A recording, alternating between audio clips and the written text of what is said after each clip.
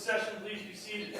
Good morning, Your Honor. May I proceed? Yes, please. Your Honor, before the court today, we have the matter of Commonwealth versus Lindsay Clancy. Ms. Clancy is present. She is represented by Attorney Kevin Reddington. The Commonwealth is represented by Assistant District Attorney Jennifer Sprague and Assistant District Attorney Shannon Buckingham. All right, well, good morning, everyone. Good morning, counsel. Good morning. Hi. Good morning, Ms. Clancy.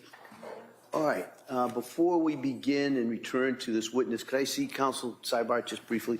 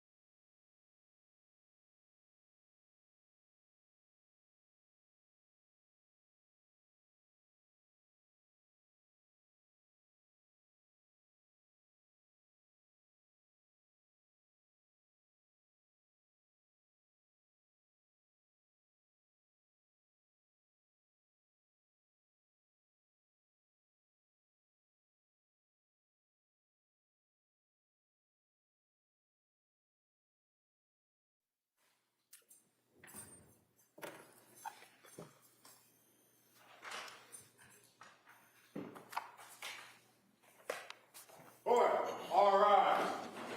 Jurors enter.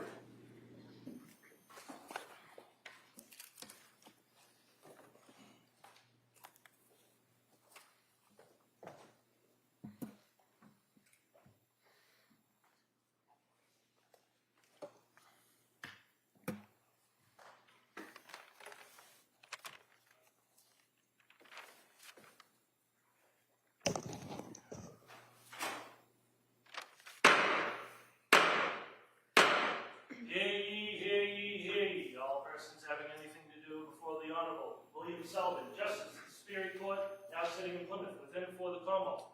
Draw near and give your attendance, and you shall be heard.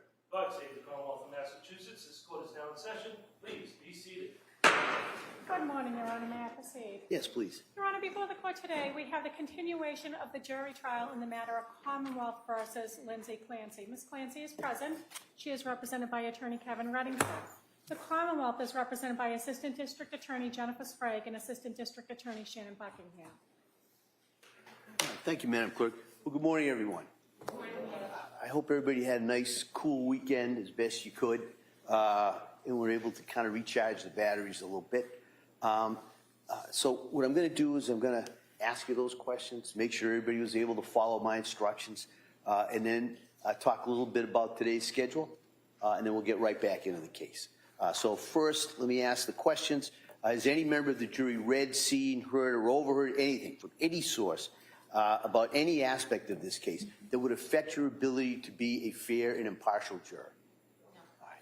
Next, is there any other serious matter of concern bearing on your service as a juror in this case that anybody needs to bring to my attention? All right. Thank you for following those instructions. And then in regards to today's schedule, we've got a number of witnesses. I'm not quite sure how long it may go. So we may break a little bit early today, just kind of depending on the way the case comes in.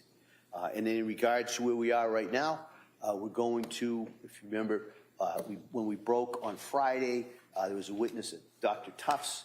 The Commonwealth had finished their direct examination. We're now going to have that witness return to the stand, and the cross-examination by the defendant will begin.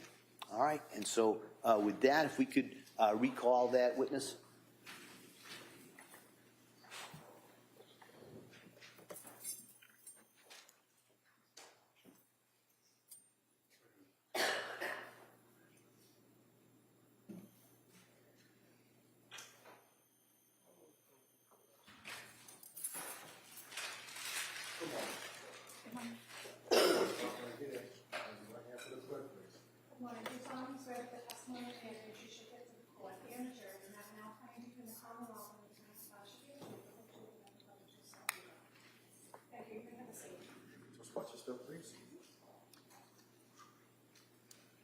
All right, good morning, Doctor.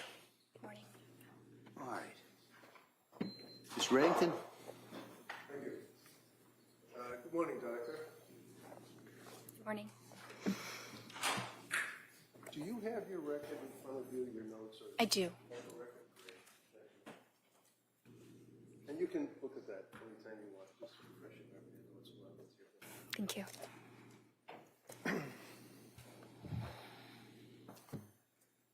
Dr. Tufts, you are presently a psychiatrist, correct?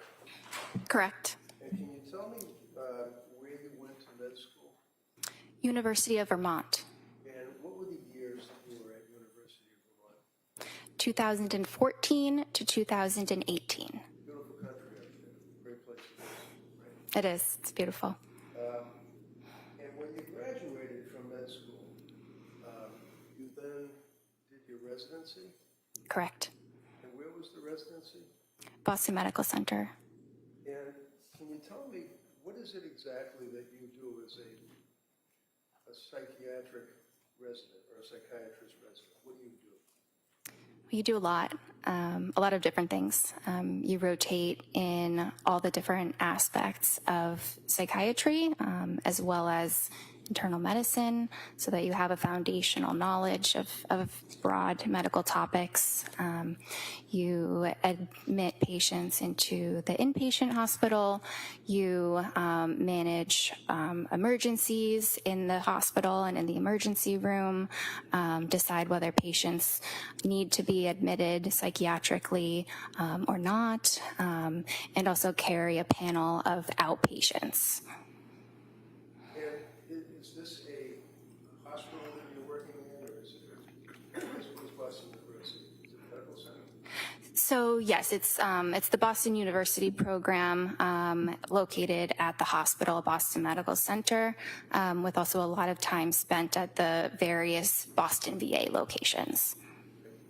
And what were the years, I'm sorry, that you did your residency? 2018 to 2022. So you basically were working as either person studying to be a doctor, graduating, and then becoming a resident through the entire pandemic?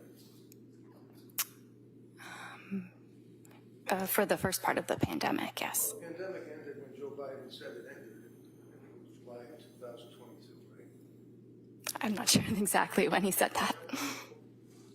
Would you agree with me that when the pandemic started around 2019, when you began your residency, 2020, 21 into 22, it was a large portion, if you will, of the pandemic timeframe? Yes. All right. And we all had to walk around with masks and have no contact with people and make sure you have 6-foot radius before you touch anybody, all of that, right? Yes. How did that impact your residency? Well, I still went into the hospital most of the time, wearing the proper protective equipment, but I absolutely still provided the necessary medical care that was needed. And some of the outpatient experiences were done via telemedicine. Telemedicine? Yes, That's like on a television screen. Like a Zoom or something? it's Zoom or something similar. Did you touch people, shake their hand, give them a hug, anything like that while you were working in your residency during the pandemic?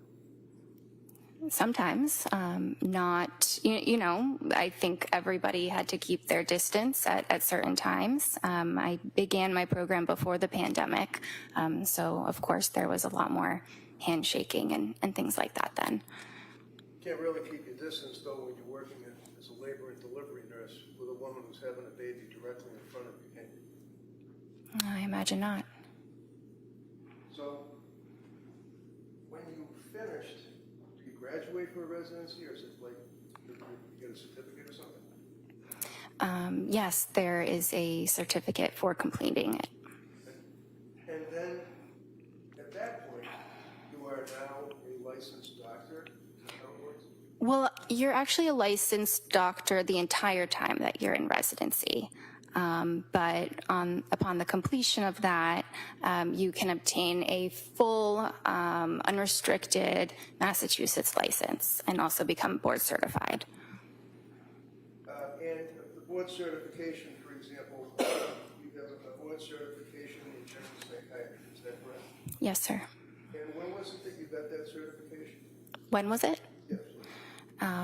It was September 12th, 2022. When was it that you actually started working as a physician, as a psychiatrist? I started working as a physician and as a psychiatrist during the residency training program, but I started practicing completely independently at Astor Mental Health in August of 2022. August of 2022. Yes. Now, prior to working with or at Astor, is that A-S-T-O-R or E-R? ASTER, like the flower. And what is Astor? What is it, like a group of doctors? Is it a medical center? What is it? It is a outpatient practice that is owned by a psychiatrist. It has a number of psychiatrists as well as therapists. And where is it located? Is it a brick and mortar type place where you have offices? Yes, the original offices were in Braintree, Massachusetts, and now there's an office in Peabody as well. Your office, where do you work? So at the time I saw the patient, I was working in the Braintree office. I currently work in Peabody. Where, I'm sorry? Currently in Peabody, Massachusetts.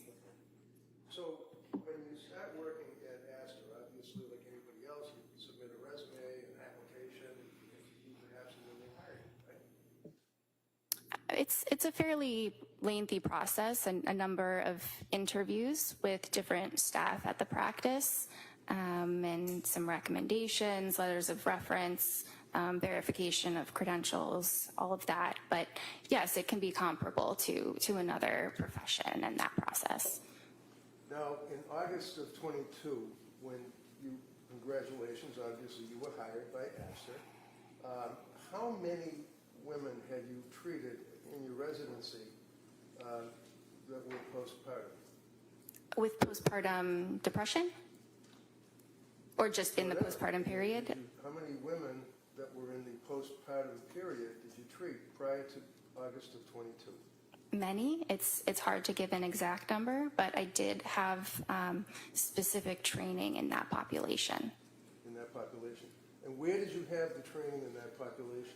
At Boston Medical Center. And can you tell us in that 2-year period approximately how many women that were in the postpartum period that you treated as a resident? Okay, so it's really hard to give an exact number, but if I had to say, at least 50.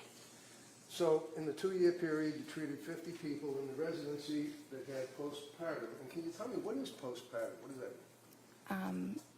Well, I just want to address that it was a 4-year period, not a 2-year period. Oh, I'm sorry. Okay. So And sorry, what was your question? Hold on. You saw 50 people in a 4-year period that had postpartum. In other words, they had been after having a baby, right? Possibly, yeah, more or less. I saw a number of other patients. I saw much more than 50, but yes. So after you had your residency and after you were hired by Astor, is that when you began in August of 22 your practice as a practicing psychiatrist? Yes. And when was it that you actually got your DEA license that authorizes you to prescribe medication to citizens? So during residency, I had a DEA license, but it was affiliated with the with Boston Medical Center. And then when I started at Astor, I had my own DEA number. I don't know exactly when, maybe sometime around August. So August of 22, you start working at Astor. August of 22, you got your DEA license individually that authorized you to prescribe medication, correct? Yes. And it was when that you saw Lindsay Clancy? I believe our first visit was September 15th, Of 2022. So you were practicing as a psychiatrist for a little more than a month. I was practicing independently with my full credentials for about a month, but the training is just immense that goes on before that. Absolutely, it must be. But that's a residency that you're talking about, right? Yes.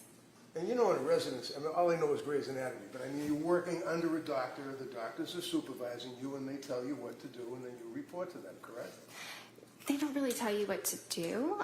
They're there as a resource if you need additional support. But I followed many of my own patients. I was the only person in the room with them. And, my notes were signed off by an attending physician, and that attending was available for any support I needed. So in August of 22, when you started working at Astor, you actually filled out a form for your advertising. Is that correct? I believe that was handled by other people at the practice. And who would that be? Well, we have non-clinical staff that handle the administrative matters. Okay, but you're a doctor and you're out there to the public. You're advertising yourself and your services to the public. Is that fair? I believe yes. I'm not directing the marketing of our office, but yes. Okay, never mind your office. I'm talking about you. You had an ad that was on the computer that if somebody wanted to reach out to a doctor, they could see your ad amongst many others, right? Well, I don't think there was an ad. I think we have a website that had some information about myself. Okay. Now, in August of 22, up until when you saw Lindsay, how many patients in that month or so had you treated for postpartum psychosis? How many patients in a month up until that Yeah, month? I'm asking you about when you started working in August of 22 for Astor, and you are now on your own as an employee. How many patients had you treated before you saw Lindsay Clancy for postpartum psychosis? Well, in the span of 1 month, I would say none because it's a very rare disorder. Okay. But it exists, doesn't it? Absolutely. And one of the things would be the voices that people hear, right? That is a symptom of psychosis, absolutely. And that's legitimate, isn't it? It is a legitimate diagnosis, absolutely. No, not the diagnosis. People that have postpartum psychosis hear voices, do they not? Many do. The disorder can manifest differently in different people, but yes, many people do hear voices. How about postpartum depression? How many people in that month or so before you met Lindsay did you treat for postpartum depression? In the span of 1 month, it's really hard to pinpoint that. Maybe a couple.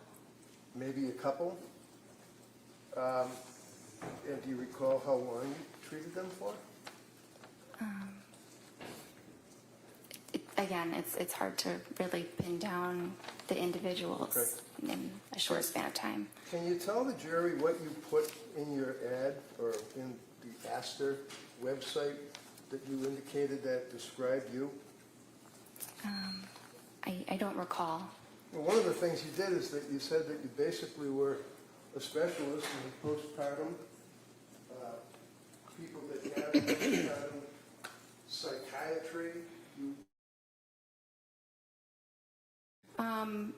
Are you able to read the actual document? I don't remember exactly the wording. Well, you've been working now for how many years now? 3 since you saw Lindsay? Or more? Almost 4, yes. You haven't changed your ad on the website, have you? I have not personally, no. And you've read it probably a bunch of times, right? I've read it a couple times, but I don't spend a lot of time on my website. Okay. Do you recall that you indicated that you were specializing in any particular aspect of psychiatry? Yes.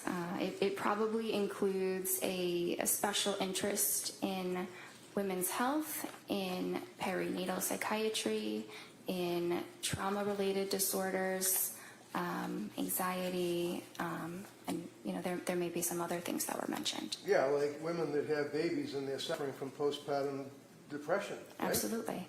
You advertised that after a month in working for Astor, right? That's listed as one of my interests, definitely. And again, forgive me, how many women did you treat for postpartum depression in that month and a half before you met Lindsay? I don't know, maybe a couple. But I've treated many of them in the residency, which was just immediately before. So when a person needs to see a psychiatrist, generally they're not well. Is that fair? Some are not well. It really can vary. So when someone comes to see a psychiatrist like you, it's because they need help, right? Yes. And when they come to you because they need help, for example, with Lindsay Clancy, she came to you because of your ad, right? Or your website for Astor, what you said about yourself. I don't know exactly how she found us. Well, do you know why she came to see you? I'm not sure exactly. Friday, we spent a long period of time going through your initial, or the initial intake that she had to fill out. Is that correct? You recall that? Yes, we did.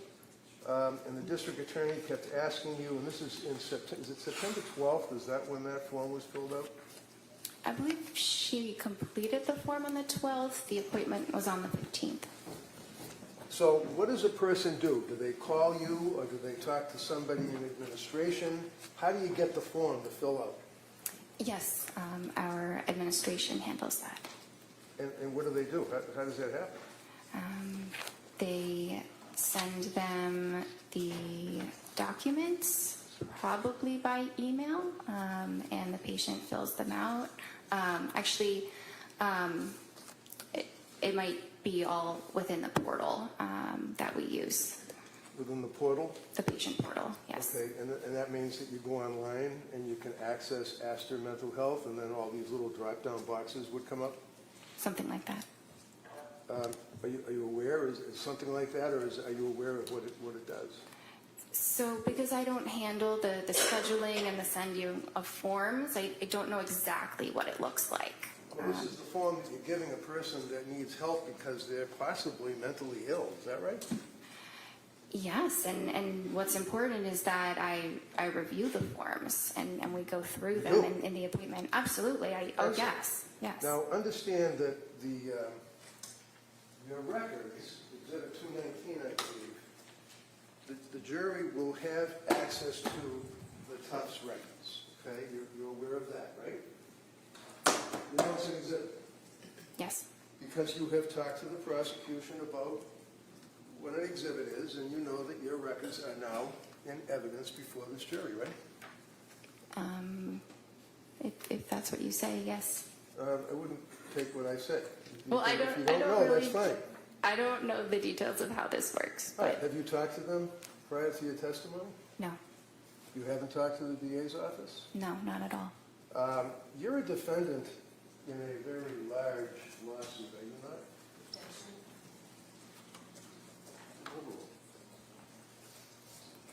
Yes. You wouldn't happen to be represented by an attorney, would you? I am. And the fact that you have an attorney is your right under the Constitution. It doesn't mean that you're guilty of anything, right? Right. Okay. And you know that the outcome of this case is very, very major to the outcome of your lawsuit. I don't actually know that. So you understand that if, in fact, it's determined that you advertised as an expert in postpartum and in postpartum psychiatry, and you had a month experience plus a residency, would you consider that to be negligent or misrepresentation? I do not believe that I have been negligent. Do you understand what misrepresentation means? Yes. With a month under your belt plus your residency, do you really want this jury to believe that you were an expert? Can you advertise that? I don't think that's exactly the wording that I used. I think I said that it was an interest of mine. You were what? No, go ahead. Good, you answer. I just think the wording was that it's an interest of mine. I don't believe I called myself an expert. Are you an expert in postpartum? I may be. I don't know. I think it depends on what you define an expert as. Well, when a patient comes to you and they fill out the form, you agree with me that your records reflect that form that she filled out on September 12th of 2022, right? Yes. And the form that the district attorney went through painstakingly with you is basically, it looks something like this, right? That's one of the forms that you have people fill out, right? Right? Yes. You see the little check mark? Yes. Who puts the check mark in there? The patient. So how many pages, because I don't want to go through all the pages yet, how many pages does a patient, or how many pages did Lindsay go through to check the boxes for Astor? There were a lot of pages. What's a lot, 10, 20? Yeah, maybe between 10 and 20. Okay.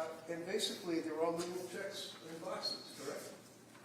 Not just checks. No? So does the person then answer questions by typing in an answer such as, do you have any pending legal problems? No. Have you ever been arrested? No. Things of that nature, right? Those are some of the questions. And the questions also, do they ask the patient what medications they were on Yes. before seeing you? Yes. And Lindsay told you that she was on SSRIs in the past, right? Yes. And SSRI means what? Selective serotonin reuptake inhibitor. And that's pretty powerful stuff, isn't it? It's an effective treatment for depression and anxiety. Well, it affects the serotonin levels in the brain, doesn't it? Yes. It rewires the brain, doesn't it? It doesn't rewire the brain. It increases the serotonin, and many individuals with depression have low levels of serotonin. So Lindsay told you that she had been prescribed an SSRI when she was in nursing school. Is that right? Yes. What was the SSRI? Prozac. And how long was she on the Prozac? I'm not sure. Never asked. I probably asked. Probably asked. Isn't it true? Don't you guys have a saying that if it's not written, it didn't happen? You take copious notes, do you not? It's impossible to write down every single thing that's said, so I write down what is clinically relevant, clinically necessary, but there's a lot that is discussed over an hour that is not able to be written down. Such as the fact that a person was on an SSRI when they were in nursing school is not an important fact to find out. Oh, no, that's important. Sorry. No problem. I'm not doing, the Sophie Cunningham at you. I'm just asking a question, that's all, and you can answer it, okay? How about if she had a reaction to Prozac? I asked her about the Prozac. Is that written in your notes? Yes. And what did she say? She said that she took it for a period of time. She didn't mention any side effects. Oh, she didn't tell you that she had side effects. I see. So when a patient comes to see you with a month under your belt and they're sick and they're looking for help, you wait for them to volunteer facts to you? She volunteered a lot of information. She knew very well what her medical history was and was able to provide that for me. Such as what? That she was in nursing school and took Prozac? That's part of it. And she told you that, right? Yes. And she was pretty upfront and honest with you, wasn't she, in answering these questions, right? I believe that she was. We all spent some time talking about the fact that she declared that she had consumed alcohol, that she felt guilty about it. Recall that on Friday? We dwelled on that for a while, didn't we? Yes, that was a component, yes. I mean, that's something that's important, right? Yes. What was her drink of choice? I'm not sure. Did you ever ask her? I'm not sure. We were not concerned that her level of alcohol use Well, the was... certainly was Friday, right? All right, well, here's, and everybody knows, Doctor, wait for the question, all right? And then same thing, I'll have counsel wait until you finish your answer, all right? Go ahead, Ms. Reddington. So is it important, doctor, for you as a physician to know your patient? In other words, know who they are? Yes. And you knew that Lindsay was a nurse, correct? Yes. You knew that she graduated, obviously, from college, right? Yes. Is she a good student? I don't recall. Do you know when she got married? I don't recall Did you that ask her? specific detail. I don't know. I knew she was married. She had 3 kids, right? Yes. And the reason that you knew that she was married is because you spoke to her husband, Patrick, correct? Or did you? Sorry? Or did you?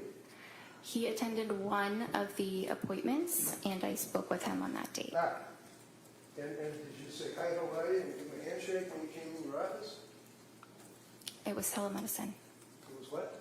Telemedicine. Telemedicine. Is it fair to say that after, 14, what you said to the jury, 14 appointments that you had with Lindsay during that period from September till January? It's 14 appointments? Yes. Every single one of them were by telemedicine, weren't they? Yes. Until you came in this courtroom Friday, you never saw this woman in person, did you? Correct. Were you ever concerned about her mental health as a person? Absolutely. She was crying. She told you symptoms that she couldn't get out of bed. Isn't that right? At one time, she said it was difficult to get out of bed Oh, difficult to But- get out. Why was it difficult for Lindsay Clancy to get out of bed? because she was very depressed. And did you give her a hug? Oh, no, you're on telemedicine, so you couldn't give her a hug, could you? You didn't have any chance to even look at her in person, did you? I could look at her. It was always a video appointment. I couldn't give her a hug, but that's not actually something that psychiatrists typically do with patients. I imagine. Now, I'm looking at you, and you've got the witness stand cutting you off in half, right? So I can't see from your waist down, your legs, your feet, your hands, anything. That's the same view that you have on the telemedicine, right? Yes. Isn't it fair to say that you've studied and that you've learned that there are objective manifestations that patients may have that would be a tell, like if you're playing poker, you have a tell, that would be an indicia of the fact that they're stressed or emotionally disturbed, right? Yes. Like hand wringing, right? Yes. Were you able to see the hands wringing when you were on telemedicine? I don't recall seeing her hands. You recall, you know how people sit there and they do this with their leg and the leg bounces because they're going through some type of emotional stress? You couldn't even see her legs, could you? I couldn't see her legs, but I knew that she was under stress. So when she came to you, September 15th, I believe, is the first time that you all actually discussed her condition, correct? Yes. And looking at the medical records, which the jury will be able to look at, it says, visit date, September 15th, 2022, and you can look along with me if you wish. Indicates why she came to see you, right? Yes. Right? Yes? Yes. Okay. Why did she come to see you? According, not guessing and speculating, never mind the TV. You just look at your notes. Tell me what brought Lindsay Clancy to your office. Postpartum anxiety. Is that it? Is that what you noted in the records?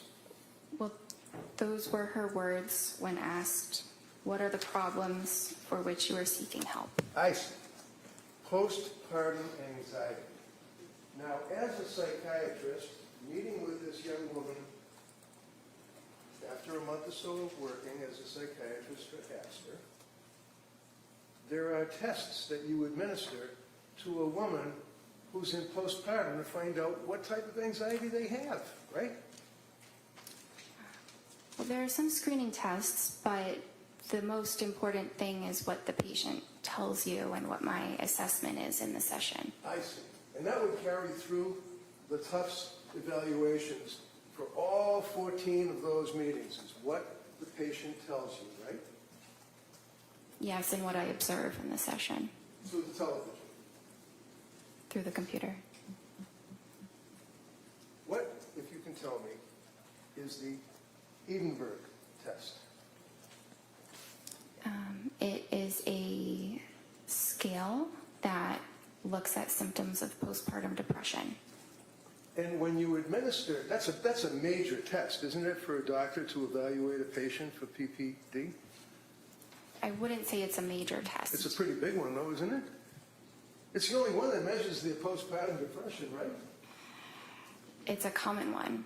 So what? Commonly used. Commonly. All right, so when you used it on Lindsay, when was that administered to her? I did not use it on Lindsay. Why? We used the PHQ-9, which What is the PHQ-9? it's a depression screening form. That's like generalized anxiety disorder, general depression. It's got nothing to do with a woman suffering from postpartum depression, does it? I disagree. Well, do you agree that people perhaps that may know a little more than you determined that the Edinburgh scale is the appropriate scale to administer to a pregnant or postpartum woman? To state as the form. You're familiar with the Edinburgh scale, right? I've heard of it. And can you explain to me how it's graded? No, I cannot. There are 30 questions in it, are there not? I don't use this scale, so I don't know how many questions there are. So the Edinburgh scale, do you even know that the cutoff for someone that is depressed in their condition of postpartum would be 15? Anything over that, they're in severe depression? Okay. You know that her first Edinburgh test that was administered to her put her at a 23 Objection. Overall. severe depression? I was not aware of this test. I was not aware that this had been administered to her. Well, you know that except for the Prozac that she had when she was a nurse, what, 23, 24, 23 years old, she hadn't, other than seeing her own doctor for having a baby, she hadn't seen any doctors. You knew that, right? I didn't know exactly which doctor she sees. I think we ask about your primary care doctor, but she did not report any other medical issues that she was under treatment for. So is it important for Dr. Jennifer Tufts to know whether or not a patient who is coming to you for help has a prior medical history other than what they might tell you? Well, when patients are able to advocate for themselves and share their medical history, we rely on what they tell us. Was she able to advocate for herself, in your opinion, when she came to see you, when you evaluated her in September? Absolutely. How about October? Yes. How about November? Yes. How about December? Yes. And your medical records, you would agree, show that during that period of time that she was deteriorating, was a word that was used on Friday. Isn't that right? So No, so. You used the word deteriorating on Friday, did you not? she was a little bit worse at certain appointments, and the deteriorating word, which is not my word choice, is what is in the note because I had to select that. Because why? You have some kind of a program that you have to check the box and you have to bring down the drop box? You can't take a pen and write something down about a patient? There are certain parts of the note where I can write whatever I feel is necessary, but that specific aspect of the note is a button where you have to click one of three choices. So when the jury's going through your medical records, one of the things that they're going to see is that when you meet with the patient, you have a form that you fill out where it says, if you feel like you're going to harm yourself or somebody else, make sure you go to the emergency room, right? Yes. If you have any urges to harm yourself or others, go to the nearest emergency room. That's in every single time that you meet with a patient, right? Yes. And it indicates that if there's any, call the Suicide Prevention and Crisis Hotline. If you feel that you're in crisis, you may text home to a particular number anytime. What's a suicide hotline? It's a phone number that patients in crisis can call and speak to a trained counselor. Now, a psychiatrist, you'd agree with me, is not a counselor, that's for sure, right? Well, a psychiatrist has training in therapy as well as in medicine. Did you give Lindsay Clancy any therapy? There was some therapy incorporated in our sessions, Like but what? we did. Like what? Sorry. Providing emotional support, listening to Excuse her. me. Hold on, no, please. Finish her answer. No, she can't. Hold on, everybody. Sorry, Judge. She can. You ask the question, Sustain. we're gonna let her finish, and then you can follow up with any questions you want. Go ahead, Doc. Anything else you want to say? So her sessions were largely focused on the medication management, but there was an aspect of therapy including those items. Okay, and the sessions were for what, 17 minutes? No, How long were they? 25 to 30 minutes. So 25 to 30 minutes on the television, and were you face the TV screen with her for the full 25 minutes? Yes. And that's not noted in your records. It says 17 minutes on all your records, doesn't it? So if you look closely, it says the therapy component was for 17 minutes. It doesn't say the entire duration is 17 minutes. So what do you do when you're trying to give therapy as a psychiatrist to a patient that came to see you? What do you do? What do you do for therapy? It depends on the person. Well, how about Lindsay Clancy? What did you do for therapy with her? I listened to her. I listened to her concerns and provided support. I tried to provide her with hope that eventually things would improve. So you listened to her concerns, and you'd agree with me that her concerns were, for example, that she actually was unable to sleep. It's one of her concerns, right? She was having a lot of difficulty with sleep. On the September 15th meeting, you indicate that her mood was okay, but her affect was anxious, and you called it incongruent. What does that mean?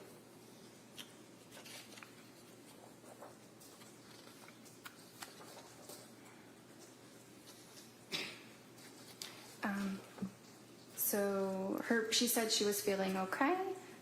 She appeared anxious, and she also stated that she was anxious. So one of the things that you talked about Friday is when a patient presents with an incongruent something or other, I don't remember, appearance perhaps, that would mean that they're saying, I'm okay, but they don't look like they're okay, right?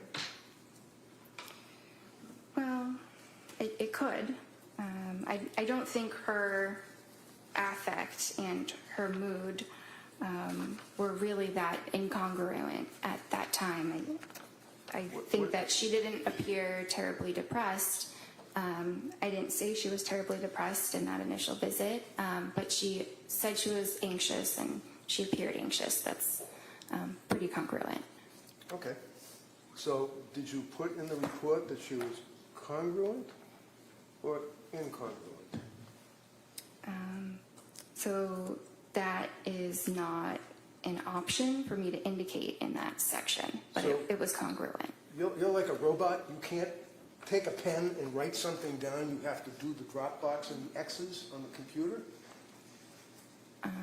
Well, if it's on the computer, I'm limited by the options that are up Why? there You're a doctor. Why are you limited? because of the technology. What technology? The fact that there's a form on a computer? You're trying to treat a human being who comes to you for help. And that's what's most important. What's most important was the treatment, not what is checked off on a box. Makes sense. So you were unable to make a note as to whether or not her affect and her mood appeared to be in conflict and that she would have been incongruent and that she had poor insight. You couldn't write that down. Is that right? Because the box doesn't let you. Correct. So basically she's telling you that I'm okay. Well, actually, when she came, do you know that she never saw, other than when she was in nursing school, would it surprise you, a psychiatrist? And that was only for like a week when she got the Prozac in nursing school because she was afraid of public speaking? Did you know that? I was aware that she did not have a significant past psychiatric history. I was aware of that. Okay, so you were the first psychiatrist that she had the pleasure of meeting. Is that correct? Yeah. I think it was. And isn't that important for you as a doctor to take a history? I did take a history. So can you tell us? You're testifying here for the government. Tell us whether or not she had any past psychiatric history other than in nursing school for a week with the president. She did not report any other past psychiatric history other than the Prozac and Wellbutrin. So when a patient comes to see you and you're treating to help that patient, if they don't report something to you, you don't know about it apparently, right? Well, I think it depends. There are certainly things I can assess, but if it's related to their history, I do need them to tell me. Well, you can't assess it unless you ask, right? Unless I ask, or they volunteer it, or they Of fill course, it we out in already talked forms. about the volunteering. How about you as a doctor, when you're evaluating a patient coming to you for help, do you ask them questions? Yes, You didn't ask her prior history. I did. What did she tell you? She said that her prior history was what we discussed about the Prozac in the nursing school. So, basically, other than hoping to give her hope, is what you said, for the therapy. How do you give someone hope for therapy? The other doctor. Try to encourage them and... What did you encourage her on September 15th? Sorry? What did you encourage her to give her hope on September 15th? What did I encourage her? Yeah. I don't remember exactly the words. It was Did you write almost it 4 down in years your ago. records? No, we don't write those, details of Well, everything that's the that was therapy said. you're talking about, right? Yes? Yes. And you don't write down the therapy you give the patient in the records, right? Well, I write something about it. You write it I down. mentioned No, that. Excuse me. Hold on. So yes You or let her- no? Hold on. You let her finish the question. You listen to the question and answer just what they asked, okay? Go ahead. You could rephrase that question, Counsel. No, I'll let her answer it. All right. I mentioned that I provided supportive therapy. What is supportive therapy? It's listening to the patient's concerns and providing emotional support and validation. So emotional support and validation, all sounds good. Here's a young woman who is what, 20, 29, 30 years old, came to see you? Yes. And came to see you for help, right? Yes. Told you she couldn't sleep and she was anxious, correct? Yes. You know that she was postpartum, correct? Yes. You know that as a patient who was postpartum. By the way, what is your opinion of the period of postpartum wherein one could have postpartum depression or, more importantly, postpartum psychosis? What's the time frame? It's typically 1 year. So she was well within that time frame, correct? Yes. And you tried to provide therapy by giving her hope. And how long do you figure did that take? 5 minutes, 10 minutes, 2 minutes? I'm not sure. I think it was different in each session. Okay. So the only thing that you diagnosed Lindsay with on September 15th was GAD, generalized anxiety disorder, correct? It was generalized anxiety disorder as well as an adjustment disorder with depressed mood. And you prescribed medications to her, right? Yes. And the medication that you provided to her was the sertraline, right? Yes. And the sertraline would be Zoloft, right? Yes. Now, this is a little chart that shows the prescriptions that Lindsay was on. And you are the yellow colors. They're the tops. Okay. You can see that.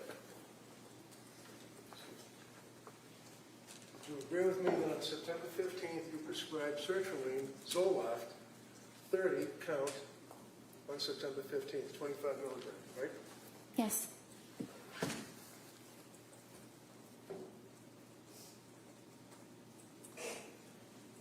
Have you ever read the website for sertraline? The website for sertraline? Yeah. I mean, sertraline, Zoloft, is a chemical that is marketed as a pharmaceutical, right? Yes. Right? It's a pill, right? Yes. And as we said, it's an SSRI pill, correct? Yes. Do you know that Zoloft is not indicated for generalized anxiety? Why'd you give her Zoloft? It is a very effective medication for generalized anxiety disorder. So you're familiar with the drug labeling for Zoloft, is that correct? Generally. Generally. Are you aware of what the manufacturer of Zoloft indicates it can be used for, to treat?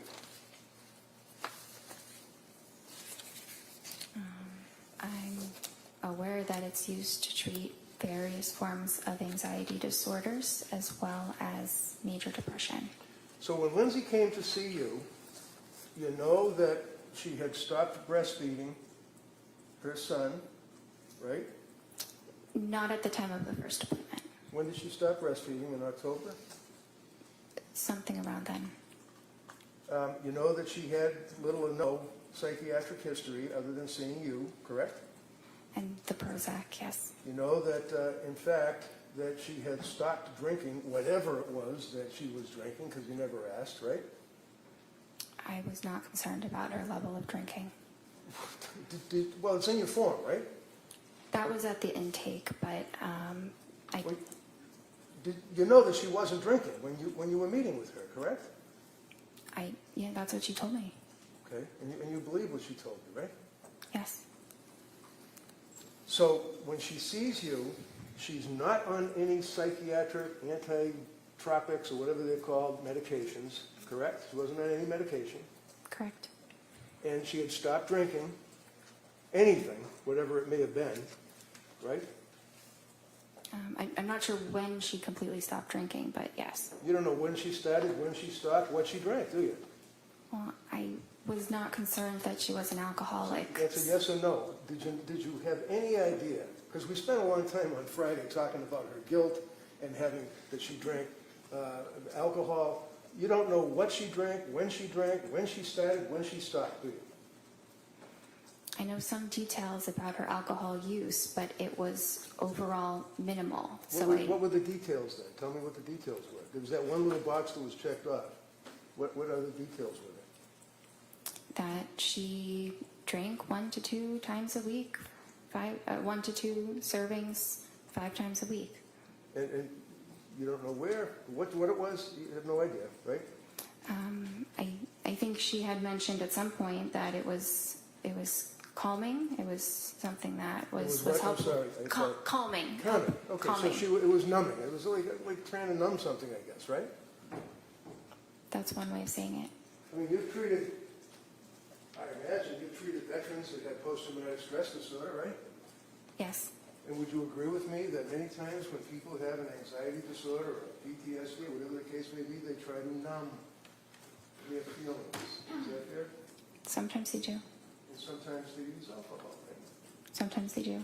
But we don't know what alcohol. We don't even know if it was a beer, do we? I didn't think that was relevant for her. So, with all of that, with that information, you then prescribed Zoloft to her, correct? Yes. You went over the side effects of Zoloft, sertraline, I imagine, with her, right? Yes. Did you tell her that one of the known side effects is suicidal thoughts and actions and ideation? Well, that's specifically in children, so I don't think I mentioned that because it wasn't relevant. Not really. Suicidal ideation and homicidal ideation. There's a black box warning on Zoloft, along with other SSRIs, right? Under Yes age, or no? for children and adults younger than Lindsay. Excuse me, doctor, I apologize. Can you just listen to my question and answer it yes or no? Is there a black box warning on Zoloft? Yes. Okay. And a black box warning is required or prescribed by what, the FDA? Probably. Probably.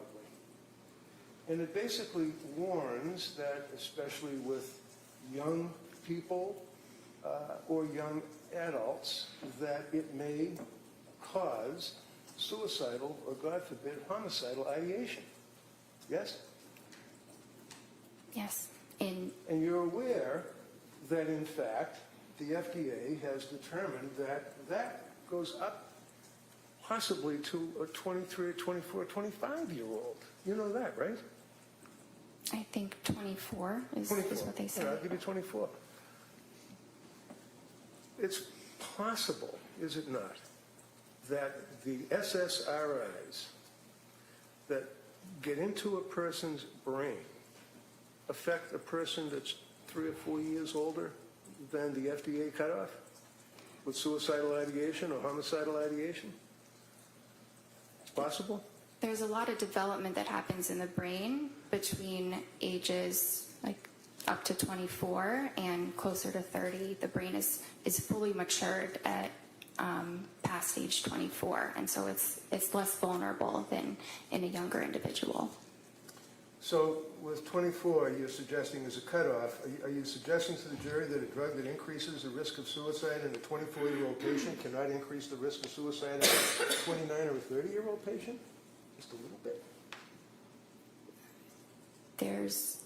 I don't believe there's evidence that it causes that at all in individuals over 24. So, as a psychiatrist who had the ability to issue these types of medications to patients and citizens, what research did you do on Zoloft and suicidal ideation, homicidal ideation? I was taught extensively about SSRIs and suicidal ideation in my training. Right? In Vermont, in Boston, yes. Okay, so in Vermont was when you get your medical degree, right? Yes, And in Boston would be when you were a resident, right? yes, And then you had board certification on general psychiatry, right? yes. You can have a certification on the subspecialty, right? There are certain subspecialties, yes. Right, and some of the subspecialties deal with postpartum or women that are pregnant and have babies and have psychiatric symptomology. There's no board certification for perinatal or reproductive psychiatry. Well, there are plenty of classes that are recognized as, for example, at Harvard Medical School, there's an annual class or symposium, if you will, for postpartum. Have you ever been to that? No, sir. What have you done to research or to improve your education? I understand you went to med school and that you were a resident. What programs, continuing education, symposiums have you attended since you got the ability to prescribe these medicines to people? I have not attended a symposium. Have you attended anything? I have not, but I have done a lot of reading on my own, of research and guidelines about this area in psychiatry. Did you tell Lindsay when you were going, because one of the things that you guys are always concerned about is what's called informed consent, right? Yes. And what is informed consent? What does that mean? It In a means medical sense, not just like out in the street or something. explaining to a patient the risks and benefits of treatment and possible alternatives, and making sure that the patient understands what you're saying. Now, when you were going over the symptomology or when you were going over the side effects of Zoloft, one of the side effects of Zoloft is, and I quote, severe trouble sleeping, right? Yes. Did you tell her that? Well, insomnia is listed as a side effect. No. You already said yes, you know it. Did you tell her that Zoloft has a side effect of giving the patient severe trouble sleeping? That's all.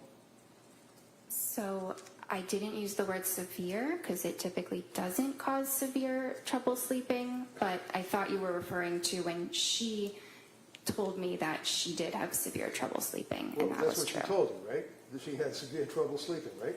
She told me, yes. And you know that one of the side effects of Zoloft is, let's say, trouble sleeping. You know that, right? Yes. Your answer is yes. The jury has to be able to hear you. Yes.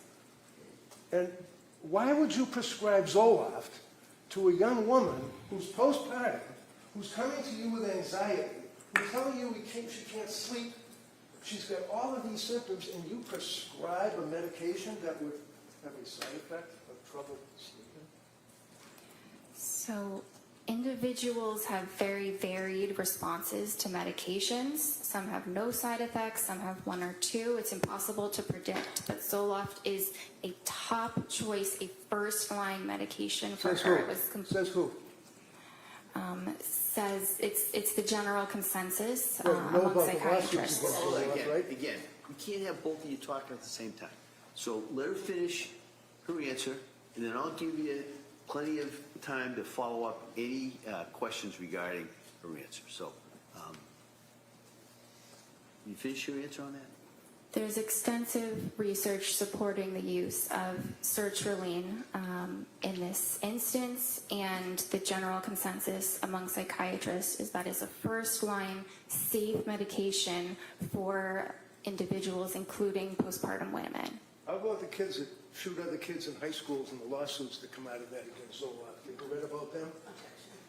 Overrule. Sorry? You didn't hear me? I wasn't sure what the question was. The question was, in response to your observation about how all the psychiatrists or the psychiatrists think that it's a very, very safe, wonderful first-line drug, and you researched it. How about the kids that kill other kids in schools with the lawsuits that arise out of the use of SSRIs? Have you ever researched that?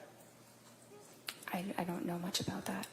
You know about the SSRIs and messing with someone's brain, they go out and they shoot people for no reason, right?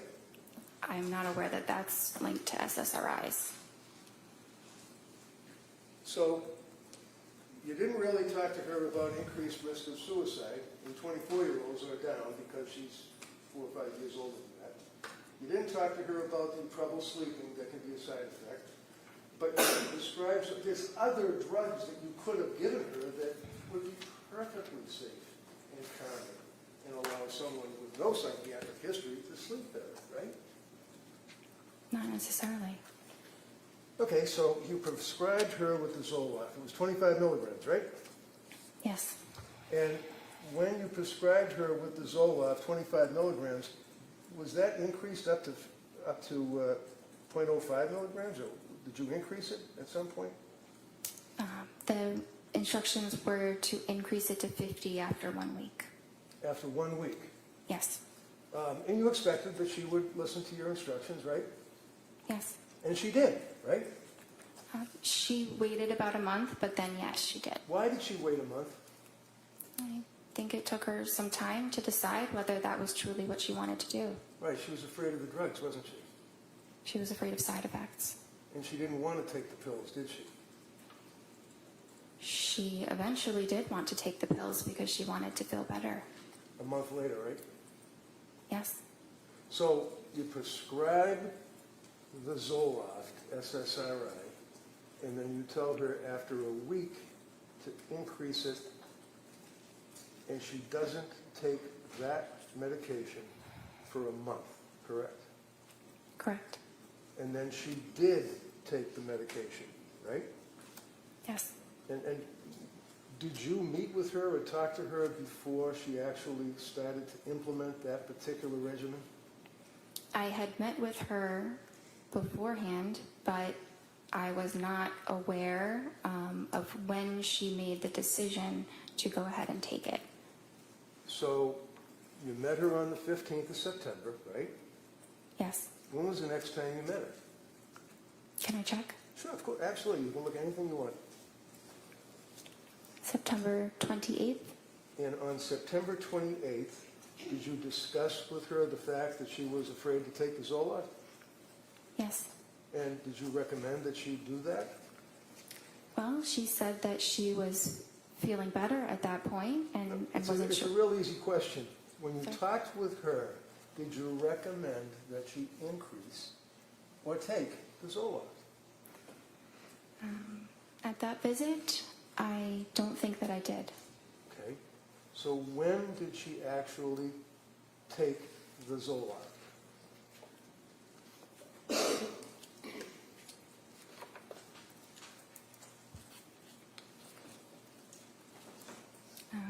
She told me in her October 20th visit that she had taken it 1 week prior. And she told you that when she increased it in accordance with your instructions, she went off the rails, right? I don't think she used those words, but she had What words did side she use effects. for you as her doctor? She felt awful. Awful. Why did she feel awful? Did she have a stomach ache? Did she have a headache? Why did she feel awful? She did have some stomach aches. She had some diarrhea and had a difficult time eating. She also had increased anxiety. She had some more depressed feelings. She had more difficulty sleeping. And what was your advice to her as her doctor on the 28th of October, after she told you about the effect that Zoloft had on her? I told her to stop it. Stop the medication. Okay. Now, Zoloft being an SSRI, and a patient that is taking the Zoloft, and 0.05, we spent Friday afternoon going over the drugs, and 0.05 milligrams is the lowest dose, and all that. That's the dose that is prescribed to people, invariably, correct? It goes up to 200, but that is a starting dose. For pretty much all of you psychiatrists would agree with that, right? 0.05, right? 50. 50, okay. And you then told her to stop? Yes. What does it mean to titrate something? To slowly increase the amount. What do you tell patients when they're on an SSRI as to weaning them off the SSRIs? Depends what the dose is. If it's a high dose, you need to slowly decrease the dose, so kind of the opposite of titration. But if it's a low dose to begin with, you can stop it. Are you supposed to tell a person that's on an SSRI to stop immediately or to slowly withdraw from it? At 50 milligrams, it is perfectly fine to stop it immediately. So you didn't have any concerns at all about telling her to immediately stop taking the Zoloft? And what did you do, put her on another drug? Not immediately. Okay. So did she relate to you on that October 28th meeting that you had? Was it the 28th or the 26th? I met with her the 21st and then the 26th. Okay. Now, on the 26th of October, what did she tell you her condition was? So she was feeling back to how she was before the Zoloft, which is not great still, and that she was considering a new medication. So she was considering it. Did she do research on medication as to what medication she wanted to take? Is that what you're telling this jury? She didn't specify exactly what medication she wanted to take, but that she wanted to try something else because she was still having significant anxiety. So when you say she wanted to try something else, I'm just asking, did you tell her what you recommended she try, or is that something that she decided she'd do on her own?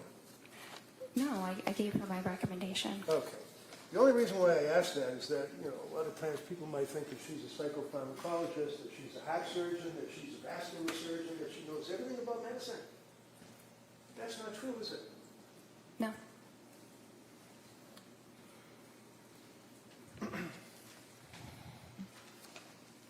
Would you agree with me that prior to telling her to stop the Zoloft, that one of the concerns that you had is that Zoloft affects anxiety and affects sleep, and you hope that it treats the underlying anxiety by balancing brain chemistry and increasing serotonin, right?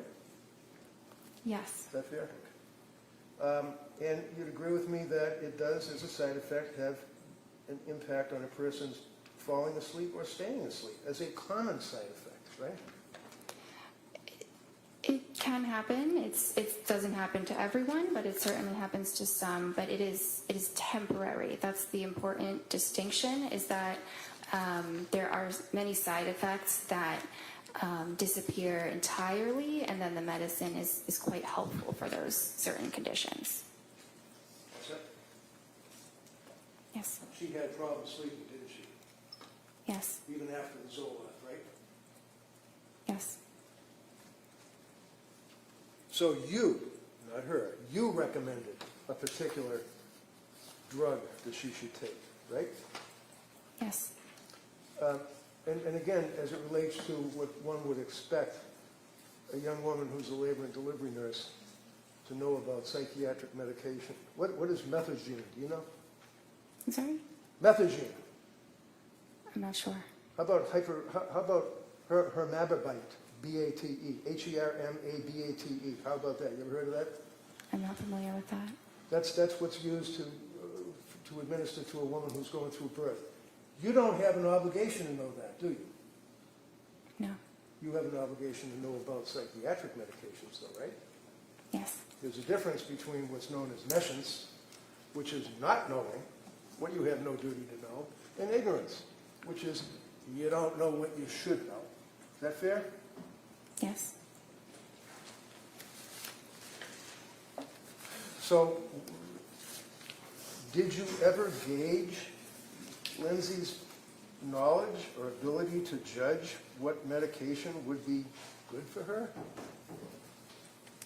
So that was my role. Right.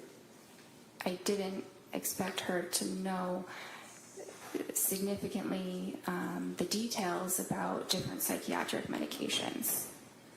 Is it important to know that a woman that's coming to you because of postpartum issues, shall we say, had prior problems in prior deliveries?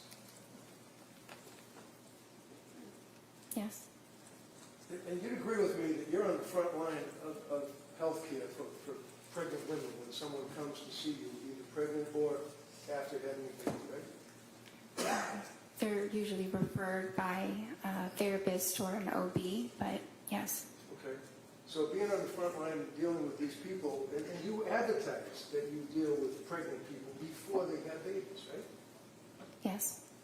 And after, correct? Yes. Did she have any prior issues with her prior babies? I knew that she had had some anxiety symptoms with her prior, after her prior child was, after her second child was born. And that would be Dawson? Yes. And when she saw you after having Callan, how old was Dawson? A few years old, maybe 2 or 3. Did she tell you what the side effects were after she had Dawson? She did. I did not list them because, Excuse me, that means you didn't write it down? yes. So what is it, your memory that we'll go by that, right? Sorry? We'll go by your memory? Go by my memory about what? I don't recall exactly which side effects she said, but I recall that they were some of the very common ones, the ones that are temporary. Hold on. You're telling this jury that you don't recall what the side effects were that she told you, but your memory is that they were general, common? Is that what you're saying? Yes, because if they were anything else, I would have documented it. Well, how about she took Zoloft? Did she take Zoloft, SSRI, after having Dawson? I think she took it for about a week. You think? Or she did? She did. So isn't that something that would be indicative of the fact that there was some psychiatric issues after she had her second child? Yes, but she did not describe them as being severe. Well, as a psychiatrist, can you ask her whether or not they're severe, or do you just wait for them to tell you? Based on her description, they did not sound severe. Tell me about bipolar. What's bipolar?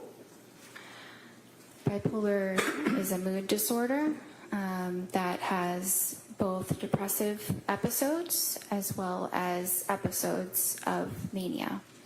And is it your understanding that if a person has a difficult birth and in fact has some psychiatric attributes as a result of that difficult birth, that you should not prescribe SSRIs to that person because they could be bipolar? Having a difficult birth does not, it's not a contraindication to an SSRI. So after she had her second child, she took Zoloft, and you did not detail any side effects, and you don't remember any side effects. Do you agree that Lindsay had, at this point, a history of mental problems during postpartum? She had a history of anxiety postpartum. Anxiety to the point that she was prescribed an SSRI? Yes. And she also had mental problems when she came to see you, right? Yes. So she had mental problems after she had the second child, mental problems after she had the third child, correct? Yes. And you'd agree with me that this is not easy stuff for somebody to be talking about. People get embarrassed in our society if they had mental problems, don't they? Some do. She did, didn't she? I'm not sure. So, not documenting any of the side effects, did you think it would be important to document the side effects of the drug before you prescribed Zoloft a second time? She's telling you that she had, you don't know, but she had side effects with Zoloft. Was it important for you to document the second time that you're giving her Zoloft? I did not feel that it was necessary to document the specific side effects. So if someone comes to you as a person who is in postpartum and is all the symptomology that she had related to you, that if she told you that she was on Zoloft after her second child and had side effects, you don't think it's important to document the side effects, number one, right? It depends what the side effects are. Which we don't know because you didn't write them down, you don't remember it. I would have written them down if No, they not were. what you would have done. What did you do? No, overrule. Go ahead. I would have written them down if What did you do? I wrote that she had side effects. What are they? I'm not sure. And then you prescribed Zoloft again, didn't you, in 2022? Yes. Do you recall in the period of September of 22, October of 22 into November of 22 that she used the word overwhelmed, told you that she was overwhelmed? Is that correct? Sorry, which visit are we looking at? Well, the period of time, September, October, November, did she use the terminology that she was overwhelmed? Yes. Okay. And when you were treating her, you didn't think that she was just merely overwhelmed with 3 children. You knew she was really struggling, didn't you? I did. And it was at that point that you diagnosed her with a psychiatric condition, and you prescribed psychiatric meds. Isn't that right? I prescribed psychiatric medications, yes. So when you prescribed the Zoloft and told her to increase it, she told you that she was having all these difficulties. You told her to stop. Did you give her therapy when you saw her? Yes. What did you do? I think that I provided Again, I reassurance. apologize, but not what you think. I want to know what you did. And that's why you write stuff down. So take your time and look at your notes. What did you do with this young woman for therapy? On which day? On what? Which day are we talking about When specifically? she came to you and told you that she was overwhelmed, and you diagnosed her with a mental illness and prescribed psychiatric condition for psychiatric meds, what therapy did you give her? Because you told us that when you're on the television, you still give them therapy too, right? I do. What did you do? Well, I'm having trouble identifying exactly when she said the words overwhelmed. So it's hard to pinpoint exactly what I said in a span of, you know, a number of different visits. Did you indicate that there's information on the website that if a person has an emergency that they should do something? I did, and I advised her the same.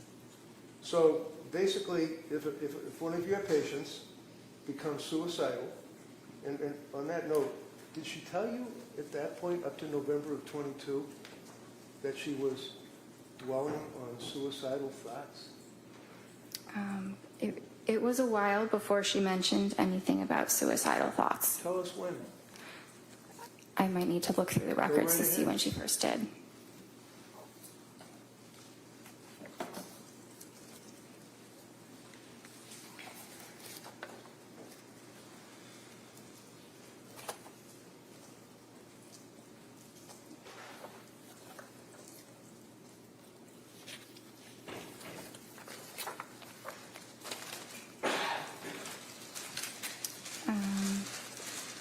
December 1st.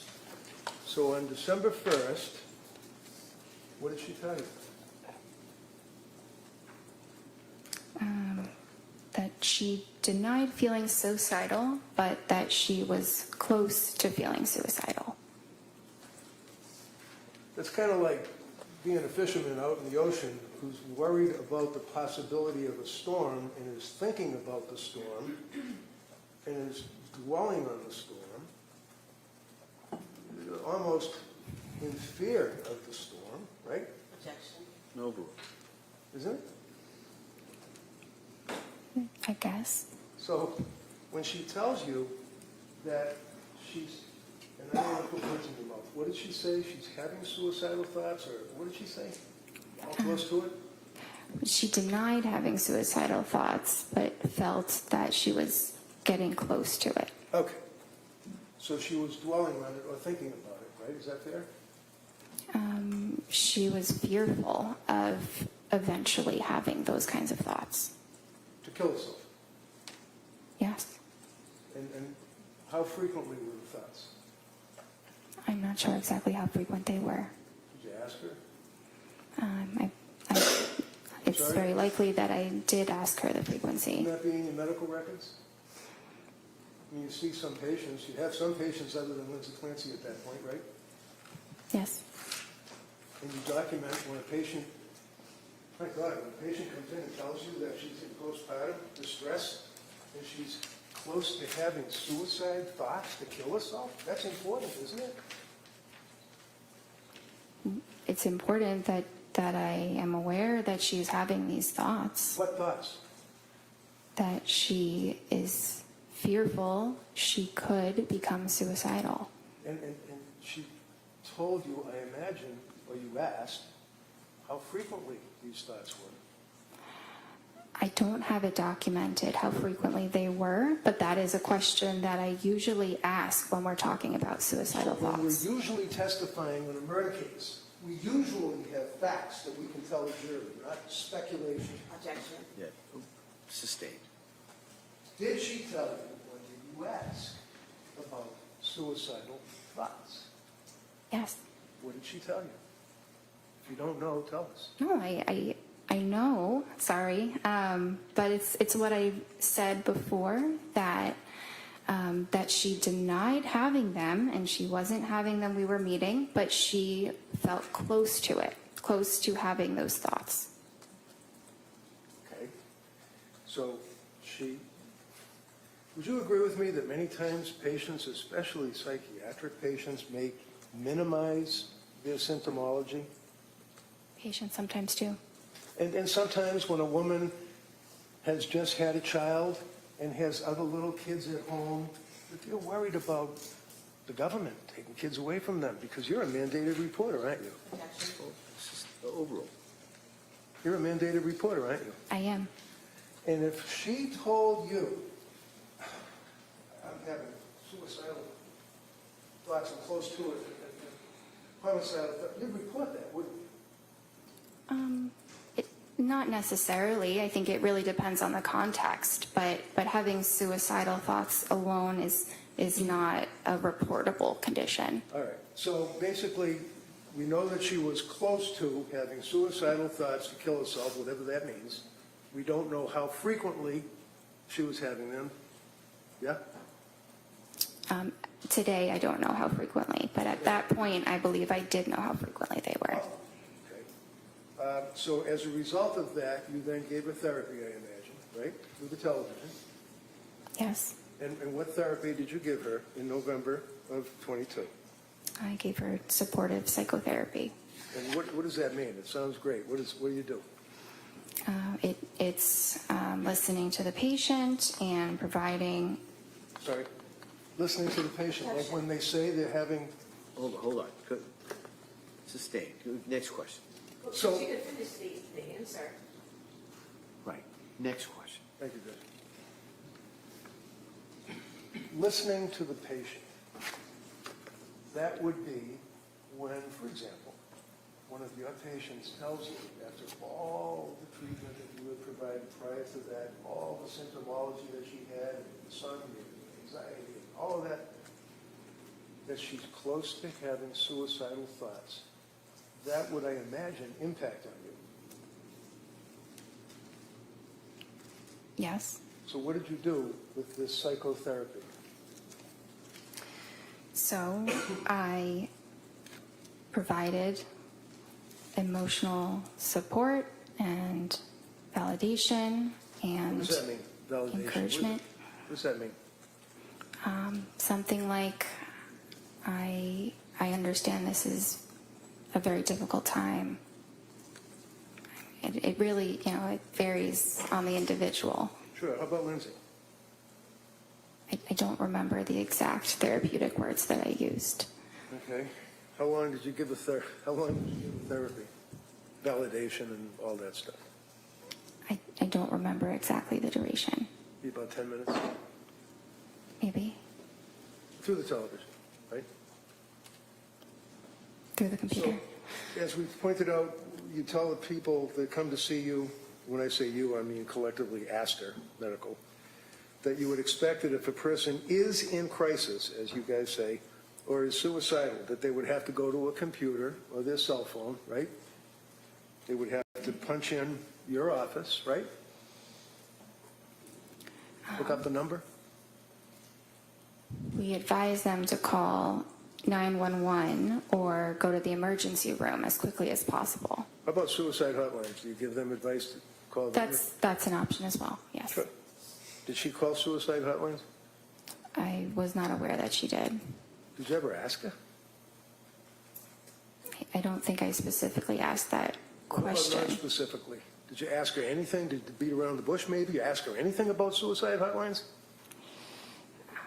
I don't think I asked her about suicide hotlines. Would it surprise you to know that she called suicide hotline in that time frame, not once, but twice, and was turned away? You guys were in the front line of this, aren't you? No, overall.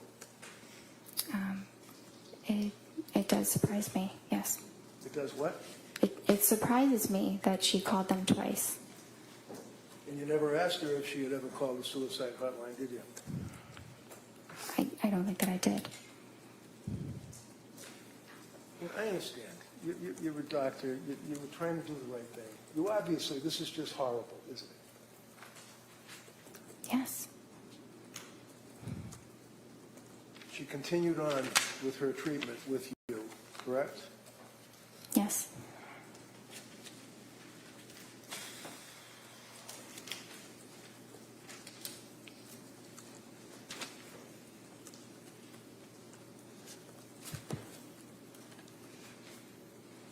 What was the next medication that you put her on?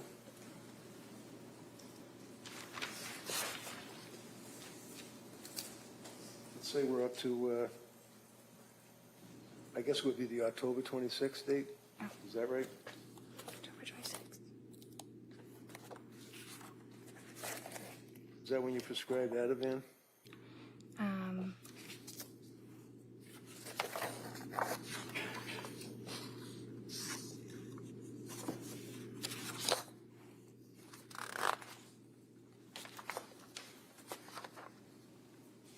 I prescribed that on the 21st. Sorry? I prescribed the Ativan on the 21st. All right, did you prescribe anything on the October 26th appointment? Yes, And what was that? buspirone. Buspirone. And would you agree with me that, is that also Vanspar? Buspar or buspirone are the common names for it. Okay. You ever heard of Vanspar? V-A-N, V as in Victor, A-N-S-P-A-R? You ever heard of that? No, I haven't. Okay. And would you agree with me that there are a number of side effects of buspirone? Every medication has side effects, but Okay, so my question is pretty simple. Buspirone, you mentioned it, I'm asking, any side effects? yes, What are the side effects? they could be tiredness or dizziness or rarely some upset stomach, but it's generally a very, very well tolerated mild medicine. And do you recall, was she taking any other medication at that point, if you know? Yeah, she was taking some of the Ativan. Some Ativan, right? Did you prescribe that to her? Yes, When did you prescribe the Ativan to her? the 21st. And she was compliant with your recommendations, right? Yes.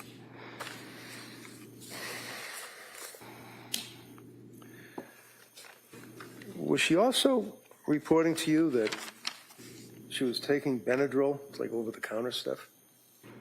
It was being used as needed, yes. So that's PRN, on the record is PRN or whatever, you take it as required, right? Yes. And she reported to you that she was taking Benadryl, right? She reported that, yes. And you didn't document how much she was taking, right?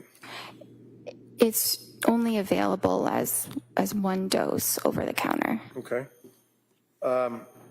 Did she re-up the dose over the counter, do you know? She didn't tell me that she did. Did you ask her? I don't remember asking her about if she increased it. I think she was just taking one of them. You think? Did you know that Ativan and Benadryl are contraindicated, that they can have a serious impact to the central nervous system and depressant effects? Yes, but can I explain that when they say depressant? Excuse me, the answer is yes, right? Is the answer yes? Yeah, if the answer is yes, if that's the question, the Commonwealth may be able to ask you further questions if you'd Okay. like. Well, I can't say yes to that entire statement. All right, next Did question. you discuss anything about Benadryl combined with Ativan on October 26th? I don't recall.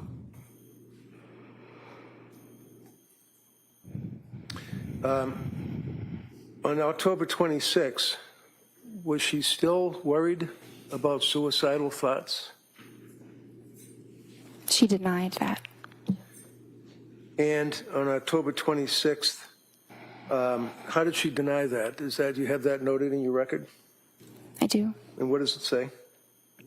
Patient denies suicidal ideation. Okay. So there's a huge difference between suicidal ideation and somebody having thoughts of suicide or being close to it, right? Not exactly. Well, you knew that the last time you spoke to the woman, she told you that she was close to having thoughts of killing herself, right? Yes. And you're her doctor, right? Yes. So what do? You just say, do you have, and check the box and say, do you have any suicidal ideation? And she says no, and you check the box? No, it's not that simple. Do you ask her, like, well, gee, the last time I spoke to you, you told me that you were close to having suicidal thoughts of killing yourself. Did you pursue that on the 26th of October? Yes. And what did she say? That she wasn't. Now, how long was that appointment, if you recall? Would you agree it was 17 minutes and then there was some therapy? The entire appointment was something between 25 and 30 minutes. And that was again through the television, right? The computer, yes. Computer. Did you also add a drug called hydroxyzine? Yes. When was that? So That was the same visit as an alternative to the Benadryl. Okay, so on October 26th, when she told you that she was taking over-the-counter Benadryl, I asked you what you prescribed to her, and you said Ativan, right? Right? Yes. And then I asked you about the contraindication of Ativan and Benadryl, right? You asked me about that, yes. And then you, on October 26th, started her on Buspar, correct? Yes. And what is the purpose of Buspar? Is that for anxiety? Yes. And what kind of drug is Buspar? It doesn't really fall into a class, but it does act on serotonin. So it's another, similar to an SSRI, right? It's kind of like a more mild version of an SSRI. Okay. So she's on Benadryl over-the-counter, Ativan, which is a benzodiazepine, Buspar, which is an SSRI, and then you prescribe hydroxyzine on the same day, right? They weren't all to be taken at the same time. What's hydroxyzine? Hydroxyzine is an antihistamine. Okay. Is that over-the-counter, or is that,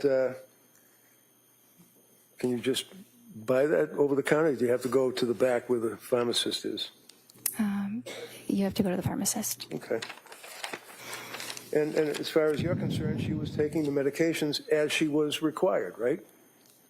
That's what I was told. I'm sorry? Yes, that's what I was told. Did you, by her? Yes. And did you at any time tell her that she should keep a diary of her medications and keep a diary of any side effects that she has? I didn't instruct her to do that.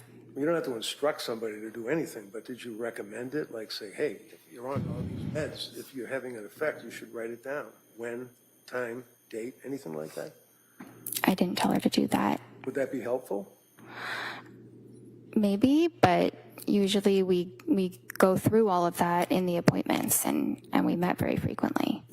Now, you'd agree with me that at this point, prior to the next appointment, which was November 2nd, she had gotten significantly worse, even after all this medication that you had been prescribing, right?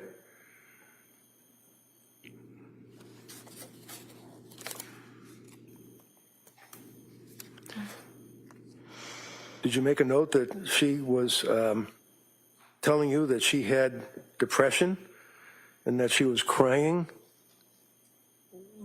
had more anxiety, insomnia had increased, brain fog, and worrying about suicide?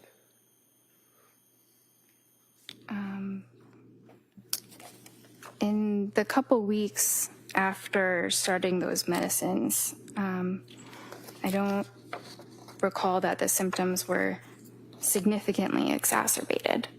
Okay. Friday afternoon, you answered the DA and you said that you recall that she used the word brain fog, right? She used that at some point. I don't recall when. Okay, what is brain fog? It's a very subjective feeling that someone might have where maybe it's, hard to think of a word that you're trying to think of, or maybe it feels like, maybe you're thinking of things a little bit more slowly than you normally would. And how often was she dwelling on suicide? At what point? At the point she told you that she had anxiety, insomnia, brain fog, crying inconsolably. Objection, if we could have a date. I think he's going to get to that. Go. October 26th, heading into November 2nd. Do you recall, I'll rephrase it, do you recall going into the November month, meeting with her, and she told you that she had brain fog?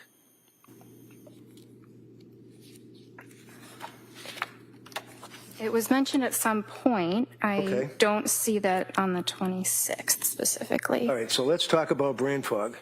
Did you ask her what that meant? Because when you say subjective, that means that's her interpretation. That's in her head. She's telling you, right? Yes. As opposed to objective, which would be what people in general would think, right? Yes. So when she's telling you, in addition to the anxiety, in addition to the crying, in addition to the stress that she was undergoing, she was worrying about suicide, she talked about brain fog. So you must have asked her, what does that mean? Subjectively, what does that mean? Subjectively means in the patient's, own opinion, that's what their experience is. Okay, so she's the one that's inside her head, right? Yes. So what were the symptoms? What is it? When a patient tells you that they have brain fog, is that something you would consider as being a potential side effect of the medications that you would put her on? It depends. On what? I mean, sometimes it could be, and sometimes it could be unrelated. It's a symptom of depression as well. So sometimes it's hard to tell what it's attributed to. So at this point, heading into November, your answer was to prescribe more medication, 3 more drugs, right? You prescribed Ativan, or increased the Ativan. What was her load for Ativan at this point? Do you remember? Sorry? What was her milligrams, if that's right, or nanograms, whatever it is, on the Ativan, on the script that you had provided her? Objection, if we could just have a date. I think you said, no, if you can answer that, go ahead.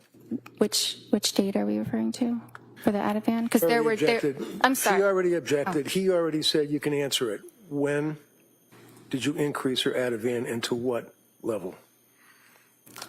So she was prescribed Ativan 0.5 milligrams. Right. And then when I next saw her, she said it was a little bit helpful. So I said you could increase it and see if 1 milligram is more helpful. Did she increase it? Yes. And when was the next time you saw her to talk to her on the television or on the computer? Well, I saw her on the 26th, and then I saw her on the 31st. I'm Okay. sorry. How was she on the 31st? Halloween, how Sorry. was she? That's not my note. That's her therapy note. Okay. So how about this November 2nd? Was that the next time you saw her? I saw her on November 2nd. And she told you that she was hesitant to use the medications, the Buspar and the hydroxyzine, right? She said she was hesitant to try the Buspar. She was scared of the drug. She was scared of the drugs, right? She was afraid to take a medication. She wasn't doctor shopping and asking you to give her drugs so she could get high. She was asking you for help. Isn't that right? Yes. And she was afraid to take the drugs and told you that she was afraid to take the drugs, right? She told me she was afraid to take the Buspar. Did you advise her or counsel her or give her therapy about that? Validations? Yes. And what did you tell her? Well, I advised her of, the risks. What were the risks? Well, the risks of medicine, like we had said, sedation or dizziness. Okay. How about interfering with sleep? Buspar doesn't usually interfere with sleep. Not usually. Did you ask her about any thoughts of suicide or being close to having thoughts of suicide? Yes. Did she indicate to you that she had any thoughts of suicide at all? Not at that date. Did she use those words, or is that a box that you checked off? I don't remember her exact words, but we talked about suicide or, thoughts of hurting yourself. Right. And there's a distinction between, in your records and the notation, between suicidal ideation and I quote, worrying about, thinking about suicide. Would you agree with that? Yes. And what did she mean when she told you, as her doctor, that she was worrying about, thinking about suicide? You mean in the prior appointment? I'm talking about a woman that's sitting in front of you on your television or your computer telling you that she was worried about thinking about suicide. Well, on the 2nd, she didn't say that. Okay.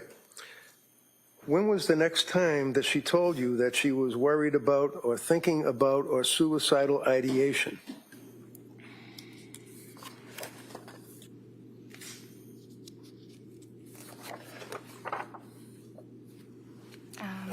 That was the December 1st visit. Okay.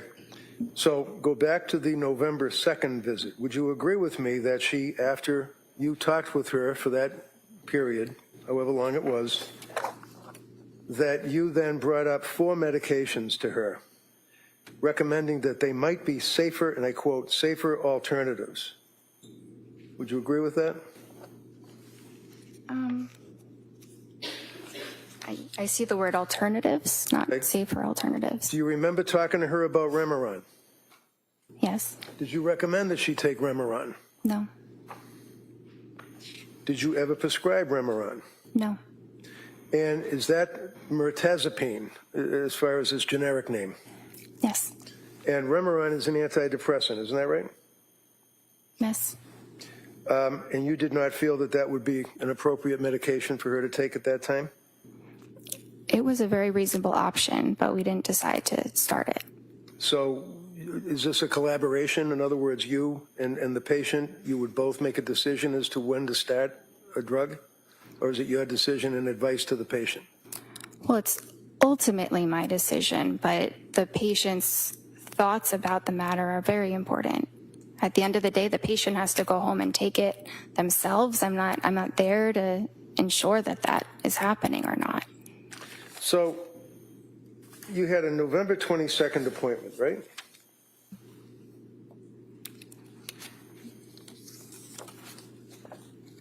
Yes.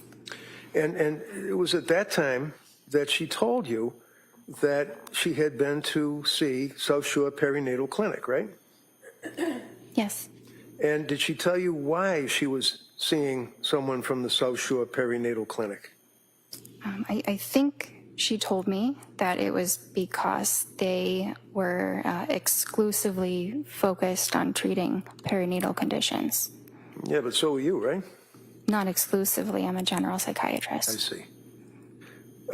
And did she mention the name of any doctor or nurse practitioner that she was seeing at the South Shore Perinatal Clinic? Yes. Who'd she mention? I think she said something about Julie. Paul? Yes. Okay. And a woman by the name of Nurse Gelada? I heard her name a little bit later, but Okay. yes.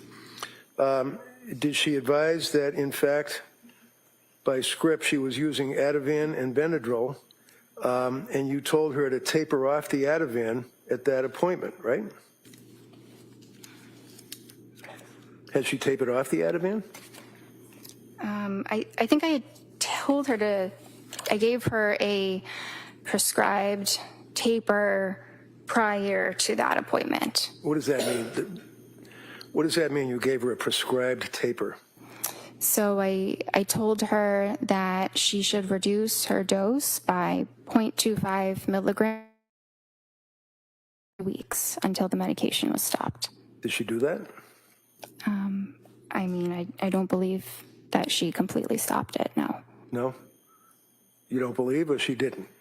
Well, Trying to give the jury facts. Yeah, she said she was taking Ativan, so no, she didn't completely stop it. Had she tapered?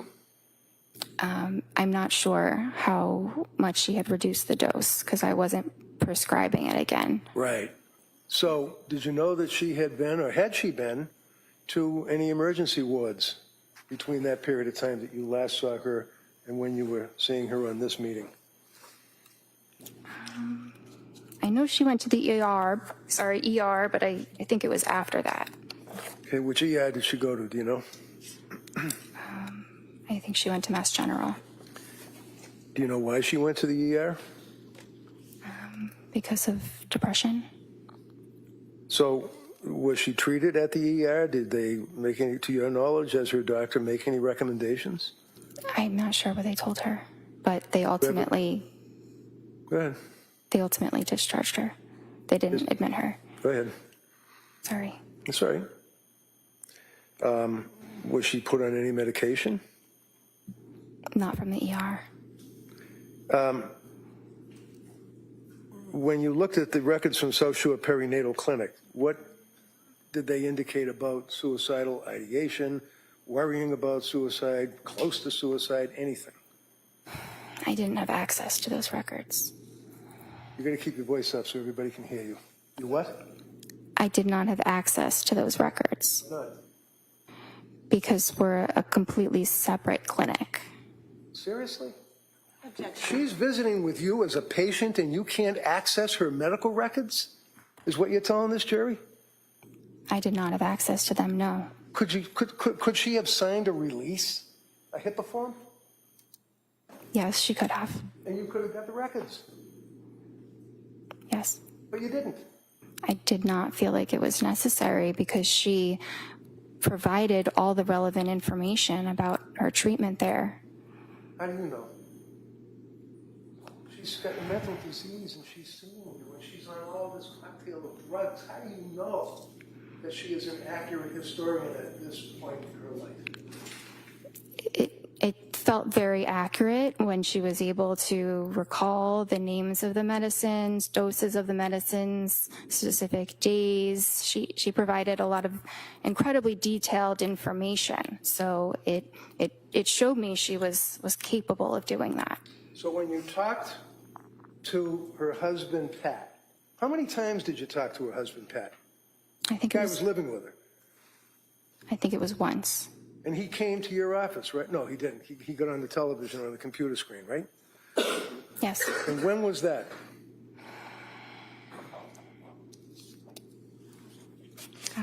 I think it was the December 16th visit. So let's, Reddington, before we get to that, Okay. probably a good spot to stop. We're going to take the morning recess, and then we'll come right back. Okay? Court, all right. Sure, please close your notebooks, place them on your chairs.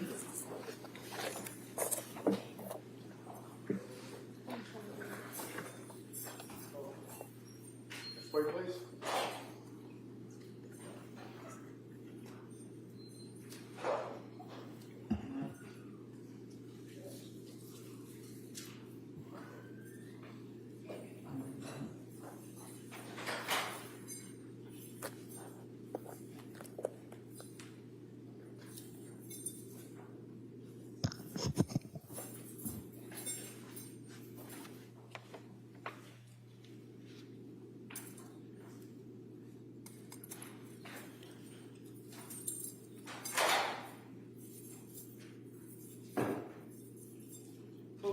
Exit out sections.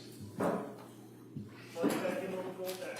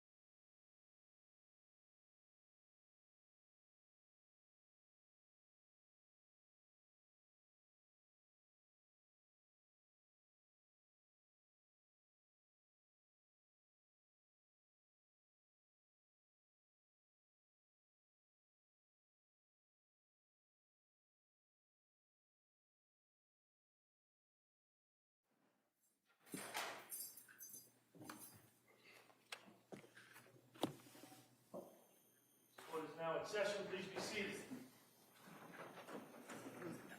You all set for the jury?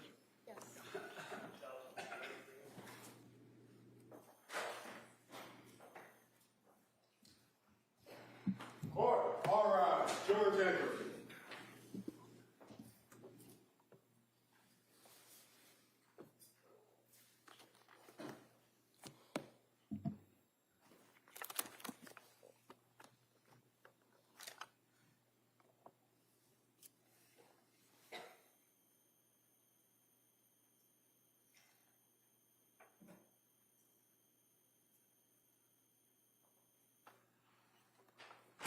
This court is now in session. Please be seated. Your Honor, for the purpose of the record, we return back to the trial of Commonwealth versus Lindsay Clancy. All parties are present, including the defendant and the 18 jurors. All right, thank you. Mr. Reddington. If you would just please look at your medical records that you have in front of you, I believe, and just go back to the October 20th record, where you have, I believe it's called interval history. I had trouble hearing the date. Can you repeat that? Sure, October 20th? Sorry. Okay. So looking at the interview history, that's when that you decided to start Zoloft. It says a week ago, right? That's when the patient started it, yes. Okay. And she then increased the dose, and it says last night, right? Yes. And what was she telling you on the computer screen when you were talking to her? What did she say about increasing the dose of the Zoloft? That she felt awful. She couldn't sleep. Had insomnia, which became worse when she increased the dose. She didn't want to eat. She was having diarrhea. Food felt really unappealing. She was more depressed on it, crying all day yesterday, which is not normal for her. She had some mental fog and was terrified to start something new. Did she also tell you about her anxiety level? Anxiety was really bad even before med. Now hard to differentiate. Overnight racing thoughts, paranoid of getting suicidal thoughts, something bad happening, doesn't want to be alone. That must have given you concern that you had a pretty sick patient on your hands at that point, right? I was concerned, yes. So you gave her some therapy, did you? I gave her some therapy in conjunction with discussing all of her symptoms and assessing her and managing the medication. Okay, and again, I apologize. You have to keep your voice up so people can hear you way down here. So when you say that you were talking about the symptoms, and what did you do? Just talk about the same thing that we had just gone over, the symptoms? Well, there were a number of them to discuss in more detail. That's the summary of them. Okay. So did she discuss it in detail? Yes. Did she tell you that her symptomology at this point on October 20th was so bad that she had to have her mother come and stay with her? Her mom was coming to provide support, yes. She wasn't coming to provide support. She was coming to stay with them, to live with them, wasn't she? Yes, I don't know for how long, but yes. Did you bother to ask her? Why is her mother having to stay with them? Because she needed some help. Do you know how long her mother stayed with her? I don't. Do you know that she ended up sleeping in the basement? I don't. Do you know that she ended up sleeping with her mother? I don't. So you decided that you'd stop the Zoloft and you would monitor closely, right? Yes. What does that mean, you'd monitor closely? Well, I saw her the next day, so that's monitoring, an example of Okay. monitoring closely. So this would be on October 21st that you saw her the next day, is that correct? Yes. Now, on the 20th, you made reference to the fact that you also recommended that she try fish oil and things of that nature, natural remedies. Yes. You also wanted to look into what's called Zulresso, Z-U-L-R-E-S-S-O. Yes, What's Zulresso? it is a treatment for postpartum depression. And when you say that you were looking into it, what did you do? Did you find out if it was available and if she could participate in the program? I did some digging online to see where it is done and how to do it.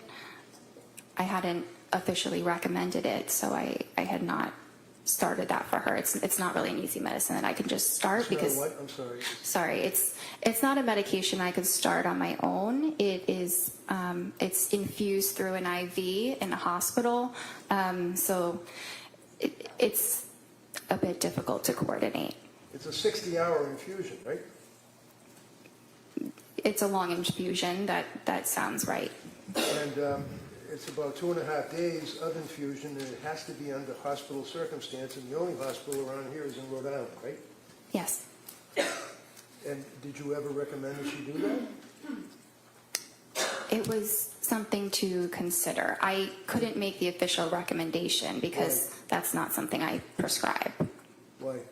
Because you can't pick that up at the pharmacy. Well, no, obviously you have to go to a hospital setting and basically have an infusion through your veins for 60 hours or 2.5 days, but why didn't you look into it or recommend that she do that? Well, I did look into it. So what happened? She ended up actually going to a partial hospitalization program at the hospital that does it. I don't believe the program was completed, but she went. And I advised her to discuss it with them because they have access to that medicine. I don't have access to it. Of course not. Is this Women and Infants Hospital in Rhode Island that you're talking about? Yes. So when you looked at the medical records for the Women and Infants Hospital, did they make reference to your inquiry for Zulresso? I never received records from women and infants. Did you ever look at them or even online? Online? Yeah, like online, like you do when you talk to patients. No, I never had access to them. Why? It's similar to South Shore. It's a completely separate hospital that I don't have access to. I don't work there. Well, of course you don't work there, but you're a doctor and you're treating a patient who's got medical records that you could access through a HIPAA release, right? Yes. Why didn't you do that? Well, she didn't ultimately end up having any treatment there, so it didn't seem necessary. She didn't end up having any treatment there, so it didn't seem necessary. You can't just walk into that place and say, hey, I'd like some Zulresso, can you? I don't exactly know how it works.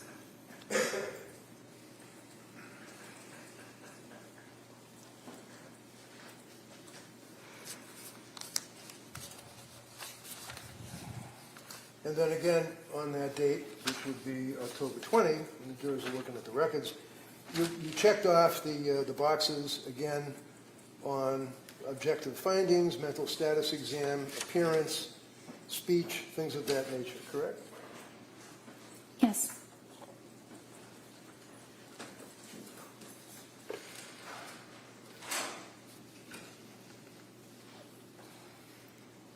Excuse me for 1 minute, Judge, jurors.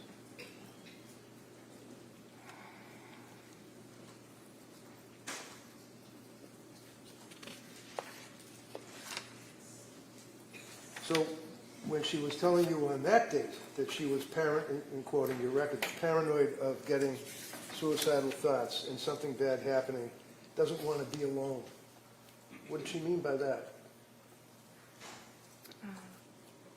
Well, those were a lot of her words. Right.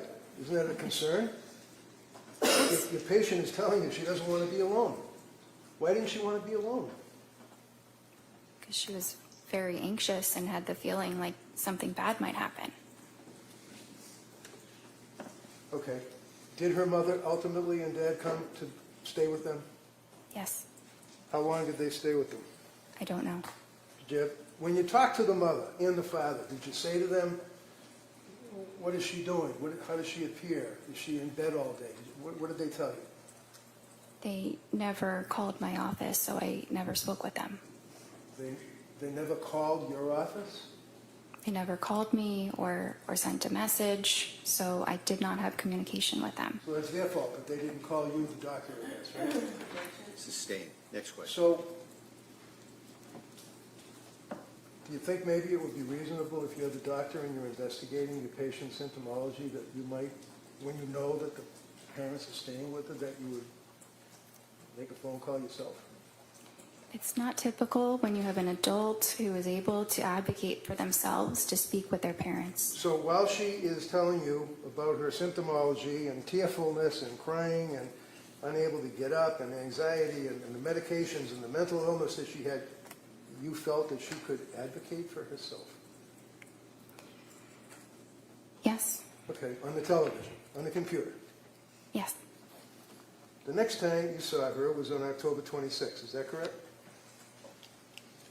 And you can pull up your record. Yes. Now, and if you look again at the interval history where you put down what's going on in the patient's life that time, this is when she indicated that she's back to where she felt that she was before Zoloft, which was not great, and that you guys were considering a new medication. Is that right? Yes. And then you started her on Ativan, as we talked about, right? Yes. And then you started her on the buspirone, right? Well, she had already been started on the Ativan, and then we added the buspirone. So my question was, you started her on buspirone, right? Yes. Okay. And also you added hydroxyline as needed, right? Yes. And you continued the Ativan, correct? Yes. Did you discuss side effects with her at that point? Yes. Did you also discuss starting Remeron or pregabalin? Yes. What did you tell her about Remeron and pregabalin? I don't think I went into any detail about those medicines, just that those might be things to consider in the future. And then you saw her on October 31st, right?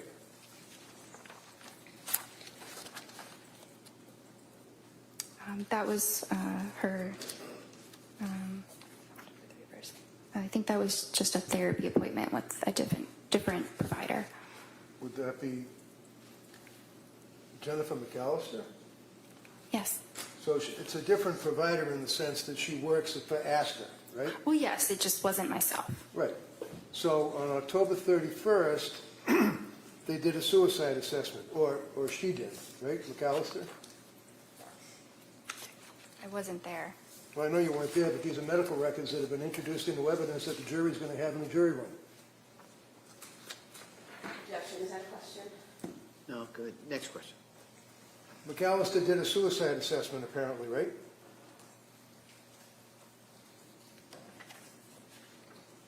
I'm sure she assessed No, for no, no, suicide. look at the record, please, Where do you see it? Sorry. where it says suicide assessment. There's only 4 pages for October 31st. Yeah.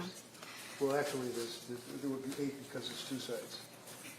So that is the assessment that you go through. If somebody reports any thoughts of suicide, then you ask those questions, which go into a lot more detail about them. So here you have a patient who's already reported to you as a psychiatrist that she's got suicidal ideation, worried about suicide, worried about killing herself days before October 31st, and a suicide assessment was done by McAllister, right?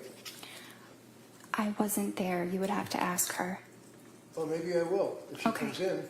Okay. Why don't you tell me what the record shows? Did they do a suicide assessment? Did she check off the little boxes? I'm looking for that section.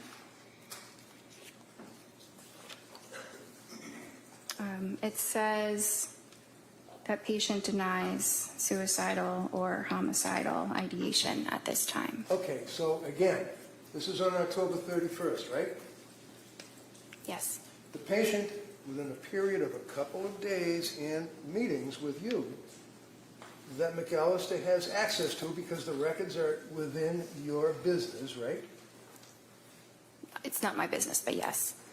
Has reported suicidal ideation and fear and dwelling about killing herself and afraid of those thoughts, right? Let's see. I just want to be absolutely clear.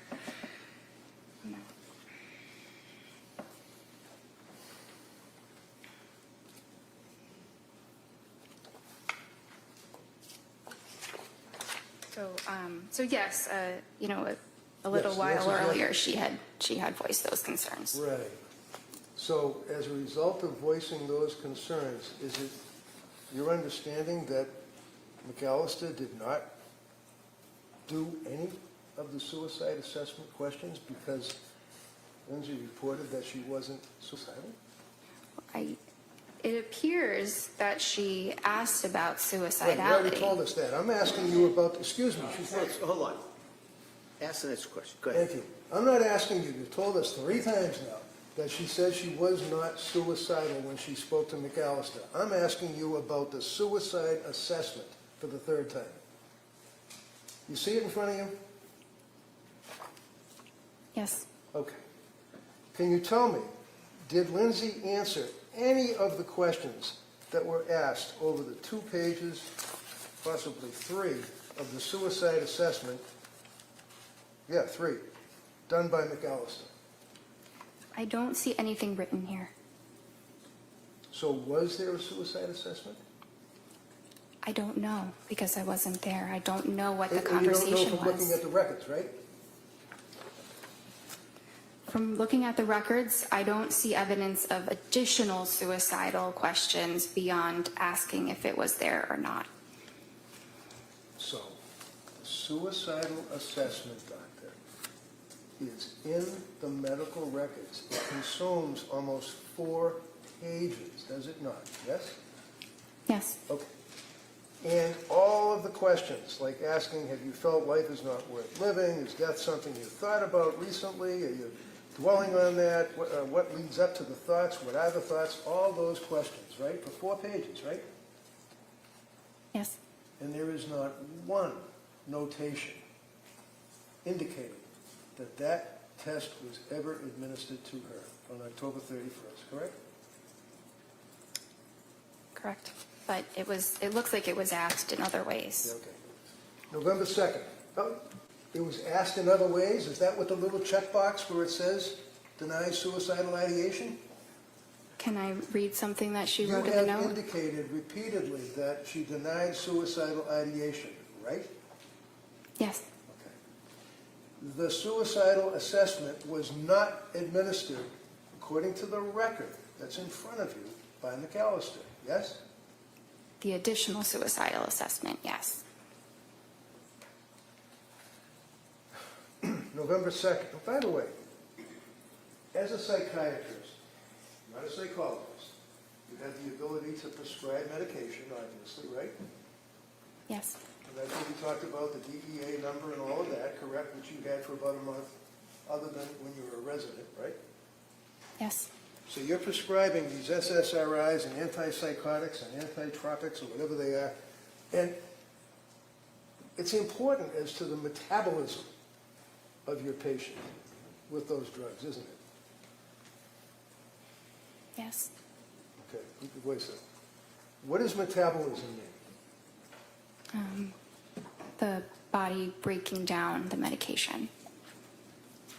So how is it that you can determine how the body of your patient is breaking down the medication that is in their brain and they're complaining about all of these symptoms? How, as a doctor, do you determine how the body's breaking it down? We don't typically have any specific testing that we do to understand that. How about a blood test? It's not done for that. It's not done for that, meaning a blood test is not done to determine the metabolism of your patient, of your medications? Are you referring to genetic testing? No, I'm asking about the metabolism. I'm not Okay. talking about genetics. I'm talking about the metabolism of the SSRIs in her body. Okay. You can tell that metabolism rate through blood testing, right? Not in the way that you're describing. Okay, what way would it be? There is genetic testing that can give information about metabolism. Like what?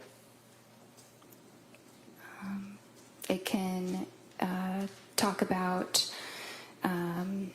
different enzymes that a person might have to suggest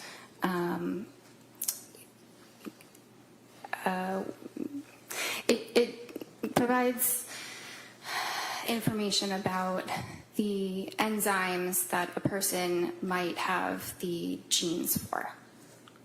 Okay, so it provides the enzymes that a person might have the genes for. Forgive me, I'm having difficulty with that. What does that mean? It's a little complicated. Yeah, you don't expect a patient that's going through what she was going through to understand that, would you? No, Did you guys do the enzyme test? they are not typically done. Why? Because, again, it's genetics Does and insurance cover it? She's in the middle of answering. You finish that answer and I'll allow a follow-up. Go ahead, Doc. so it's not as simple as testing for an enzyme or not. You can test someone's genome, like we have the ability to test the entire human genome now, but which is great, but the clinical use of that is not there yet. So while we can test these things, it does not yield meaningful clinical information, so it is not commonly done. What is the Cytopro P4-50 system? That's one of the enzymes that I'm talking about. So the Cytopro P450 system talks about and tests for the breakdown of psychiatric meds in the blood, right? It's not in the way that you're describing. It All doesn't I'm tell you what describing is that medicines it's to a take. test. Again, one at a time. Finish the answer and then you can ask follow-up. Go ahead, Doc. It just, yes, this is a test that is done, but it doesn't tell you what medications a patient will do better on. It's not useful in that way. So what's it useful for? I mean, I don't find it terribly useful. How long has the Cytopro P450 system been in use in your field? I'm sorry? How long has the Cytopro P450 system been in use in your field, psychiatry? Well, it's an enzyme in the body. Well, I know what it is. I'm asking you about the system, the testing. How long have they been using that? The genetic testing, maybe a whatever few it is. years. It's very new, Very new. Does insurance cover it? sometimes. Sometimes. So it is nevertheless a legitimate test to determine the breakdown of psychiatric meds in a patient's blood, correct? It exists, yes. It exists. Well, it exists, but you didn't use it, right? It would not have made a difference In what? In your opinion? in her treatment. Because you go by the checks in the checkbox and what she self-reports, right? No, not just the checks in the checkbox. Well, in any event, tell me about the thyroid. The Tell me thyroid, about the thyroid. it's an organ in the human body that regulates hormones. And what, if any, import and impact do thyroid levels have on your evaluation of a woman who is in the throes of postpartum depression? They don't. What is the purpose of a test to determine the thyroid levels? Well, you can test something like the TSH. Well, I don't know what a TSH is. I'm sorry. What is a TSH? Thyroid stimulating hormone. Okay, thank you. that's something that can be tested, typically by maybe a PCP, primary care, or endocrinologist if they have concerns about someone's thyroid function. Were you aware of a study that was a major study that was peer-reviewed? What does peer-reviewed mean in your business? That it was reviewed by other researchers in a similar field. And the report or the article or whatever it may be has to be approved by the peers that are reviewing it before it can be published, right? Yes. And you'd agree with me that in the medical field, it's a big deal to have publishing articles on your resume, right? Yes. And how many articles have you published about postpartum depression, postpartum psychosis, anything? I have published something, but it's not a full article. It's just a small thing. Okay. Are you aware of the psychiatry magazine article dealing with, in 2021, thyroid function in postpartum psychosis, an exploratory study? Have you ever heard of anything about that, let alone read an article about it? No. Are you aware that there are studies that have compared thyroid function between psychosis with postpartum onset, PPO, psychosis without postpartum onset, PWPO, and normal postpartum? You aware of that? No. Well, you're supposed to be an expert, or you specialize, or you have an interest in treating women that have suffered from postpartum, correct? Yes. Have you written any articles at all about postpartum depression, anxiety, psychosis? No, I'm not a researcher. I'm a clinician. Have you read any of the articles, such as thyroid function in postpartum psychosis? I've read many articles. There are thousands. I have not read that specific article. Thousands? Thousands of articles on postpartum psychosis and the thyroid? No, not on that specific topic. So, when the Astor doctors are treating a person like Lindsay, it's your testimony to this jury that testing, whether it's blood testing or whether it's the Cytopro P4 testing, is not necessary because Jennifer Tufts doesn't think it's necessary, right? It does not yield information that would influence treatment. Really? So if there was elevation in the thyroid, that wouldn't impact on your treatment at all, your evaluation, your investigation?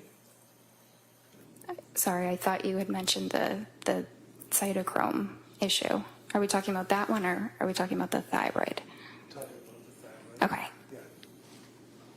So if Can you there were repeat?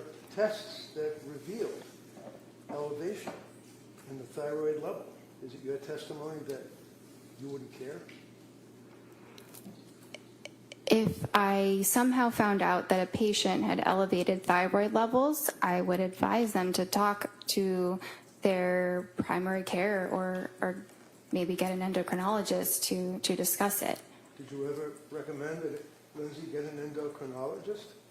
No, she And the did reason- not. The answer is no. And you basically did not have any information that you could use to even realize that there might have been a thyroid issue with this woman that was postpartum, right? Because you didn't do any blood tests. There was no clinical reason to obtain a blood test. All right, so you continue on with your meetings by the computer, correct? Yes. November 2nd. You can get November 2nd out. You got it? November 22nd? No, it looks like November 2nd. I apologize. That's what I'm looking at. Tufts, Jennifer, MD, Clancy, Lindsay. Follow-up note, November 2nd. Yes. Okay. And you're still diagnosing her with generalized anxiety disorder, GAD, right? Yes. You add in there an adjustment disorder with depressed mood, I guess because of what she had been telling me, right?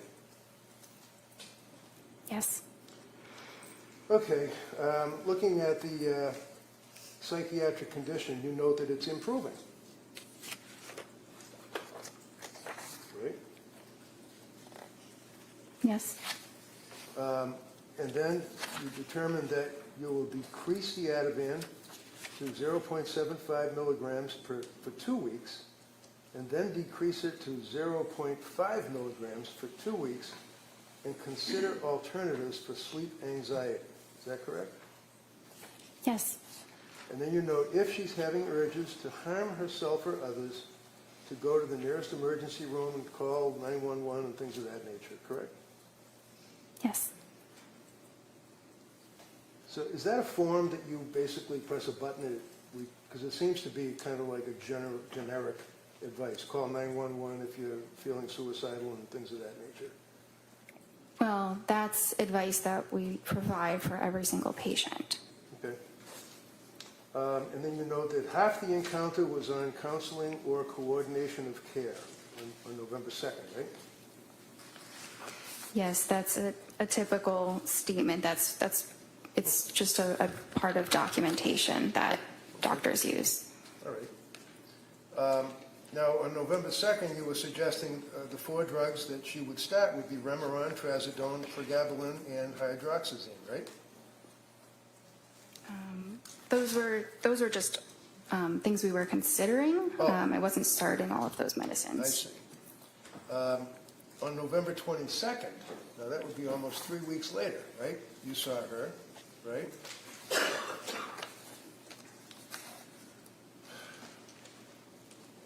And did you ask her about whether or not she was still having suicidal thoughts or worrying about suicidal thoughts, for example? Did you ask her that? Yes, And how do you know that? Because the box is checked? it's written in my note. What does it say? Patient denies SI. Okay. What did you ask her about that? I don't remember the exact words, but I know that I asked about that. Did you ask her about how things were going at home with her mother and father staying there? That I don't remember. I didn't document how her parents were doing. Okay. Well, I don't really care about how her parents are doing. I'm asking about whether or not you asked her how it was working out while her parents were there helping out. If you did, fine. If you didn't, that's fine too. Yeah, I don't think that I did. In this Okay. appointment, sorry. Okay, that's all. That's fine. December 1st was the next appointment, correct? And you can look at the integral history. Yes. Now, on that December 1st appointment, this is after she had transferred to South Shore. Yes. She disclosed to you that she had been seeing South Shore, right? Yes. We already talked about the fact that you never got the records from South Shore, so you don't know, other than what Lindsay reported to you, what medications she was on, right? Right. I knew what she was telling me. Right, and she told you that she was doing the Ativan taper, right? Well, she said she had tried doing that, but that then she was having worse sleep. Having difficulty sleeping is what she indicated to you, right? Yes. And she tried other meds that you had suggested, but stated that she was having difficulty with those meds, including Trazodone, right? Well, the Trazodone she didn't have a problem with. It just didn't seem like it was particularly helpful. Right.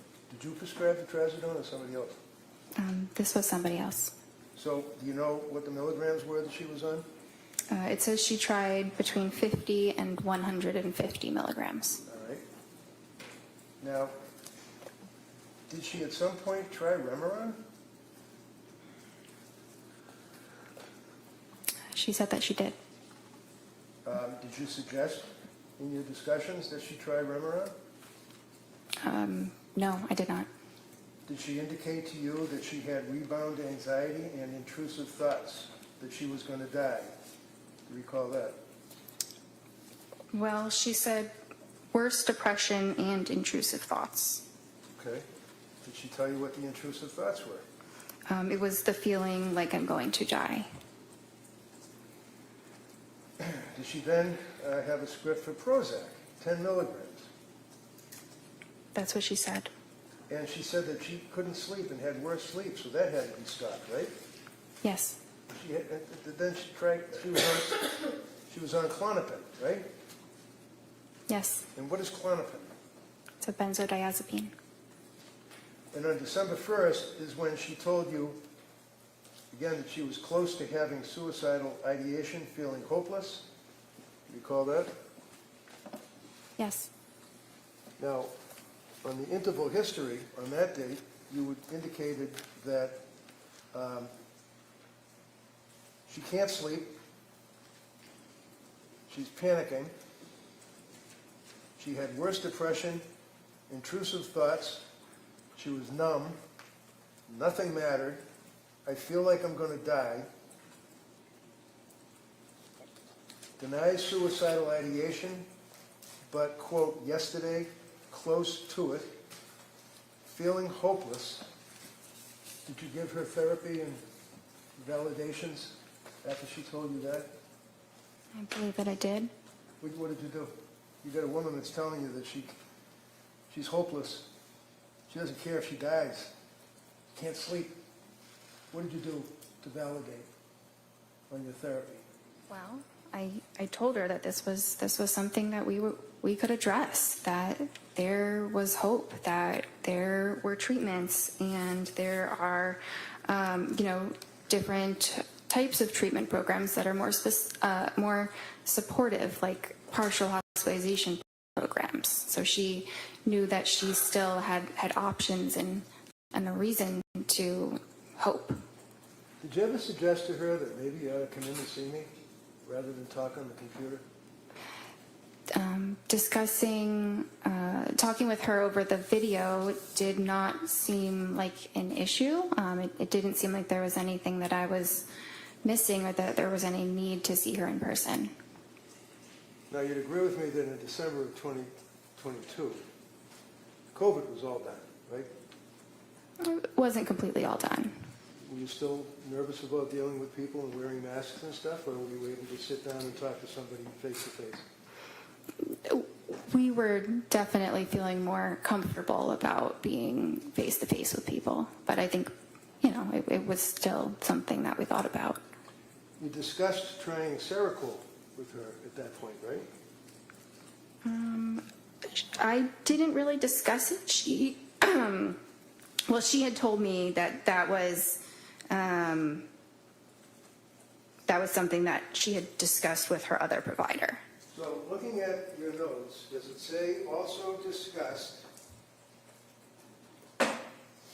trying Seroquel alone tonight? Your notes say that? It says yes, but I wasn't making a recommendation about the Seroquel. It was just a medicine I was providing her more information on. So you were telling her about the Seroquel? You're providing information? Yes, we were talking about the Seroquel. Right. Why? Because her other provider had recommended that she started it. What is Seroquel? It's an antipsychotic.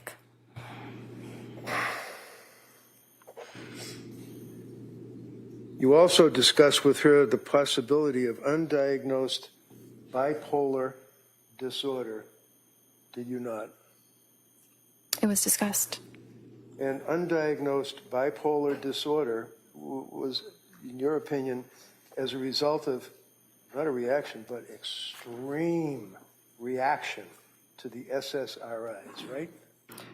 Not as a result of the SSRIs, but that Does your note say, and I quote, also discussed possibility of undiagnosed bipolar disorder given extreme reaction to SSRIs and insomnia, period. Does it say that? Yes. Those are your notes, right? Yes, the way you were saying it made it sound a little bit different before, but that's exactly what I wrote. I read it directly from your note, right? How did I make it sound different? I don't know. It sounded different the first time you said it than the second. So did she have bipolar? No. Did you make that decision that night, that day? I assessed that with her pretty much every time that I saw her, and she never had mania. What about mood stabilizer like Lamictal? Did you discuss that with her? Yes. What is Lamictal? It's an anticonvulsant, but it's used in treating mood disorders. So what was the end result of your meeting with her on December 1st? What did you guys do? Did you give any recommendations, advice, anything? Yeah, well, so at this time, I was not prescribing her medications, but I was still concerned, not concerned enough that she was at imminent risk of hurting herself or anybody else, given what she said. But we had a plan for her to pursue a partial hospitalization program. Where was that? Well, the one that I had recommended was HRI. What is that, HRI? It's a hospital in Brookline. And did she ultimately go to another hospital? She ultimately went to the Women and Infants Hospital for one day. And those are the records that you didn't get, right? Correct. Okay. And you decided that she did not have bipolar disorder because, in your opinion, she did not meet, and I quote, the criteria, right? That would be the criteria in the DSM, right? Yes. And the DSM, of course, is the Diagnostic Statistical Manual, Roman numeral 5R, meaning text revision, right? Yes. Is that what you were using back then? Would be this thing here, DSM-5, TR? This is the DSM, right? It's like a cookbook, right? It's more of a guideline that we use to, to help us in our treatment, but it's not the psychiatry Bible that people sometimes think that it is. Right. Hypomanic bipolar disorder. How many days does that require under the DSM? A hypomanic episode lasts for at least 4 days. And is that per the DSM? Yes. Remember on Friday you said that the most important criteria is 7 days with continued high energy levels? Yes. So is it 7 days or is it 4 days? And who says? Well, mania is 7 days. Hypomania is 4. Discussed again, with her on December 1st, and that would be the Lamont regime, right? Yes. And do you know in your records that she indicated that she was really struggling, and it was as a result of that you recommended that hospital program, correct? Yes. You agree that she had, in your opinion, a severe mental disturbance at that point that was manifesting itself? She had a maybe moderate heading towards severe.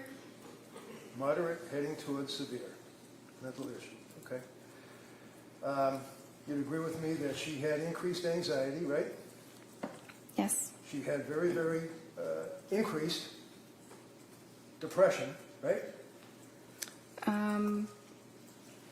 Well, she did. She said Okay, so as you since the answer this, Remeron. just answer yes or no. I'm sorry, I was just trying to check the record.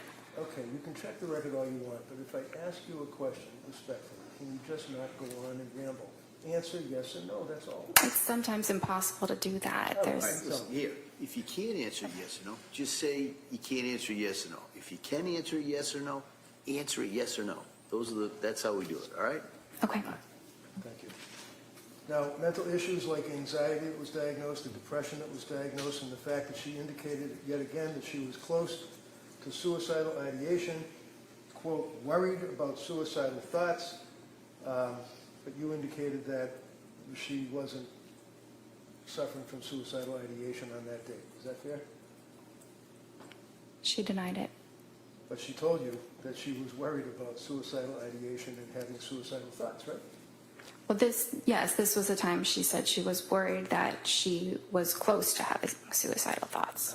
So did you ask her what does that mean? Does that mean that she's standing at the edge of the stairs and she's thinking about falling down the stairs or what? What does that mean, I'm close to suicidal ideation? So I asked about that, and that's when she said she described it further as using the word hopeless.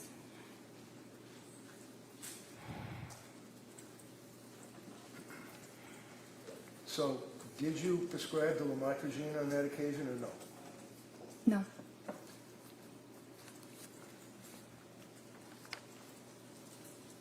On December 16th, that's the next appointment she had, right? Yes. That'd be 2 weeks later? Right? Yes. She was still not well, correct? She told you she was having a really rough time. She was sleeping, but she was still feeling very poorly. In your notes, does it say that she was having a really rough time? Yes. So when I asked you, if your notes reflected that she said she was having a really rough time, why do you feel compelled to say she was sleeping? Objection. Overruled. It's an important detail. Yeah, I guess. How about the rough time? What did that mean? What were the symptoms of having a really rough time for this kid? Do you want me to? Yeah, I'd like you to answer that.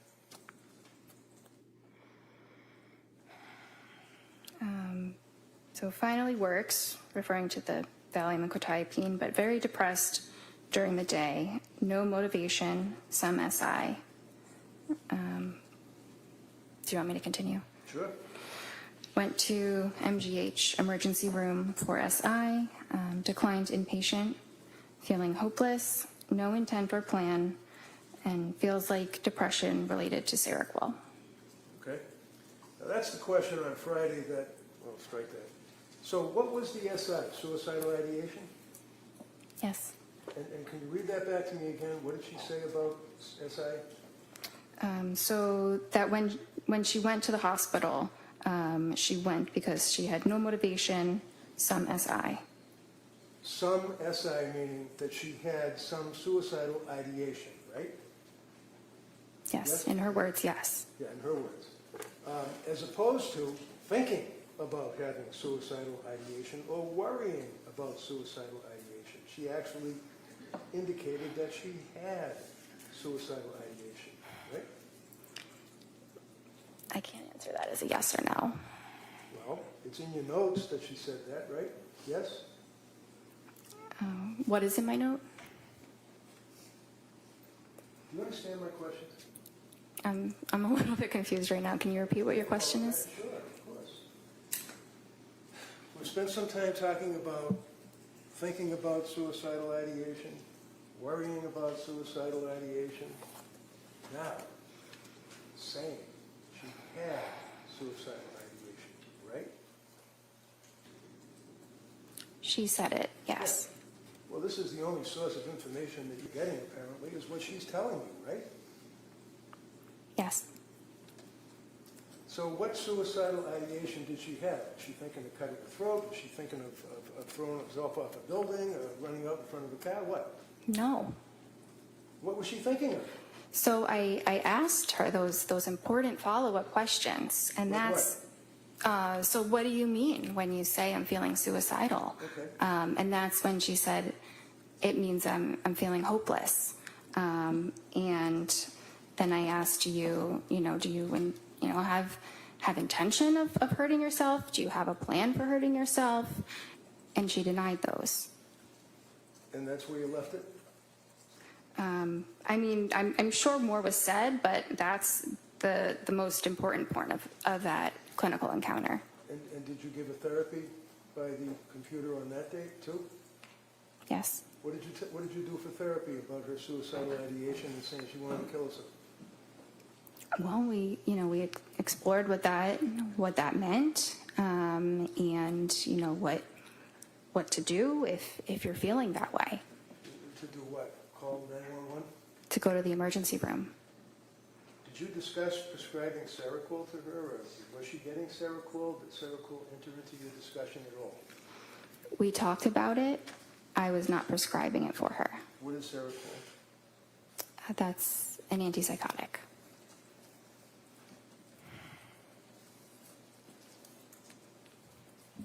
So, at the conclusion of your meeting on December 16th, basically what you took away is that she had now increased to suicidal ideation, was feeling hopeless, all the rest of the things that we've talked about.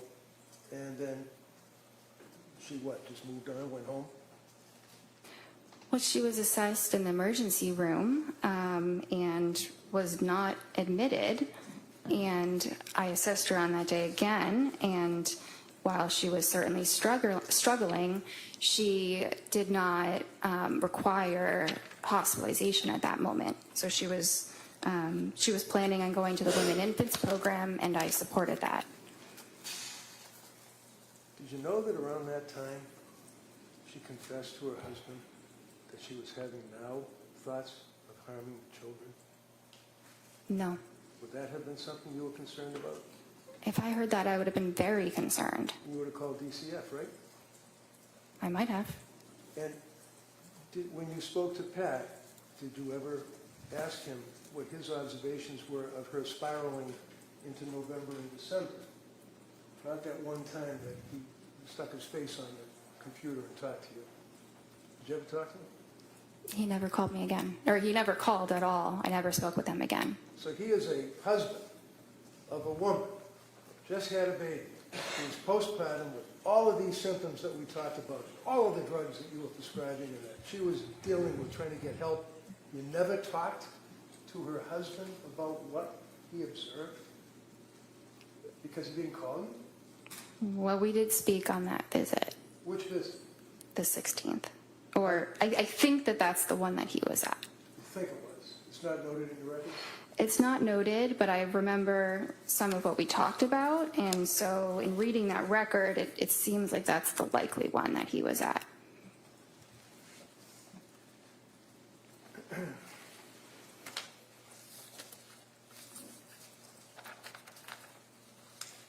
December 16th, on your objective findings, you note that her mood was depressed, right?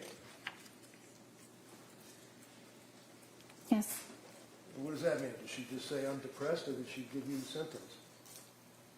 I mean, you checked the little box. Yeah.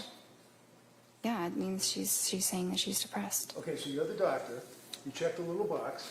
What did your patient tell you about her symptoms that she was depressed on that date? Was she crying? Was she able to get out of bed? Was she worshiping at the porcelain god? What was going on in her life? She said she was having a really tough time. Her affect was flat, right? Yes. And again, depressed. You check it off twice. One under mood and one under affect, right? Yes. And then the next page it says recent lab work. That wouldn't be blood testing, would it? Does ASTA do blood testing? We don't have a phlebotomist or a lab, no. Well, why does it say recent lab work typed into your form when you check off the little boxes?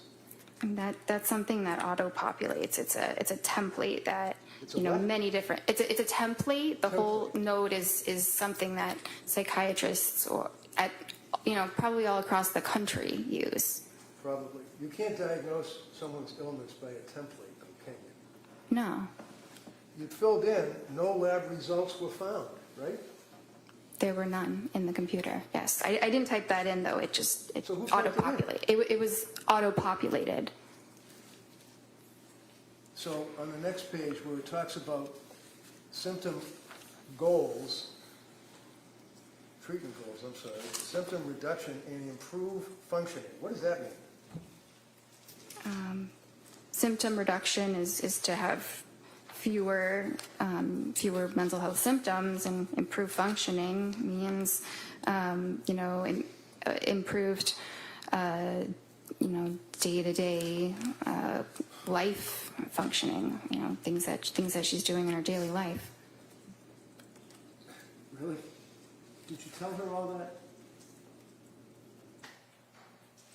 You get Yes. a young woman that's obviously mentally ill, very sick. She's deteriorated, whether you like that word or it's automatically imported. What, on that date, did you do? Never mind all those words you just said. What did you tell her on the television or the computer?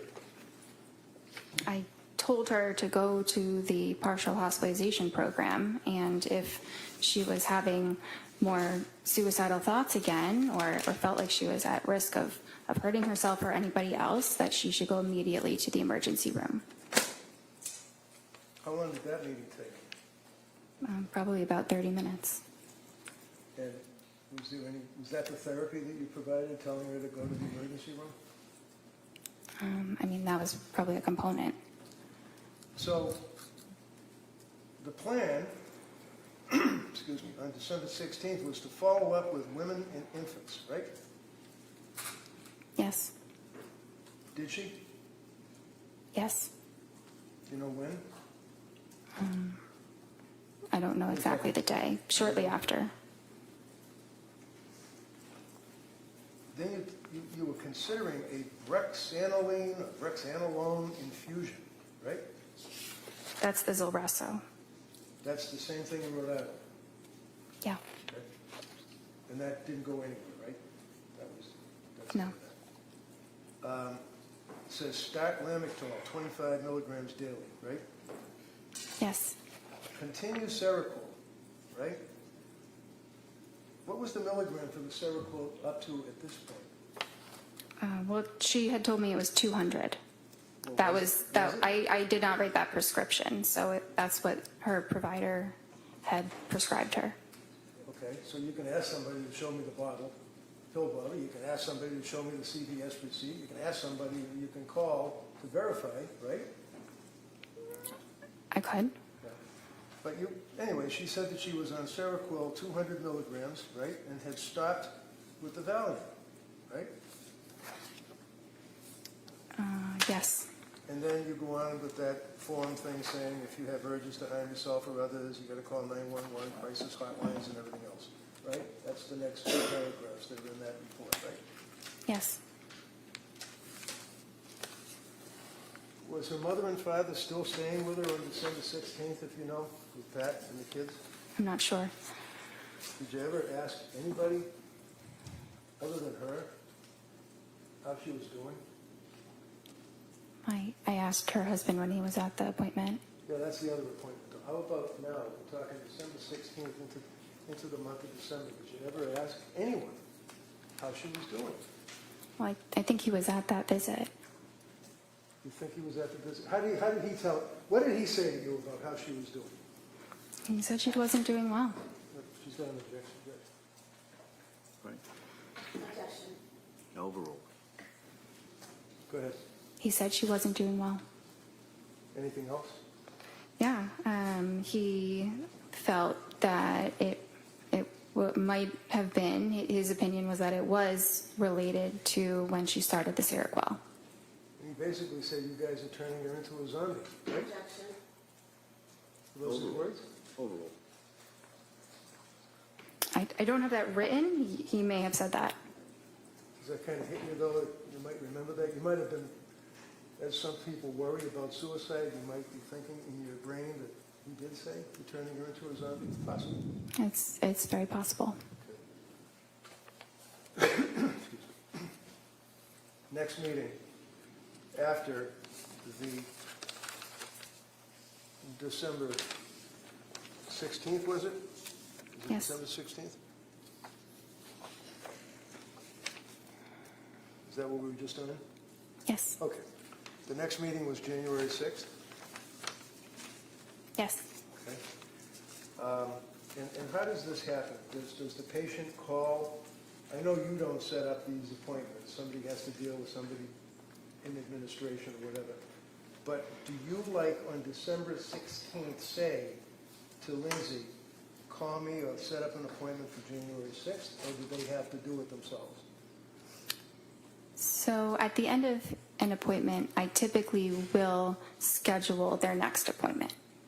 So did you schedule January 6th? I think that one she scheduled herself. Yeah, that was the day after she got out of McLean, right? Yeah, usually the hospital coordinates the discharge appointment. Well, if I tell you that, in fact, the hospital told her to set up the appointment, and that within an hour, she set up the appointment. Is that in your notes? It's not in my notes, no. Do you remember that? That was a pretty big deal that she was in McLean locked wards for 4.5 days, right? Yes. I mean, she's your patient, and she's really gone downhill bad, right? No, she wasn't doing well. And she admitted herself to the locked wards at McLean, right? Yes. And what was the diagnosis at McLean?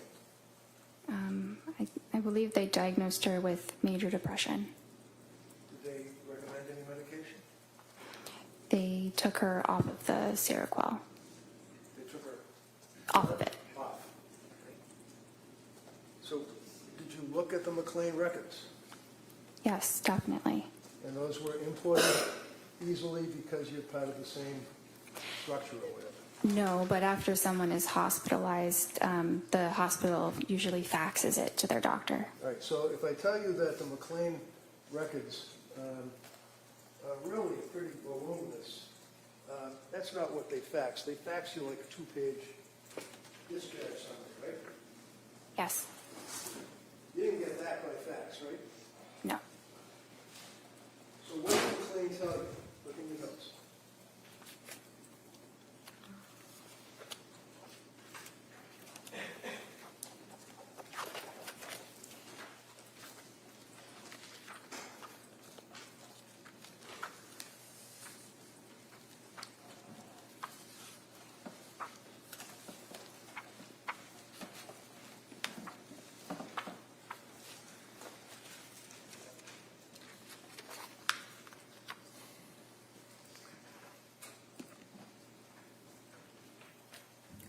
Which part do you want me to read? Did you ever have her sign a release from McLean? Did you ever get access to the McLean records? I had access to the discharge summary. Okay, so put the discharge summary aside, because that's what they faxed you, a couple of pages. What about the records?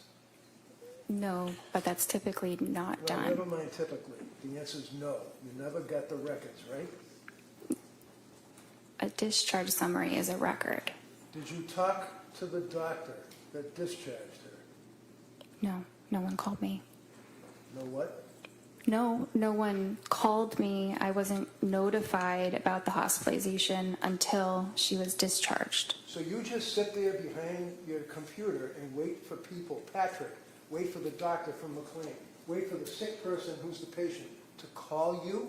And if these people don't call you, it doesn't exist apparently, right?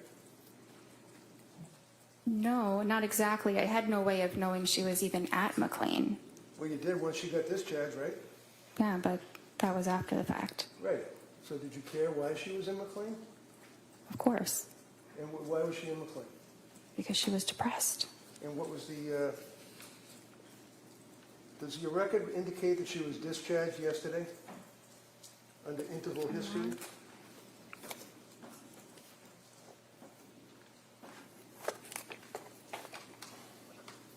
Yes. And discharged from where? Well, I said MGH. Is that Mass General Hospital? Yes. And she was currently on trazodone? Yes. She indicated that the goal was to come off Seroquel, Yes. and she described herself as still being very numb. Yes. She couldn't sleep, right?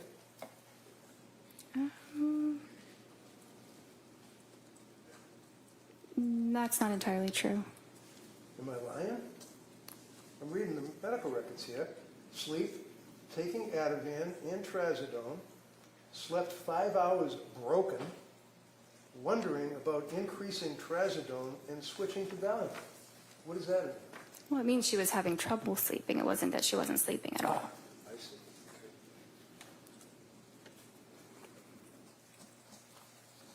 So was the trazodone increased at that point? Yes.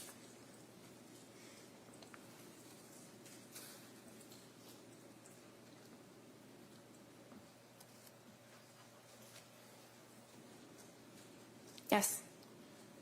How about on January 9th? Did you see her through the computer or whatever then? Yes. And did you prescribe medication to her on that date?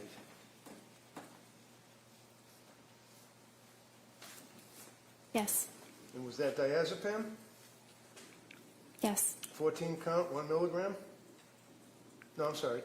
14 count, 5 milligrams. That sounds right. Okay.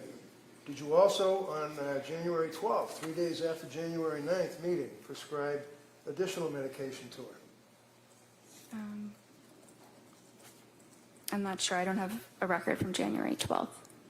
Do you recall on January 12th that, in fact, you prescribed trazodone 150 milligrams, 30 count? Yes. 3 days later, or a couple of days later, January 16th, do you recall prescribing amitriptyline? Yes. What is amitriptyline? It's a tricyclic antidepressant. What does a tricyclic antidepressant mean? Well, it's an older antidepressant. It's called a tricyclic because it has 3 rings. If you look at the chemical itself, like a tricycle, but it's an older but efficacious medicine for depression and anxiety as well as insomnia. On January 16th, look at your interval history. She indicated to you that her mood was very low, no motivation, Yes. numb, Yes. able to force herself out of bed, taking care of basics, eating, concentration fine, caring for baby, bonding feels forced. Is that what she told you? Yes. Through the computer, right? Yes. What did that tell you? Were you concerned about this woman postpartum well within the year from the CDC at that point with these symptoms that she's telling you about? I was concerned that she was depressed. And in all of the times that you spoke to her, you'd agree with me that she appeared to be honest and forthright, telling you what she felt, right? That's what I thought she was, yes. Do you have any reason to think that she was lying to you? No. Diazepam taper on January 16th, 5 milligrams last 2 nights, slept for 4 hours, and then a light sleep, maybe 2 hours, stretches.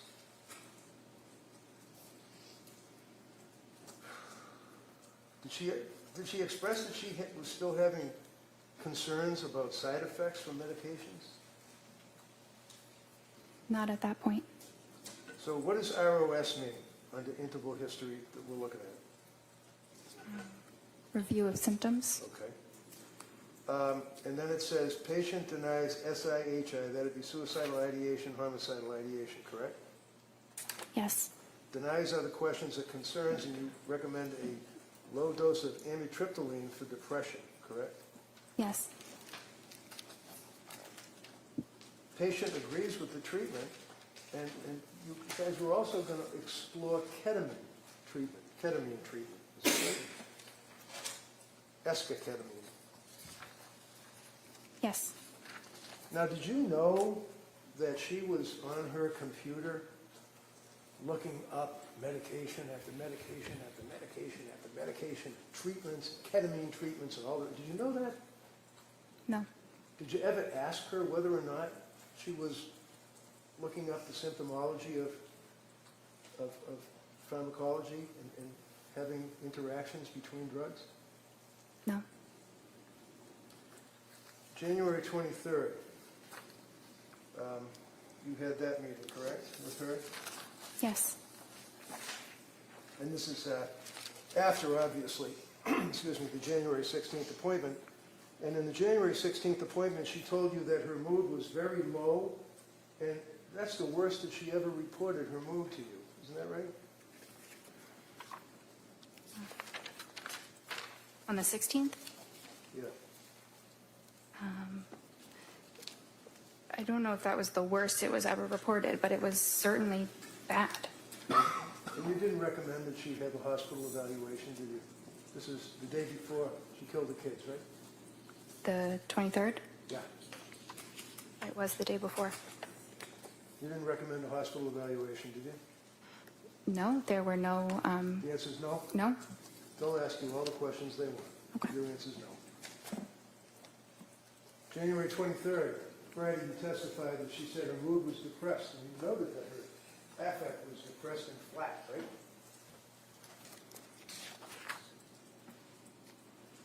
Yes, She also reported that her heart was racing, right? yes, She had no motivation, is what she told you, right? yes, She told you that she had been feeling, numb and no emotion for 17 days straight, is what she told you, right? I'm not sure about 17 days straight, but that's how she was feeling.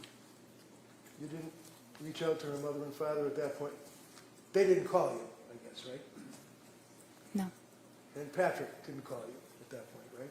no, So she's sitting in front of her computer, getting help from her doctor on January 23rd. And what did you do? well, I thought about how I could best help her, the medicines that she'd tried and what her current symptoms were, and it made sense to slowly titrate the amitriptyline so that we could get her to a dose that reduced her depression so that she would feel better. But you increased the amitriptyline. Yes, That pushed her over the edge, didn't it? I don't think so.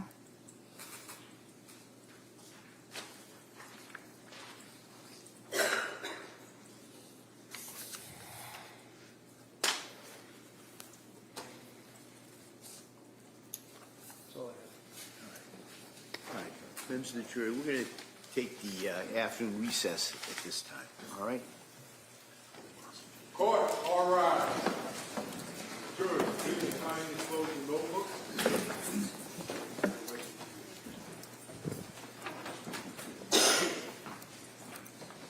This way.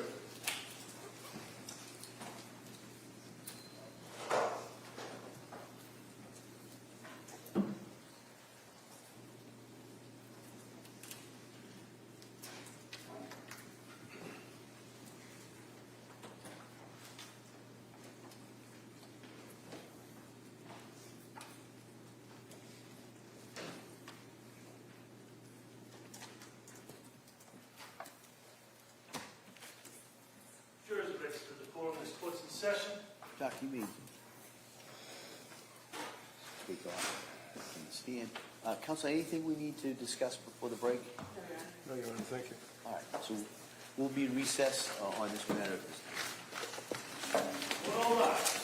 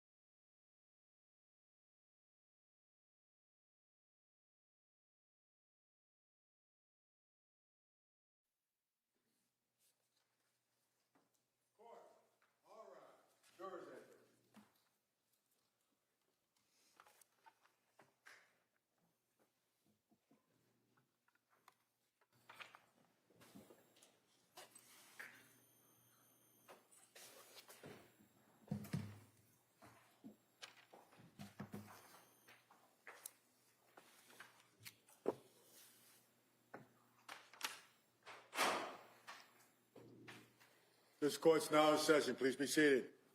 Your Honor, for the purpose of the record, we return back to the trial of Commonwealth versus Lindsay Clancy. All parties are present, including the defendant and including the 18 jurors. All right, thank you, Madam Clerk.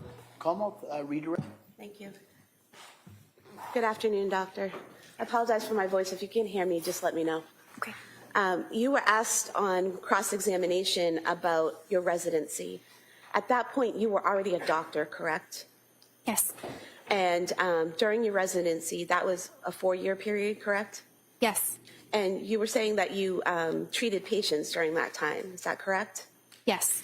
Was there someone with you while you treated these patients telling you what to do and how to handle them? No. Were you alone responsible for the evaluation, diagnosis, and treatment of your patients? For the most part, but if I had questions or, needed to talk it through, I had help.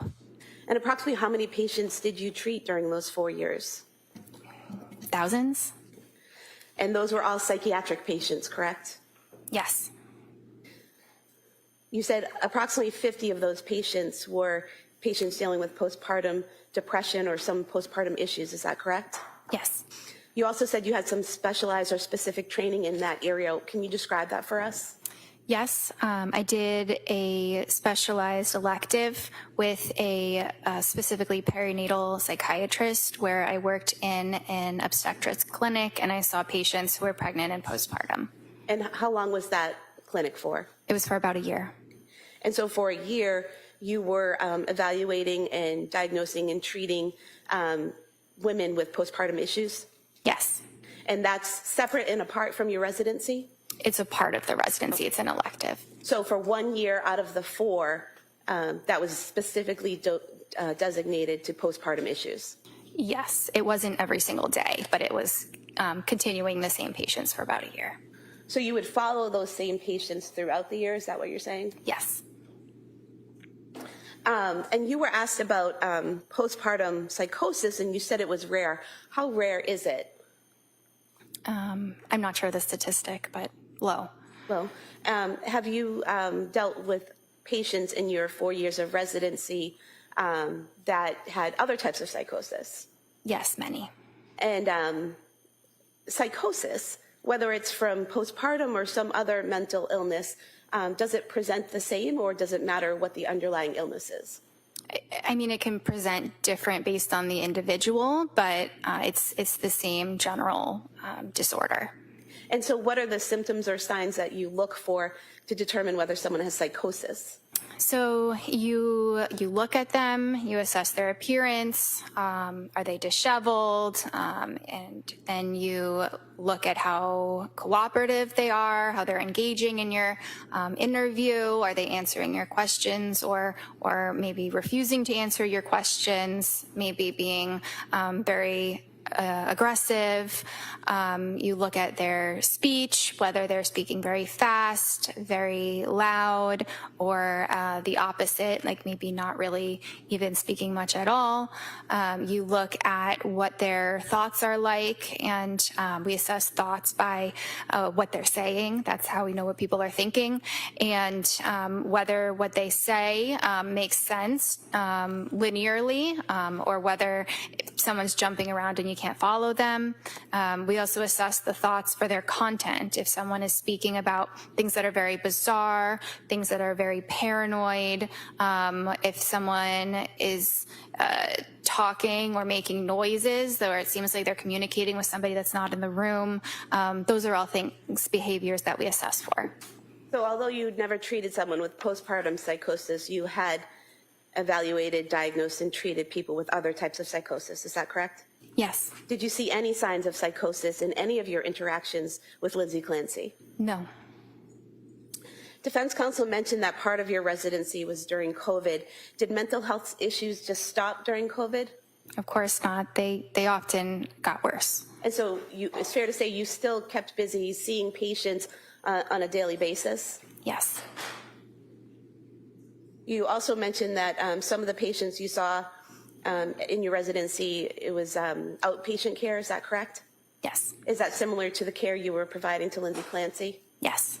And was that all 4 years you were providing outpatient care to psychiatric patients? For 3 of the 4. You were also asked about telehealth. Is telehealth appointments in psychiatric care standard in the industry? Yes, And how long has that been standard? since COVID. And is it a fairly common and accepted practice at this point? Yes, Most of the session, for a psychiatric session, you're talking to someone, right? yes. Does looking at someone through a computer screen somehow inhibit how you hear the answers? No, it does not. Or inhibit the way you ask your questions? No. And defense counsel asked you about, not being able to see below the waist someone's shaking or moving, but if someone's sitting and they're bouncing, can you see it elsewhere? Can you see other movement? Yeah, sometimes it can reverberate in different parts of the body. You were also asked about the Edinburgh scale. You said you don't use it, right? Yes. You said you use the PHQ-9. Why do you use that instead of the Edinburgh scale? It's not my choice. That's the practice at Astor of what we use. And the PHQ-9, what does that look for? It assesses various symptoms of depression. And postpartum depression, are there questions on the PHQ-9 that look for the signs and symptoms of postpartum depression? Not specifically postpartum depression, but the symptoms of postpartum depression are symptoms of depression that occur during postpartum. It's the same symptoms. So the PHQ-9 is asking the patient questions that would reveal whether or not they might be depressed, but not whether or not they just had a baby. Correct. And then with your interaction with the patient, you're able to know whether or not they are in the postpartum phase. Yes. And so would it be fair to say that you take the PHQ-9 plus the information you learn from the patient, put it together and come up with a diagnosis? Yes. When you take a history from a patient, you were asked about taking history from Ms. Clancy. How important is it that the patient give you accurate information? It's very important. And why is that? Well, that information is being used to make treatment decisions. And a lot of things can be assessed, the things that I described before. That's very helpful, but we can't see what someone else's thoughts exactly are. So the person does have to tell them to us. And would you agree that people in the medical field, such as nurses, are acutely aware of the necessity of an accurate medical history and symptom presentation? Yes. You mentioned that the defendant was able to advocate for herself. In what ways did she show you that? In scheduling her own appointments, in presenting herself to the emergency room when things were really not going well, in communicating her concerns to myself, and sharing about a lot of detailed information about all of the different medications, doses, times they were tried, what the reactions were, all of that information.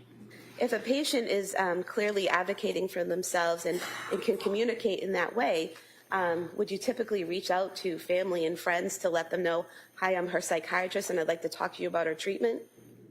No, in fact, we don't have HIPAA permission to do that. Now, you mentioned, or you were asked about therapy in your sessions. Do you keep a recording or a transcript of everything you say in your therapy sessions? No. Is your therapy conversation or what you say to a patient the same for every patient? No. Is it a script or a conversation? It's a conversation. So if I'm your patient and I'm telling you certain things, is your response dependent on what I'm telling you? Yes. And so when you're providing therapy to someone like Ms. Clancy, is that dependent on what she's telling you and then how she's responding to what you're saying, basically a conversation? Yes. Therapy is a lot of listening. Would you say it's more important in therapy for the psychiatrist or therapist to talk or listen? Listen. And why is that?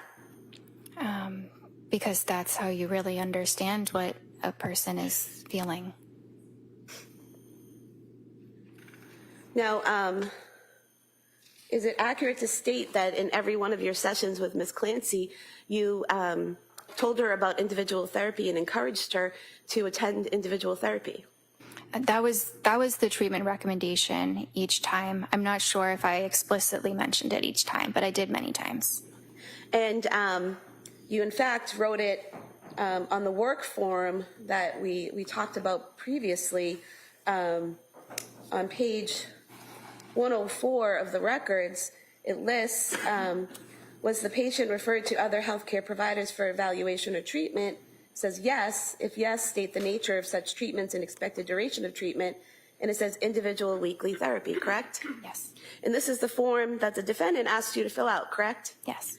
And you sent it back to her, and the first version, she wanted you to make some corrections on, correct? Yes. But she didn't ask you to change that portion, correct? No. And in fact, on the second version, on page 107 of the record, it still says individual weekly therapy recommended, correct, for follow-up? Yes. Would it be accurate to state that the defendant only saw Jennifer McAllister twice the entire time that she was with your practice for therapy? Yes. You were asked about Zoloft being used for general anxiety disorder. Is that a common drug used for general anxiety disorder? Yes. And why is that?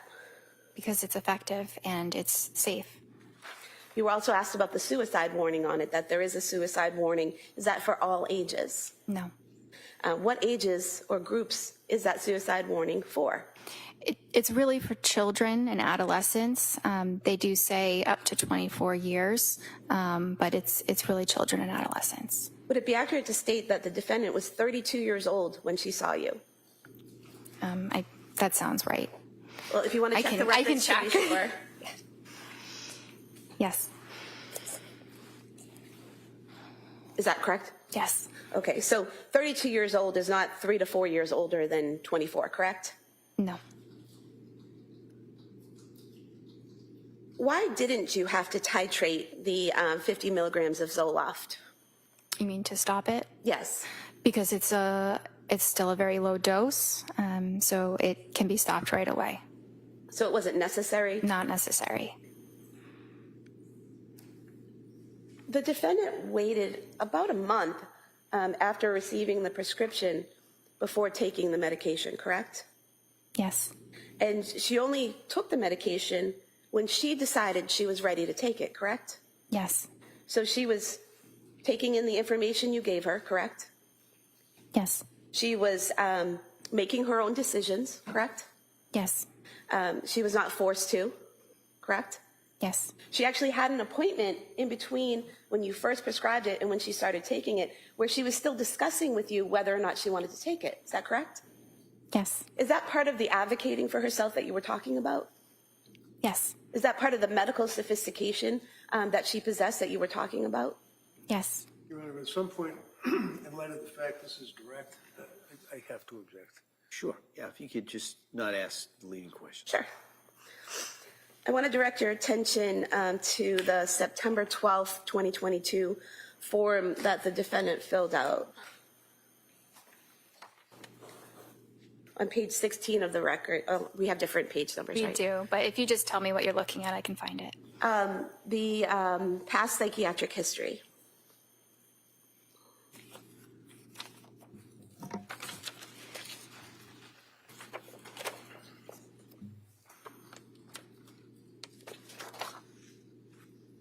Okay. What did she tell you, Ms. Clancy, tell you about the, where it says, if yes, list the reason and dates? What did she tell you? She said anxiety, September 2013 to September 2014, postpartum anxiety, May 2020. And on the following page, under the past or current psychiatric medications, which ones did she list? Prozac, 50 milligrams, and Wellbutrin, 100 milligrams. Is there a column there that says effective yes or no? Yes. What was the defendant's answer with whether or not Prozac was effective? Yes. What was her answer as to whether or not Wellbutrin was effective? Yes. Is there another column there that said experienced side effects? Yes. Did she check off any side effects experienced for Prozac? No. Did she check off any side effects experienced for Wellbutrin? No. Going to the October 20th, 2022 appointment.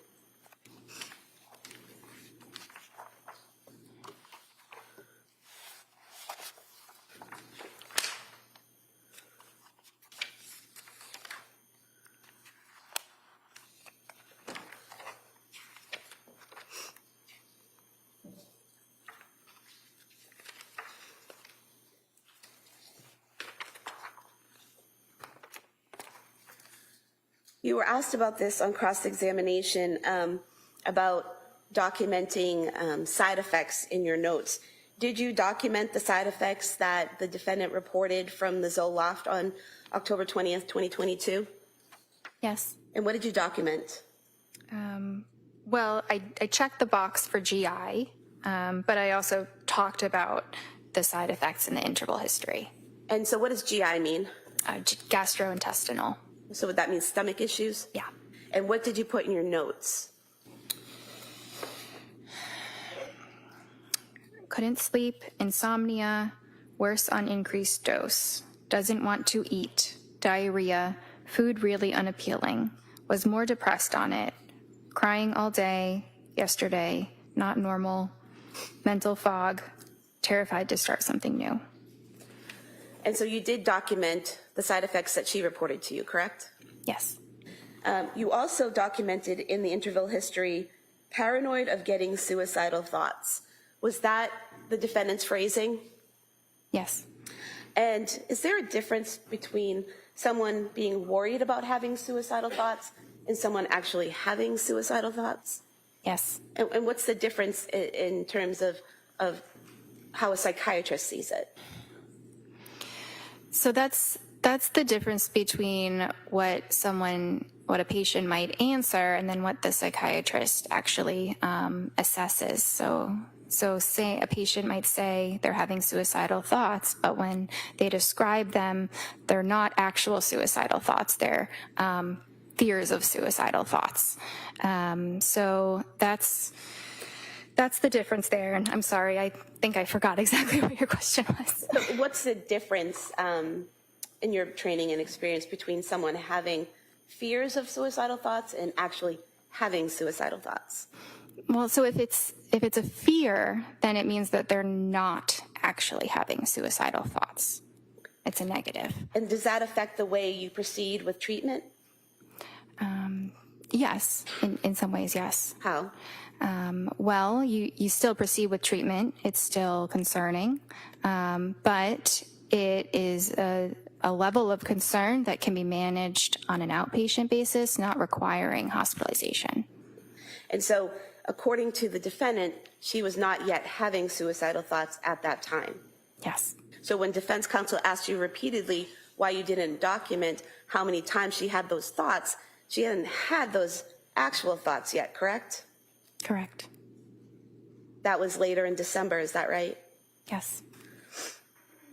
Now, she also told you that she was worried about something bad might happen, so she arranged for her mother to stay. Is that correct? Well, she arranged for her mother to stay. I'm not sure if that was because she was afraid something bad was happening, or it just seemed like they needed more help. Okay. So you don't recall the two being together as a thought? Correct. And the fact that she was struggling and arranged to have her mother stay, got support, advocated for herself, would those be protective factors? Yes. How so? So if someone demonstrates that they can advocate for themselves, that they can seek help if symptoms worsen, then that shows that they have good judgment. They can be trusted to present for care if serious safety concerns were to arise. So based on your training and experience with Ms. Clancy, where she says she's worried about getting suicidal thoughts, and she has her mom come stay with her, do you see that as a positive decision? Yes. You were asked about not asking the defendant if she had called the suicide hotline. If a patient denies suicidal ideation, would you typically ask them if they had called a suicide hotline? No, And why not? because I wouldn't think that they would have. If a patient were to call a suicide hotline, I would think that they would be telling me they're having suicidal thoughts as well.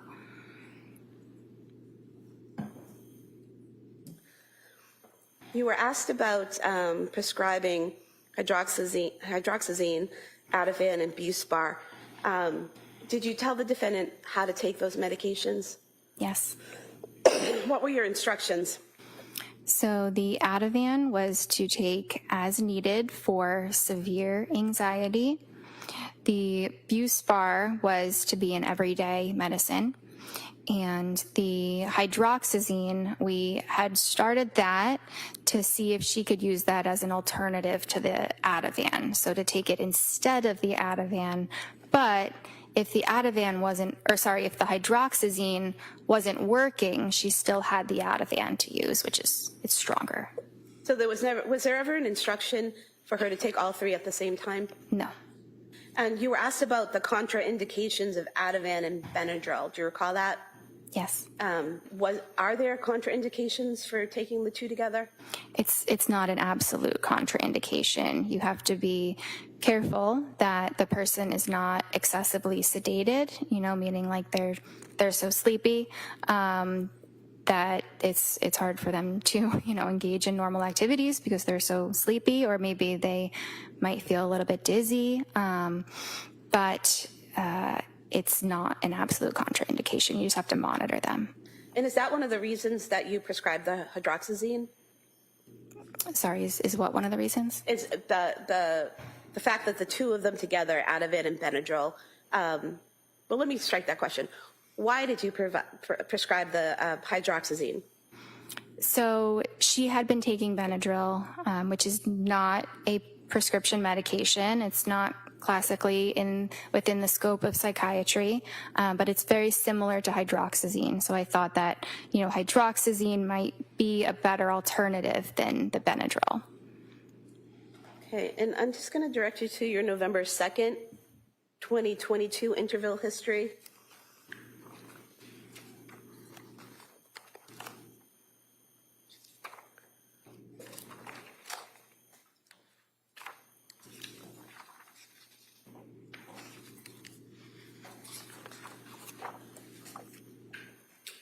Now, would it be fair to say that on the November 2nd date, the defendant reported she was fine all day, evenings, bedtime, get anxious, Ativan helps, sleeping great on it, afraid to try something else, but knows it's not a long-term solution? Is that correct? Yes. And what part of that did the defendant tell you was not a long-term solution? Taking the Ativan. And why is that? Because it was indicated for short-term use only. The people can struggle more with dependence if they're taking it for a very long period of time. And was there a plan developed based on that concern? Yes, there was. What was the plan? To reduce the dose by 0.25 milligrams every 2 weeks until she was off it. So the defendant was able to express to you a concern she had about the medication, you had a conversation about it, and you addressed that with her and came up with a plan. Is that right? Yes. She also told you that day that she was in therapy and exercising daily, correct? Yes. Did the defendant ever tell you that she went to the South Shore Hospital Emergency Department on November 16th, 2022? I don't recall that. Did she tell you that they had prescribed trazodone to her at that time? I don't recall that. Did she ever tell you that she was trying some alternative methods like weed gummies? No. Do you have any way of knowing these things if the patient doesn't tell you? No. Now, on December 1st, 2022, defense asked you about that date. That's the date that she, again, said she had the fear of thoughts of suicide. Is that correct? Yes. Up until that point, had she consistently denied suicidal ideation or intent or a plan? Yes. Had she consistently denied homicidal ideation, intent, or a plan? Yes. What's the difference? Let me ask you this. When you talk to a patient, do you ask them, do you have suicidal ideation? Not usually. What do you, Not in that way. how do you get that information from them? What types of questions do you ask? It depends how the course of the conversation is going. I might ask if they're having thoughts of hurting themselves, if they, sometimes wish that they weren't alive. It can be a lot of different words, and sometimes I use, the patient's own words, but things like that.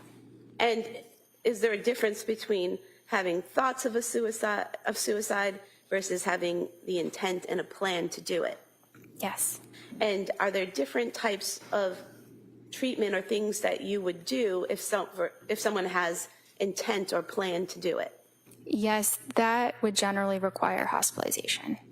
And so if Ms. Clancy had told you she had thoughts of hurting herself, or actually, straight that, if she told you that she had a plan to hurt herself or a plan to hurt her children, would you have moved to commit her? Yes. And that would be a Section 12? Yes.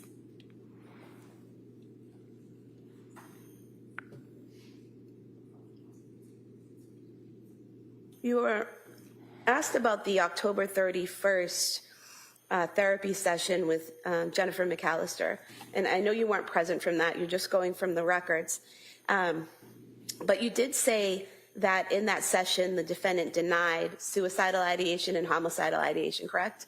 Yeah, that's what's documented. Would there be any reason based on your training and experience to do that further suicidal intent assessment? No. Why not? Because if someone is denying suicidal ideation, they're just going to deny every other detail about suicide. But that further evaluation, is that very specific questions about planning for suicide, how you do it, all of those things? Yes. You were also asked about evaluating the defendant for bipolar, and you said that she, based on your conversations with her, there were no signs of mania, correct? Correct. What are the types of questions you ask a patient to determine if they've experienced an episode of mania? Well, a lot of it is what I can see in the session. I might also ask about some of those symptoms, like decreased need for sleep, or racing thoughts, or increased risk-taking activities. But even if they're reporting those things, I would have to really see it for myself to diagnose that. And what would you see physically? So I might see that the person is talking very fast, and it's almost impossible to interrupt their rate of speech. And it might also be very loud. They might be hyperactive, not able to sit still. They might be yelling and jumping from one thought to another without any linear connection between the thoughts. They might, I guess that's probably what I would observe in terms of behaviors. Did you observe any of those behaviors with Lindsay Clancy? No, it was the opposite. What do you mean it was the opposite? So, the opposite of euphoria is dysphoria or depression. The opposite of hyperactivity is tiredness and fatigue. So, in a way, it was the opposite of mania that I observed. And in terms of the questions you asked about her past behavior, were any of the answers that she gave indicative of mania? No. You were asked about discussing Seroquel with the defendant, even though you weren't the prescriber. Why did you discuss that medication with her? Because the patient was asking about it, and her husband was also asking me about it. They really wanted my opinions about it. It wasn't necessarily that I was prompting this line of conversation. And what did you tell them about it? Well, I shared that it has very good evidence for treating depression, and I may have shared that Seroquel does different things at different doses, right? So sometimes people are concerned that it is called an antipsychotic, but it actually doesn't function as an antipsychotic until you get up to really high doses, like 800 milligrams. So in low doses, it's more of a sleep medicine or an antidepressant. So I think that I explained that to them, and it's obviously a very important part of it. But they were also concerned about that causing the depression that she was experiencing. So we talked a bit about how you would tell. You know, it can be hard to tell whether a medicine is causing that or it's just occurring because of depression. What did you tell them in terms of how to tell? That it's really based on the timing. If you were to notice a significant decline after starting or increasing the medication. And prior to Ms. Clancy taking the Seroquel, had you noticed signs of depression in her? Yes. And after she was off of the Seroquel in January, did you see signs of depression in her? Yes. So that was completely off of Seroquel, both before and after, still showing signs of depression? Yes. During January, the defendant told you she had trouble getting out of bed? Is there a specific visit? I think it was right after she got out of the hospital. Maybe your first or second visit with her.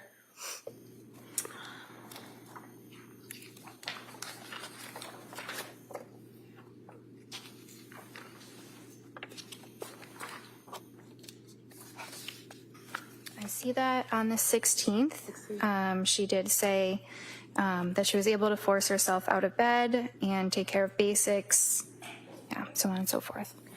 Were you aware that she had gone to the Museum of Science with her family on January 8th and spent a few hours there interacting with the exhibits and the children? No. Were you aware on January 15th, the day before that session, she had been to the Cape Codder down in Hyannis with the family, interacting with the kids and going down little water slides and all of that? No. Were you aware that on January 14th, she watched all three kids while Pat went to a brunch and was fine? No. Were you aware that on January 16th, her husband took Cora skiing and she was alone with the boys all day and had no issues? No. You were asked about the thyroid and how that can affect mental health and postpartum. Were you aware that at both South Shore Hospital and Brigham and Women's Hospital, her thyroid limits were in normal range? No, I was not. You received a discharge summary from McLean Hospital? Yes. What's contained in the discharge summary? So it includes information about how the patient initially presented, what they said when they first came to the hospital, and their initial assessment from the psychiatrist that they spoke with. It talks a bit about their treatment course, how things progressed, any changes that were made, and then it talks about how the patient appears on the day of discharge. Does it also include what medications they were prescribed and what the diagnosis might have been? Yes. And was that sufficient in terms of your review of the information that you needed for you to know about your patient at that time? Yes, that was a very helpful amount of information that I would typically review that amount of information for a patient after the hospital. Now, you were asked about your January 23rd, 2023 session with the defendant. Defense counsel asked if you had, recommended a hospital evaluation for her on that day, and you said no. Why not? Because she was completely denying any suicidal ideation or homicidal ideation. There were no signs of psychosis or mania, so there were no serious signs that her safety or that anyone else's safety was at risk. And during that session, did she ever tell you that she planned to harm herself or the children? No. If she had done that, what would you have done? I would have, it depends exactly how it would have played out. You know, it would definitely include hospitalization. If the children were in immediate harm, it might include enlisting help from my staff so that they could call the police while I'm on the phone with her. You know, I think it depends, but I would address it promptly. You were asked by defense counsel about the amitriptyline that you prescribed on January 16th, 2023. That initial prescription was for 10 milligrams, correct? Yes.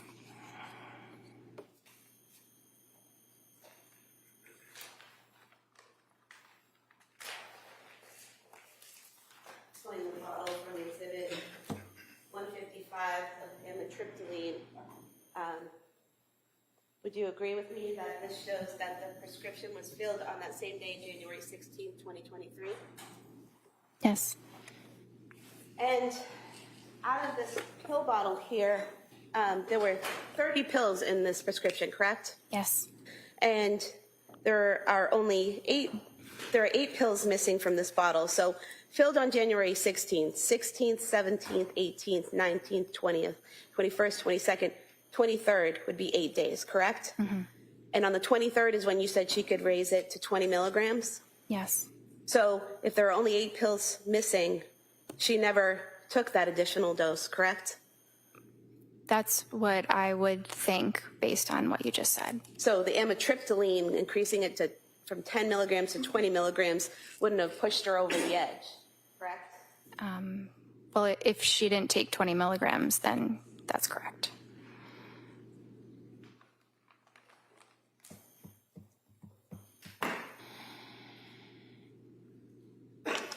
I have nothing further, thank you. All right. Then recross. Briefly. So one of the questions that prosecutor asked you pertained to whether or not you could reach out to a third party. You recall that question, like mother, father, husband? Yes. And we already on cross talked about that you didn't, and they didn't call you, but then the DA also raised that, and you said you didn't have HIPAA permission. You recall just telling that to the jury? Yes. That was an additional detail. All right. So what does that mean? Well, HIPAA is the privacy law for patients, which we have to respect and honor very diligently. So we are not allowed to talk about a patient's treatment to anyone. We're not even allowed to say that they are a patient at our clinic unless they were to waive those HIPAA rights. And she was very cooperative, would have been more than willing to have you talk to her mother and father and her husband, right? Objection. Sustained. Well, did you ever tell her, ask her to sign a HIPAA form? So that was not the main reason why it wasn't done. It wasn't Ever ask her to sign a release, you mean? Yeah. Yes. No, I did not ask her to sign a release.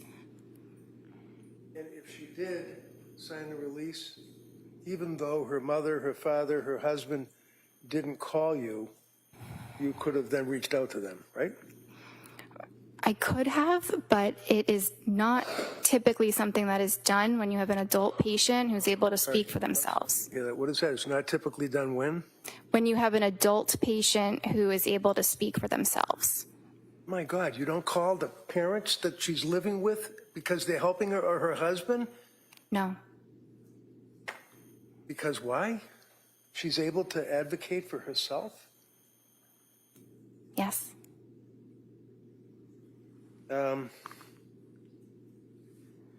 Prosecutor yet again raises the issue of the marijuana. You recall that question? Yes. She wasn't smoking marijuana, was she? She did not tell me she was smoking marijuana. Did she tell you that she was using marijuana? No. Did she tell you that she was using gummies? No. Did she, because gummies in plural is what the DA asked you, right? That she was using gummies? Yes. Now, I asked you about getting access to the woman and infant's hospital records, which you did not.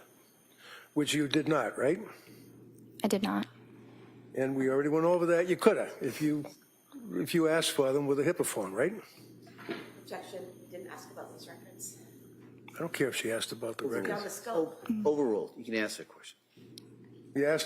She asked you about marijuana gummies, right? Yes. Okay. Your Honor, I would offer the women and infants hospital records from Rhode Island dealing with Lindsay Clancy. No objection. Okay, they may be admitted.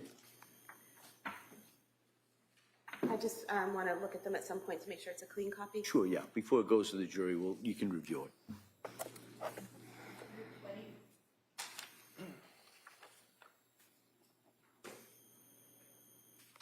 And it's important for a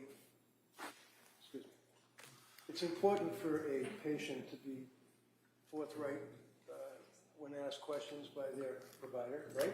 Yes. And you always, your opinion, found her to be forthright, right? Yes. If I could approach you with Exhibit 220, excuse me, and see the second paragraph, it begins in the middle of November. Could you read that first sentence? In the middle of November, she tried taking a marijuana edible to help her sleep, which caused her to have increased anxiety and palpitations. So the records, if you had obtained them, you would have seen that it was not marijuana, it was not gummies, plural. It was one gummy that she tried, and it didn't work out, right? Based on what I just read, yes.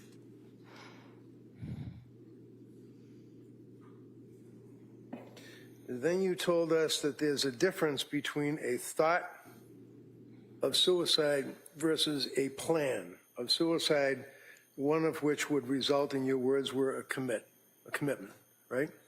Yes. What does that mean? Thought versus plan equals commit. A suicidal plan means that they are, they know exactly what they're going to do to end their life, what they're going to use, maybe when they're going to do it, they've researched it, and that presents an immediate threat, and that is something that would require hospitalization. District Attorney had asked you also about the thyroid levels, and you indicated, or she indicated that they were in the low range at Mass General Hospital, Reed, is that correct? I thought she said they were normal. Oh, I thought she said low, but normal or low, MGH, Mass General Hospital, right? Sorry, what's the question? District Attorney asked you whether or not they were thyroid reads. Do you remember that question?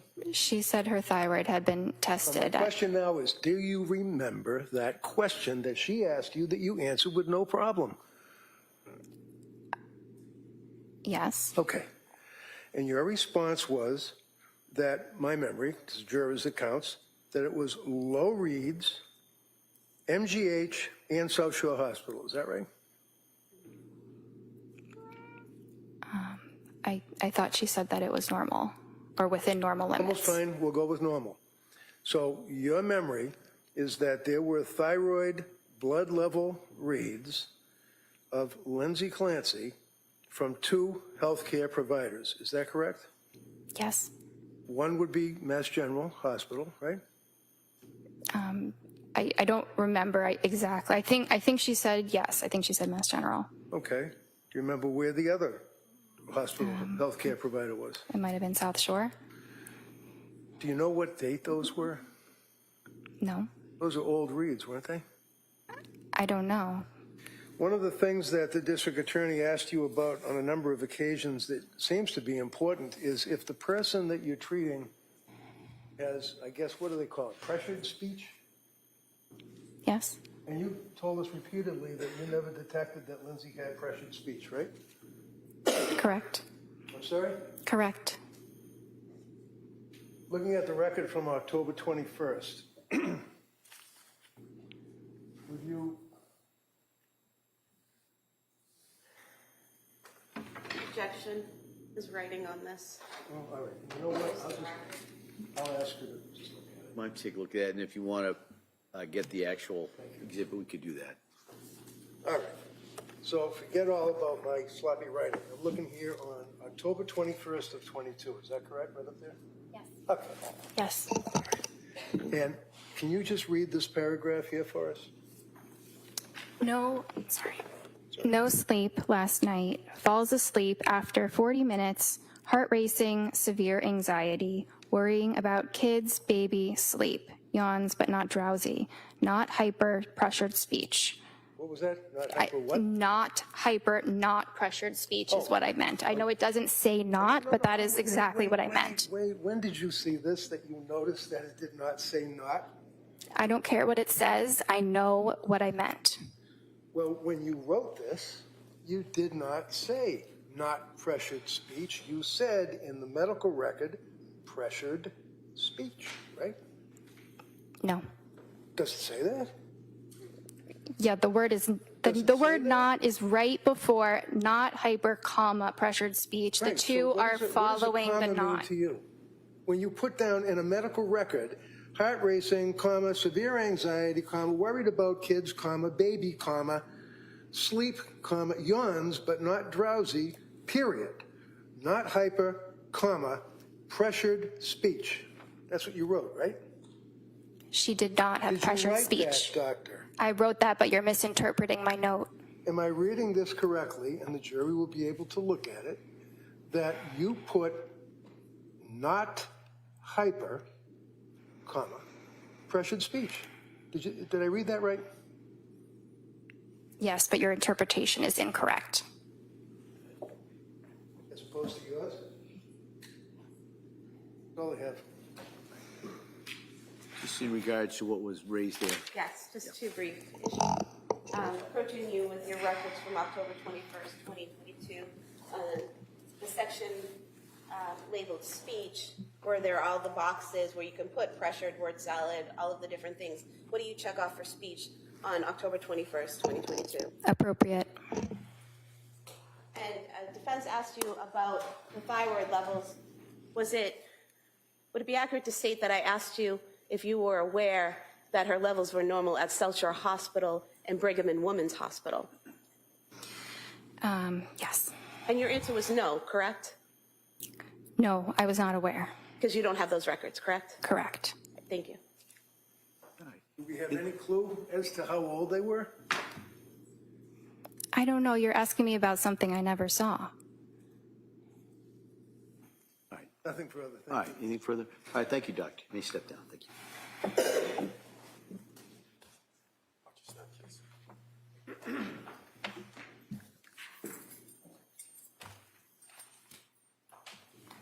Your Honor, the Commonwealth would move to submit the certified copy of the Spalding rehabilitation records. No objection, that's by agreement. Okay. By agreement of council, the Spalding records will be introduced.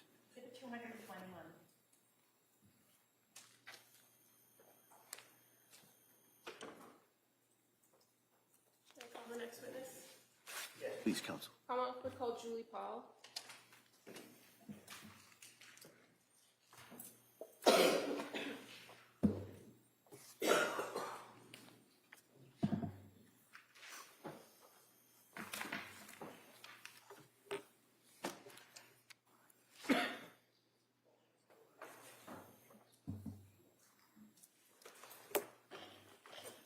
Good afternoon.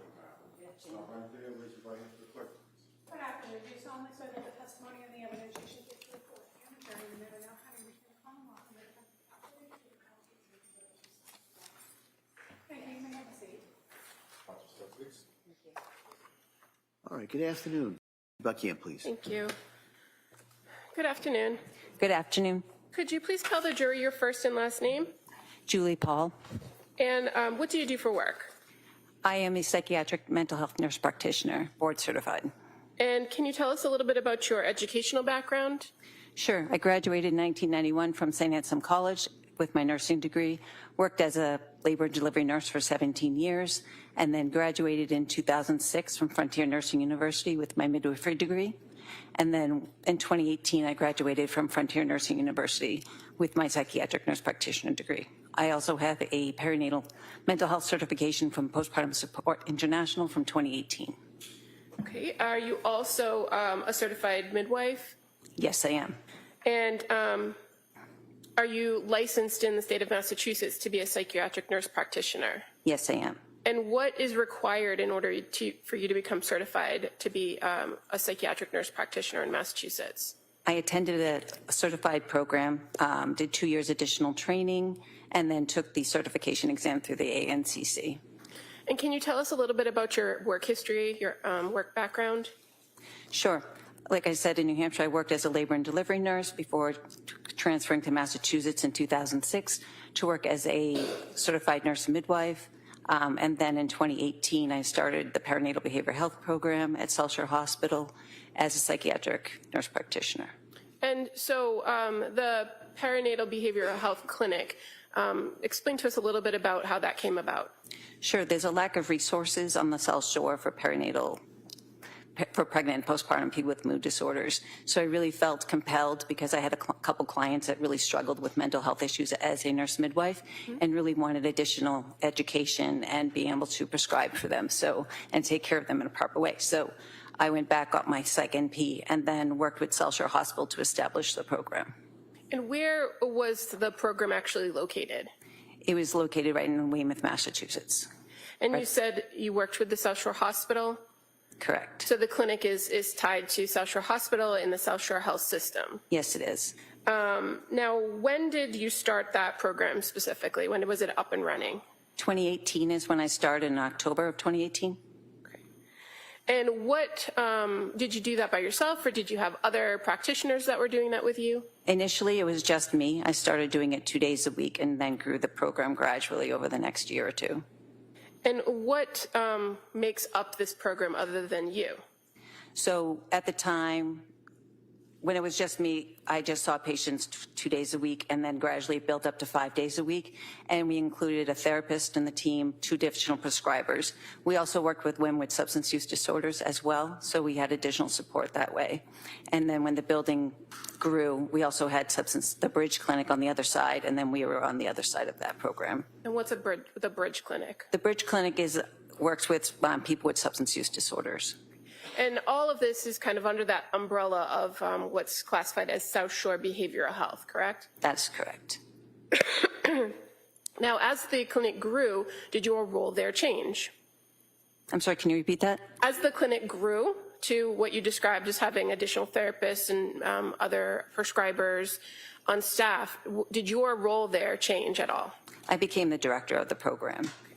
And as director of the program, did you still see patients? Yes, I did.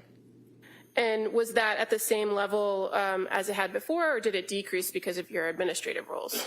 It actually increased because I increased my hours to 5 days a week. I did have a little bit of administrative time. Okay. And can you tell us a little bit about how the clinic would work for a woman who is coming in either during the birth period or prior to birth and after birth? What kinds of things would they be offered at the clinic? So I'd receive a referral, and then the client would come in. We would do a 90-minute intake.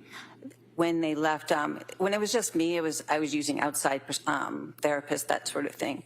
But as the program grew, we had moms groups run by doulas. We had therapists that we brought in, that was brought in from Aspire, but part of our program embedded within our program. And I brought in 2 additional prescribers as well as nursing staff.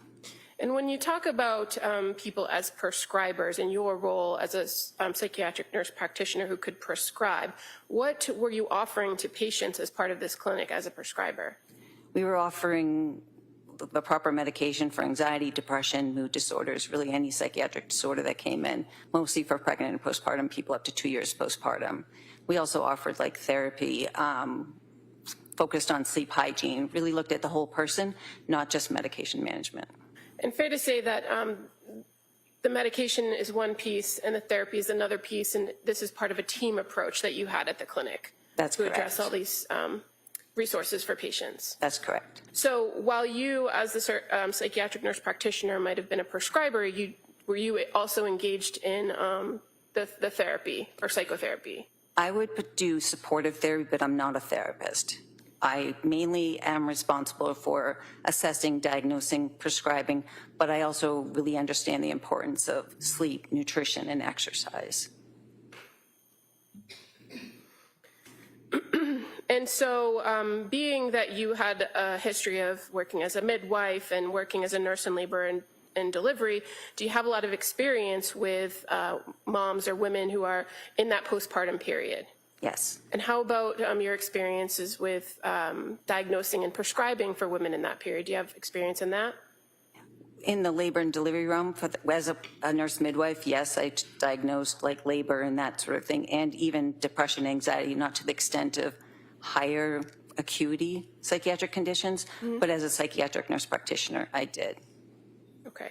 And as far as your role at the perinatal behavioral health clinic, fair to say that your primary patient base was all going to be women who are either pregnant or after birth? Correct. And a part of this team approach at the clinic, is it also to work on developing a treatment plan for patients when they come in? Correct. And so what encompasses a treatment plan generally?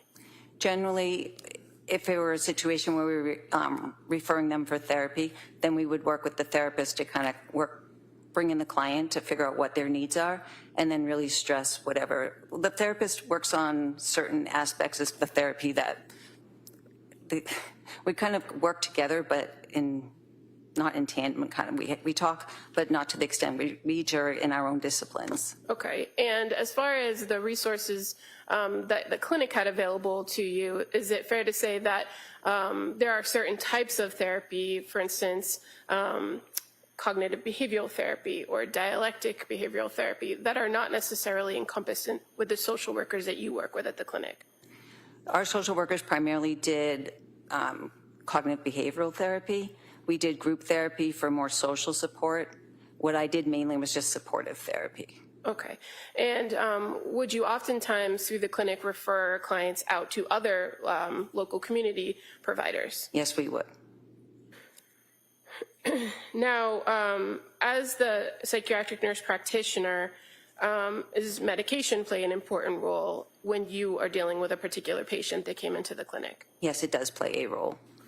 And how is it that you determine what's the appropriate medication track for any given patient?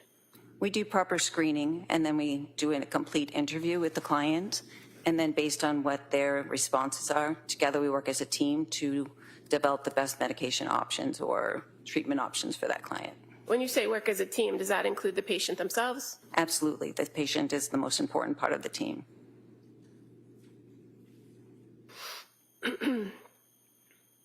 And in your training and experience working with postpartum women, what is the acceptable period to determine postpartum?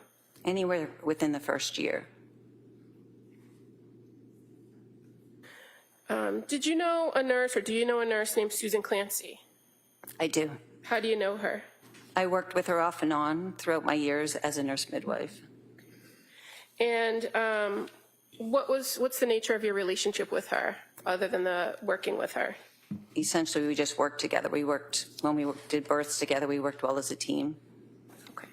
And do you know where she worked? She worked at Telshire Hospital.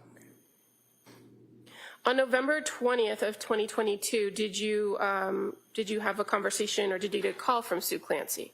I did. She was referred to me through Nanette Landry, another midwife that I work with. Okay. And so as a result of the phone call that you had with her, did you get in contact with a woman by the name of Lindsay Clancy? Yes, I did. Was that the same day or a different day? It was the same day. And your contact with Lindsay Clancy, was it by phone or virtual or in person? It was by phone. And so what was the purpose of calling Lindsay Clancy? I just wanted to get her side of what had been going on with her history. Sue had alluded that she was struggling in the postpartum period, so I wanted to know exactly what she was struggling with to see if she'd be a good candidate for our program. So did you initiate the call to Lindsay Clancy? With the permission, I asked Sue Clancy if Lindsay had given permission, and she said she had. Okay. And in the conversation that you had with her, do you know approximately how long that phone conversation lasted? I don't recall. Okay. Okay. But were you able to get all the pertinent information from her during that phone call? I got enough data to determine that she would be a good candidate for the program.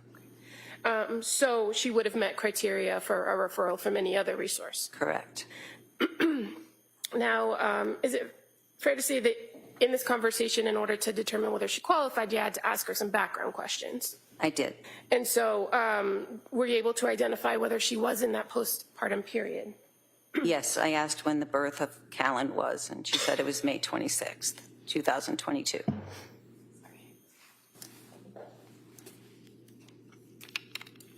And so after determining that she was in fact postpartum with a baby at home, did you ask her any questions or did you learn any information about how the experience was earlier in the postpartum, right after birth? I did. She said she did really well for the first 12 weeks. She was excited, really happy. And then when Patrick went back to work, she said she started to struggle with some anxiety. And you knew Patrick to be her husband, Patrick Clancy? Correct. And do you recall her indicating that she was having difficulty leaving the baby, that she was feeling overwhelmed and having racing thoughts? Yes. And so in your training and experience, are those things that you would hear from new moms? It was very typical of what I'd hear. Did you learn from her whether she had engaged with any other treatment prior to contacting or prior to you having this conversation with her? She did say that she had met with a psychiatrist. She didn't give the name. And then she had also said that she had been in the emergency room a few days prior to. Okay, and were you able to determine that was actually the South Shore emergency room? Yes, it was. And that would have been on November 16th of 2022? Correct. Now, in addition to seeing a psychiatrist, did she identify to you some medications that she had been taking up to that point? She did. She said she had trialed Zoloft for 1 week. She also said that she'd been trialing Ativan and Benadryl, which worked the best to help her sleep.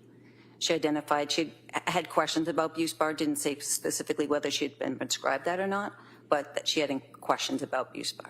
Okay.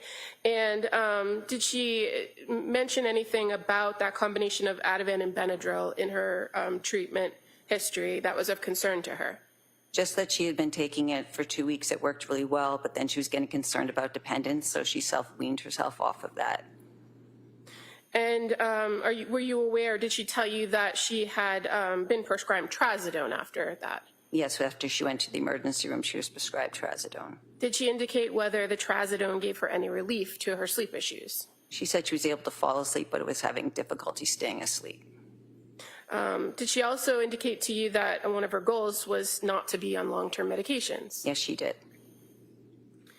And based on this initial phone conversation, did you recommend that she come in for an intake appointment? I did. How about the immediate need for sleep? Did you address that with her in the phone I just encouraged her to take the medication that she already had on hand, that if the Benadryl and the Ativan were working, she should take that to help her sleep that night. And we talked the next morning about different options. And also in this initial phone call, did you have a conversation with her about options and risks of various types of SSRIs or continued use of benzodiazepines? Yes, we reviewed that being on SSRI most of the time is preferable than being on benzodiazepines for long periods of time, especially to address her concern about addiction or dependency on the medication. Okay. And is this kind of a normal conversation you would have with somebody to screen them and determine whether the clinic, the South Shore Perinatal Clinic, was an appropriate fit? Yes, it's more to establish rapport and get a basic understanding and make sure that she was safe. Okay. And she did indicate that she was safe. And so that's kind of my follow-up to that. So in the course of that phone call, you were able to communicate with her, correct? Correct. And what she was telling you about her reported history, did that seem to make sense to you? Yes, it did. And did you identify, or were you addressing or assessing during the whole course of this conversation whether there was any immediate safety risk or need for her? Yes, I was. And did you find that there was any? There was no immediate need. Now, as a result of this conversation, did you determine whether she was having any suicidal ideations? Yes, I asked her specifically if she felt like she wanted to harm herself or her children, and she said no. And how about asking her about homicidal ideations? Yes, And did she indicate whether she had any? she did not. Did you also ask her whether she had experienced any auditory hallucinations? I did. And did she experience any? Not at the time, no. And did she indicate to you whether she'd ever experienced any? No, How about visual hallucinations? Did you ask her about those? I did. And did she indicate that she had experienced any? No. And delusions, did you ask her whether she had any delusions? I didn't ask specifically about delusions, I believe. Okay, and in the course of talking with an individual, do you kind of constantly keep that in mind with what they're telling you, whether they're having any ideas or of delusion? Yes, I do. In the conversation you had with her on November 20th, did you identify, based on your conversation with her, whether she was experiencing delusions? No, I did not. And fair to say, a standard set of questions that you also ask have to do with drug use or tobacco or alcohol. Did you ask those questions as well? I don't recall.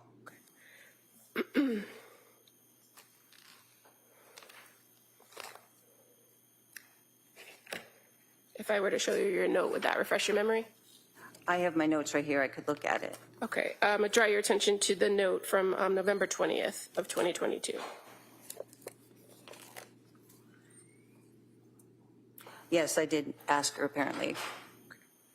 And she said no to illicit drug use, tobacco or marijuana or alcohol at that time. Okay. And she also indicated to you that at this time on November 20th that she had stopped breastfeeding. That's correct. Now, did she schedule or did you schedule with her an intake for the next day, November 21st? We did. And at the clinic, what generally is the practice for whether a person appears in person or on a telehealth visit or virtually? Generally speaking, we like to do the intake in person as long as it's feasible. And for her, it was. Okay. And just kind of while we're on that topic, going forward with a patient who's being seen at the clinic, what are the criteria to determine an in-person visit or a telehealth visit? They're given the option about what works best for them. And are there instances where you as a provider might insist a person comes in person? If somebody needs to do like a urine drug screen or laboratory work, we'll have them come in. Or if they seem to be not making sense or having more difficulties, we'll have them come in person. And if a person is scheduled for an in-person visit and there are no observed issues on your end, can they opt to change it to a virtual appointment at any point? Yes. Okay. And that's just the normal course of business at the clinic? Correct. Now, in this particular instance, you said the intake was in person, right? Yes. And during the course of the intake, are there particular types of questions that are asked of the person to get to know them and get to know their situation? Yes, generally we do a full intake. The first thing they do is meet with the nurse who does all the screenings. And one of the things that is asked of an individual when they come in is to tell you why they are there, right? Correct. What their complaint is. Yes. And so for this patient, for Lindsay Clancy, what did she identify as the reason for the visit? Would it be okay if I refer to my note? Sure. So she said pretty much I cannot sleep was her major concern. And is that something that you've seen in your experience with new moms that come through the clinic and are postpartum? It's very typical. Now, even with that report or that reason, do you do a full history to try to identify kind of what's going on in the present and what has happened in the past? Yes, I do. And generally, is it fair to say that that's kind of the goal of an intake, right? I do that with every client. I have a standard set of questions. Is that just for the intake or any follow-up? Any follow-up, I have a basic kind of script, but I always adjust it based on what they're saying. But fair to say, once a person gives kind of that history of their background, especially if they've had prior births before, prior experiences with mental health professionals or psychiatric history, that kind of follows the patient as they go through with their subsequent visits. Yes. So in this instance, you had some background information from the phone call you had with her, but did you go back through those standard questions that you'd ask in an intake? I did. And did you learn a little bit more about her current mental status? Did you ask her some questions about currently how she was in this November 21st meeting? I did. And so, again, do you kind of go through in each and every instance whether the person has any thoughts of suicide or harming themselves or others? At every visit, those are standard questions that I ask if they have any type of suicidal homicidal ideation or auditory or visual hallucinations. Do you ask the same questions each time, or is it kind of fluid based on your rapport and conversation with the patient? Generally, I try and touch upon the topic. Sometimes we get to that answer indirectly just by the line of questioning that we're using. Okay. And where it had been reported to you that she had been on the Zoloft and stopped due to insomnia, that she was overwhelmed and her mind was racing, did you talk with her about intrusive thoughts? I did. And did she indicate whether at that point she was having any intrusive thoughts of harming herself or her babies? She was not. Did she report to you how she was feeling at home with having now 3 children to take care of? She was feeling overwhelmed. And that, again, reiterating that around 12 weeks when Patrick went back to work, that she was having increased anxiety. Correct. And did she indicate to you that that was something that she had experienced to some extent with her other 2 children? At least with her second pregnancy. And was she able to manage that with her second pregnancy without medication? As far as what I was told, yes. And fair to say she indicated that she would use breathing, meditation, and yoga to work through it. Correct. And so on this November 21st intake date, you again ask about drug use, right? Correct. And at this point, she had told you that she did trial one CBD gummy at some point, but that did not help. Correct. And you also learn about any prior psychiatric medication she had been on?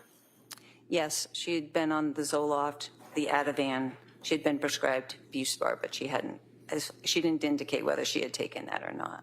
Okay, and so that was her report of her most recent course of treatment, but did she talk about having anxiety issues yes. further back in her history? Yes, in college she had trialed Prozac, propranolol, and Wellbutrin.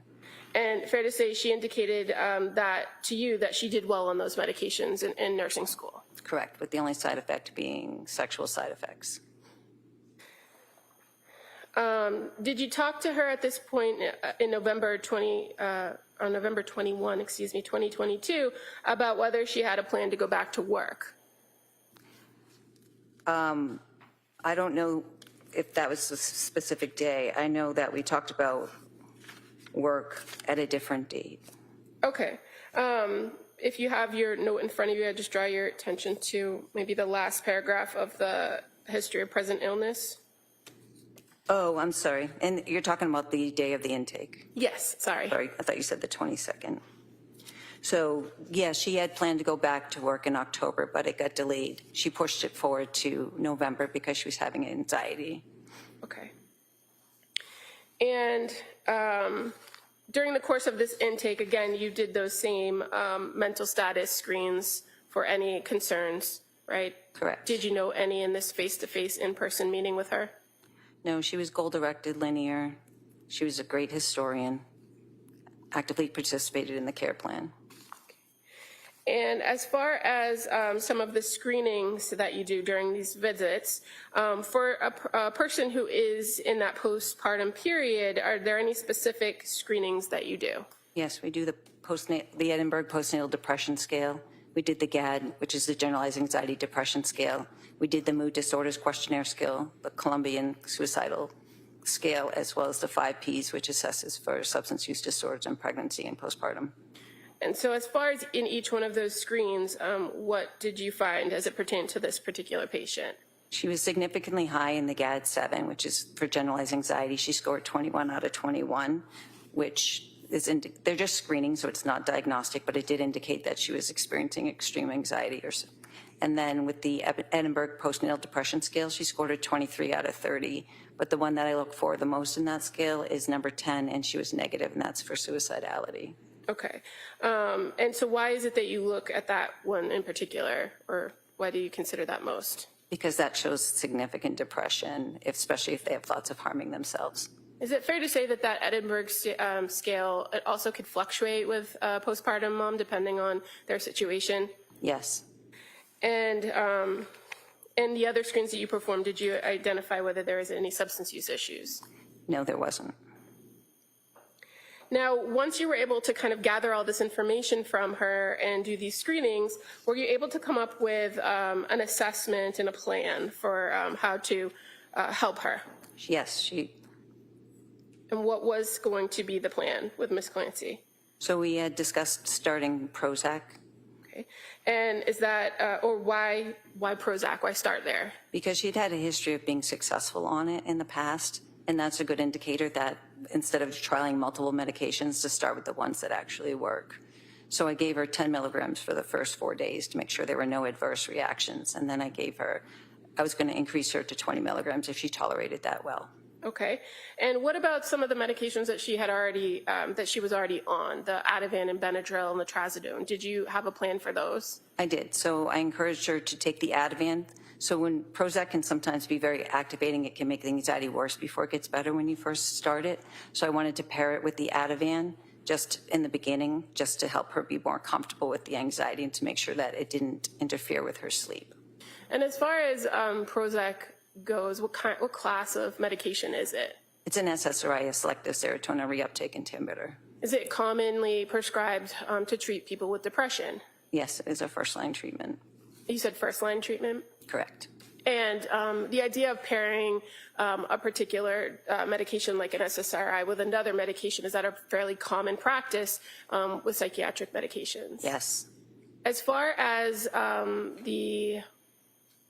you mentioned that sometimes symptoms could get worse before they get better. Is that also common with SSRIs? Yes, it is. Does it take a while for a medication to get into a person's system and stabilize them? Generally, side effects are the first week or two, but to get to a therapeutic level, it's about 4 to 6 weeks.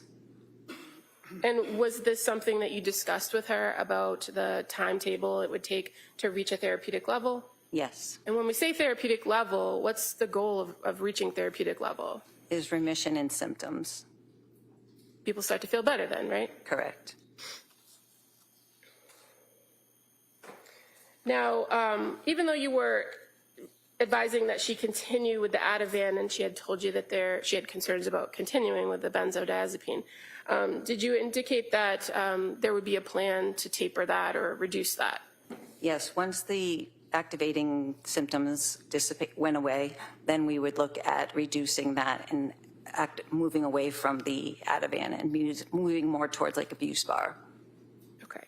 And as far as talking about that plan and what the risks and benefits of that plan were, did she appear to understand and engage in conversation with you about that? Yes, she verbally understood and said that she understood the instructions.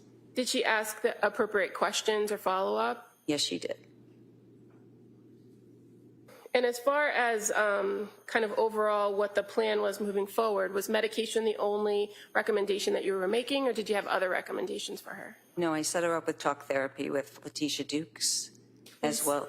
Sorry, when you say talk therapy, what do you mean by that? So coming in and actually doing cognitive behavioral therapy with a clinician, someone who is trained in this. Okay. And so you mentioned Letitia Dukes. Correct. She was the clinician in our program at the time. And when you make this recommendation and this intake visit, do you work with the patient to schedule something before they leave, or is it up to them to schedule the time with the social worker? It was set up with her before she left, I believe. Okay. And you're aware that the first scheduled appointment with Letitia was for December 2nd? Correct. I believe because it was a holiday week that week. Okay. Now, this time that you were with Ms. Clancy during this initial intake, fair to say it was approximately 60 minutes? Yeah, she spent 30 minutes with my nurse and 60 minutes with myself. So she was there for an hour and a half. And is that normal time period that you allot for people coming in for intakes? Yes. And as far as follow-up with you as a the clinician and prescriber, was there a plan set for when she was going to return? Yes, we had established a return in 2 weeks. Now, at this point, because you had made that initial contact with her and you had done this intake, was she going to be assigned to you as a patient? This was going to be a short-term arrangement. I was already in the process of leaving the program at the time. Had that been communicated to her? I don't recall. Okay. As far as what your plan was, how long were you remaining at the practice? I was at the practice until mid-December. So this was like a pre-planned, I was moving back to New Hampshire, yes. but as far as the preliminary care, did you continue on with Lindsay as a patient? No, I transferred her care on November 30th. And I communicated with that to Lindsay. Okay. So as far as after the intake, she was provided with that December 2nd intake or meeting with Letitia Dukes, the social worker. And then the next scheduled event would have been December 7th, right? For a follow-up? She had I believe, I don't recall the actual, what her next follow-up with me was. I don't recall that date, but she did have a follow-up with Rebecca Gelata. Okay. Prior to you communicating on November 30th that you were transferring her care, did you have further contact with Lindsay Clancy? Yeah, we had a few phone calls and my chart messages going back and forth. Can you just explain to the jury what the MyChart messaging system is in your practice? It's kind of a chat feature between the client. They can reach out directly to the provider. It goes right to our inbox, and we can talk back and forth between visits. And do you encourage patients when they come in and that first meeting to utilize the MyChart messaging system? I do. Often it's the quickest way to get a hold of me if they're experiencing any major issues. And fair to say it's just an easy way in between visits to communicate particular points of information or concerns or symptoms? Yes. Do you, in your practice, often use MyChart messages if you're not available to meet with the patient to make changes to their treatment plan? Occasionally, yes. Now, prior to your first MyChart message with Lindsay Clancy, did you get a text message from her on your personal phone? I don't recall. Do you recall whether Sue Clancy provided your number to Lindsay? I know I did. So she had my number because I called her from my personal phone call because it was on a Sunday when I reached out to her initially. So that November 20th phone conversation was a communication between you and her on your personal phone? Correct. And so do you recall on November 22nd getting a message from her saying, "Hi, Julie, this is Lindsay Clancy. I'm sorry to contact you like this, but when you have a minute, can you please call?" I can't recall whether that was a MyChart message or if that was on my personal phone. I apologize. That's okay. As a result of some way her contacting you, did you then have or send her a message or have a conversation with her on November 23rd? I know we communicated on the 22nd. I sent a message saying that was the day she was getting nervous about starting the Prozac, so we encouraged her to go ahead and start the Prozac. I know we communicated on the 23rd, either by phone or by MyChart message, that indicated that she had taken the medication. She had started it on the 22nd. Okay. And were you aware at this time period that she was currently already a patient in the South Shore Health System Network with a primary care physician named Margaret Anastasia? Yes. And she's a nurse practitioner, right? Correct. Now, as far as these concerns that she relayed to you about starting the Prozac, do you know whether she did start the Prozac? Yes, she stated that she started the Prozac on the 22nd of November. Okay. And by November 25th of 2022, did you start having some MyChart communications with Lindsay Clancy? I did. And so just referring first to November 25th of 2022, fair to say that you gave her or sent her a MyChart message encouraging to kind of stick with the plan, right? Correct. Prior to that, yes. At that point, had you prescribed her something to help her sleep outside what you had previously provided or outside what she had? Before November 25th, I did not. Okay, so on November 25th, did you prescribe her some additional medications? I did. So she wasn't tolerating the Prozac, so we had a conversation about stopping the Prozac. I gave her, she was really having a hard time sleeping, so I gave her a one-time dose of Ambien. And then I also prescribed mirtazapine, which is another antidepressant, but it works really good for sedation and anxiety. So started that at 7.5 milligrams, told her to stop the Prozac. And I also paired it with Klonopin, but I told her explicitly not to take the Ativan, just to take the Klonopin to help. It's longer acting benzodiazepine to help her with sleep and longer acting anxiety support while we got this new medication up and running. And so in your conversations with her about her concerns about the Prozac, fair to say she reported to you that she was feeling disconnected, out of it, a little bit spacey. Does that sound right? Yes, that's correct. And so you said your recommendation at that point was to discontinue the Prozac. Correct. And as far as the Prozac went, she hadn't taken it for very long, had she? She took it for 3 days. 3 days? Correct. And again, you had that conversation with her about kind of waiting it out for the 4 to 6 weeks. But based on what she was reporting to you, did you have any concerns about her stopping the Prozac after only 3 days? When a client doesn't have buy-in to the medication, it's awful. It doesn't work as well. So I was working with Lindsay to try and find a medication that would make her feel more comfortable. She was feeling very uncomfortable, very anxious, and the Prozac, she just wasn't tolerating the activation from the Prozac. So mirtazapine is a little bit more calming, which I thought she would resonate with better. Okay. And so again, this is not one of those follow-up visits on a telehealth or a face-to-face. So were you relying heavily on what she was reporting to you? Yes. And again, in that MyChart message, you did indicate to stop the Prozac, Benadryl, and Ativan, and don't take while taking Klonopin, right? Correct.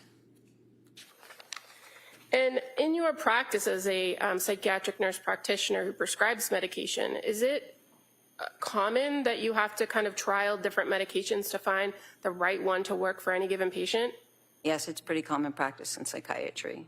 And fair to say, there's no way to anticipate how a particular patient is going to respond to any particular treatment, medication treatment. Correct. So after prescribing the Klonopin, the mirtazapine, and giving her that single dose of Ambien, did you do anything or set anything up to follow up with her after changing those prescriptions? I just told her to she can MyChart message me over the weekend. It was the holiday weekend. So I made sure she knew I was available to answer her questions. And fair to say she did, in fact, MyChart, you sent you MyChart messages over the course of that weekend, correct? She did, yes. And so starting at 7:51 on November 26th, she reported to you kind of how that night went, didn't she? Yes. Where she said, I did better last night. I took 7.5 mirtazapine and 0.5 Klonopin at bedtime, slept fairly well on and off until 3:45. And then she asked, do you think increasing the mirtazapine will help me stay asleep longer? I can survive like this, but would be helpful to get to sleep until at least 5. Thoughts? Thank you, Lindsay. Yes. Did you respond to that message? I did. And what did you advise her to do when she asked about increasing the mirtazapine and wanting to stay asleep longer? I said she could trial the 15 milligrams. And again, is that something that is common for you to do in prescribing, that maybe you have to adjust the dosage? Yes. Did you have any concerns that increasing the mirtazapine up to 15 would have had any issues or problems? No. And then again, on November 27th, you had a correspondence with her starting at 9:59 a.m. where she again reports to you how she did that night. Is that something you encourage her to do, to just give you a nightly or like a follow-up the next day, check in to let you know how she was or what she was experiencing by way of symptoms? I do that with a lot of clients that are really anxious. I like to make myself available to them so that they have that reassurance. Okay. So this wasn't kind of unexpected. It wasn't out of the ordinary for me. And so on the 27th, she indicated she slept well, taking the 15 mirtazapine and the 0.5 Klonopin, feel rested but super disconnected with myself and reality, and describes it as a scary feeling, thinking of stopping Klonopin tonight and just taking the mirtazapine. Do you recall that I do. communication? And she acknowledges that I've only taken it 2 nights, so that should be right, okay? Or, sorry, I've only taken it 2 nights, so that should be okay, right? Do you recall her asking that? She's referring to the Klonopin, and yes, she did. She was really anxious about being dependent on benzodiazepines, so I think her goal was to not be on them. And if she was going to, the disorientation might have been because of all the sedation from the mirtazapine, which is a common side effect, which is why we chose that, and she knew that. And adding the Klonopin, maybe removing that, might have helped with some of the sedative factors for it. So did you find there to be any issues with stopping the Klonopin or her deciding not to take it after 2 days? No, I did not. And in fact, you indicated and told her that should help with the disorientation, right? Yes, it might. Okay. And so that was on November 27th, and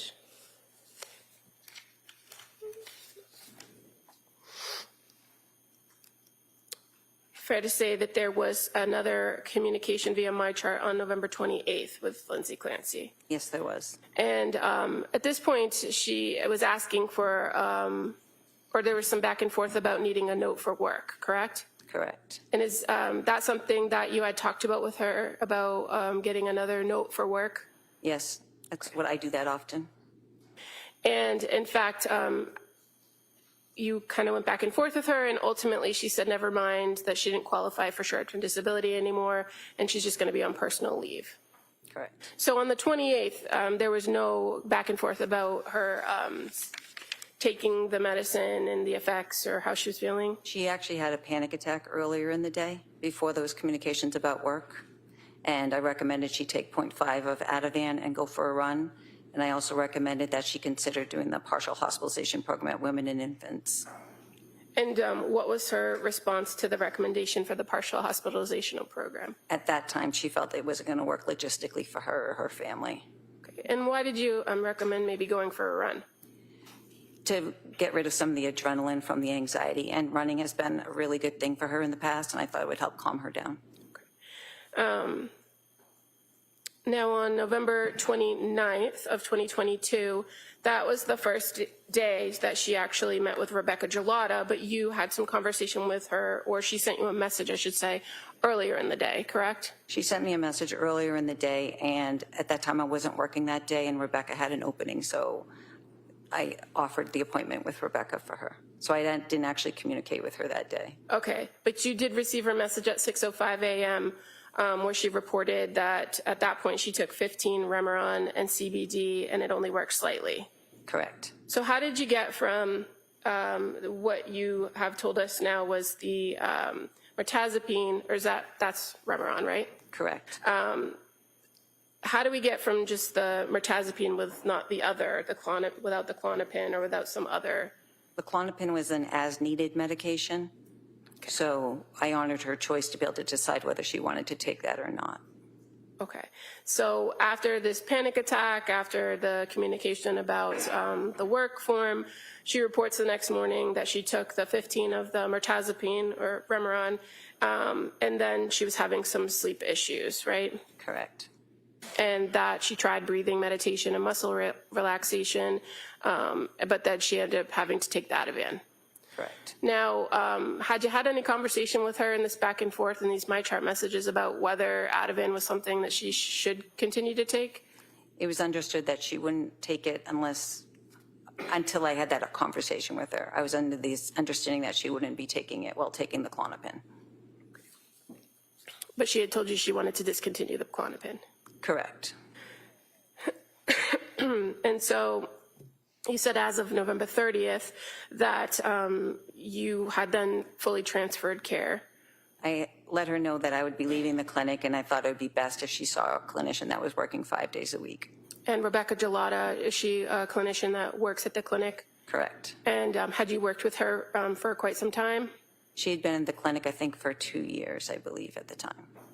And you said that you had recommended on the day before, on the 29th, that she set up that meeting with Rebecca because she was available. Correct. So it just was kind of happenstance that she ended up with Rebecca, or? I was in the process of transferring all of my patients between Rebecca and our new hire, and Rebecca was an experienced clinician, so I felt she would be a better match for Lindsay. Okay. And as far as when you sent or communicated to Ms. Clancy that you were transferring her care, that was via my chart message, right? Correct. And Lindsay then responded to you, or do you recall if she responded to you? I'm sorry. He did respond to me saying thank you for the care that I provided. She appreciated it and wished me luck. Did you have any other contact with Lindsay Clancy after that point? No, I did not.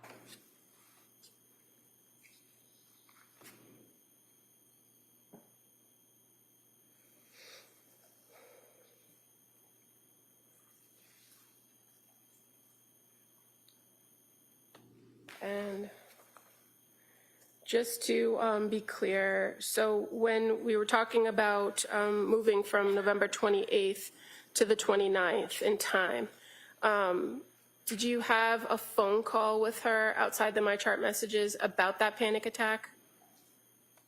Or do you recall having entering a progress note about that? I do remember entering a progress note about that. Okay. And that's when I told her to go for the run. I made the recommendation for the PHP.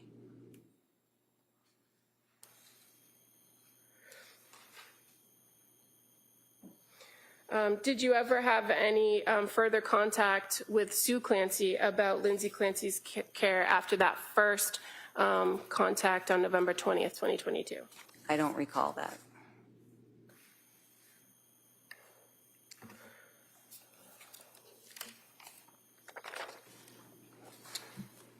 I have no further questions at this time.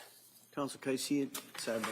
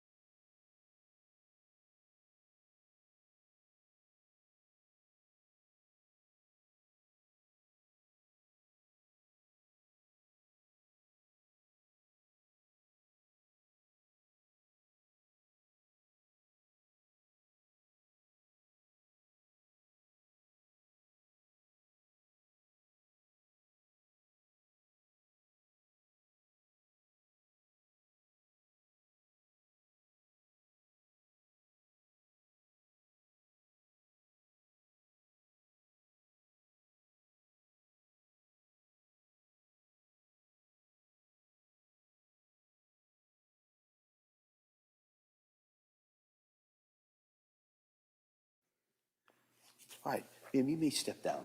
Thank you.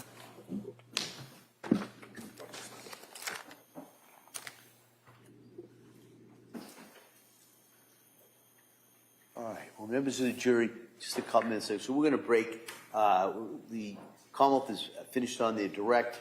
We're going to start with the cross-examination of this witness, but we're going to start that tomorrow. All right, so we're going to break till tomorrow. Remember my instructions. Don't talk about this case. Don't read about this case, or even similar cases in regards to this. Don't read anything. Don't take any field trips. Don't do any research. You kind of know what the instructions are. I'm going to ask you those questions. We'll come in. We might start. I'd ask you to be here ready to go at 9. There may be an issue I have to talk to counsel. It might cause a little bit of a delay, but we'll try and keep that minimized. We'll get you in here tomorrow. Okay? Great. Thank you for all your work, and I hope you have a nice evening. We'll see you tomorrow. All right. Good. So you know what's call me.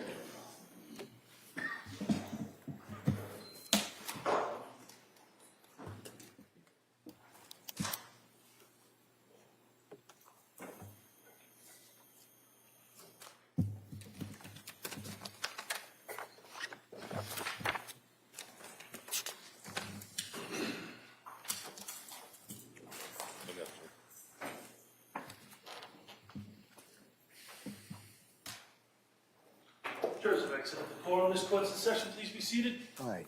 Anything else we need to address the court? Thank you. So the plan will be to start tomorrow. Before we bring the jury back in, my plan would be to address the defendant's motion for that additional witness. We could maybe do that first thing, and then after we argue that, go right back into the presentation evidence. All right. All right. Thank you, everyone. Thank you. Court, all rise.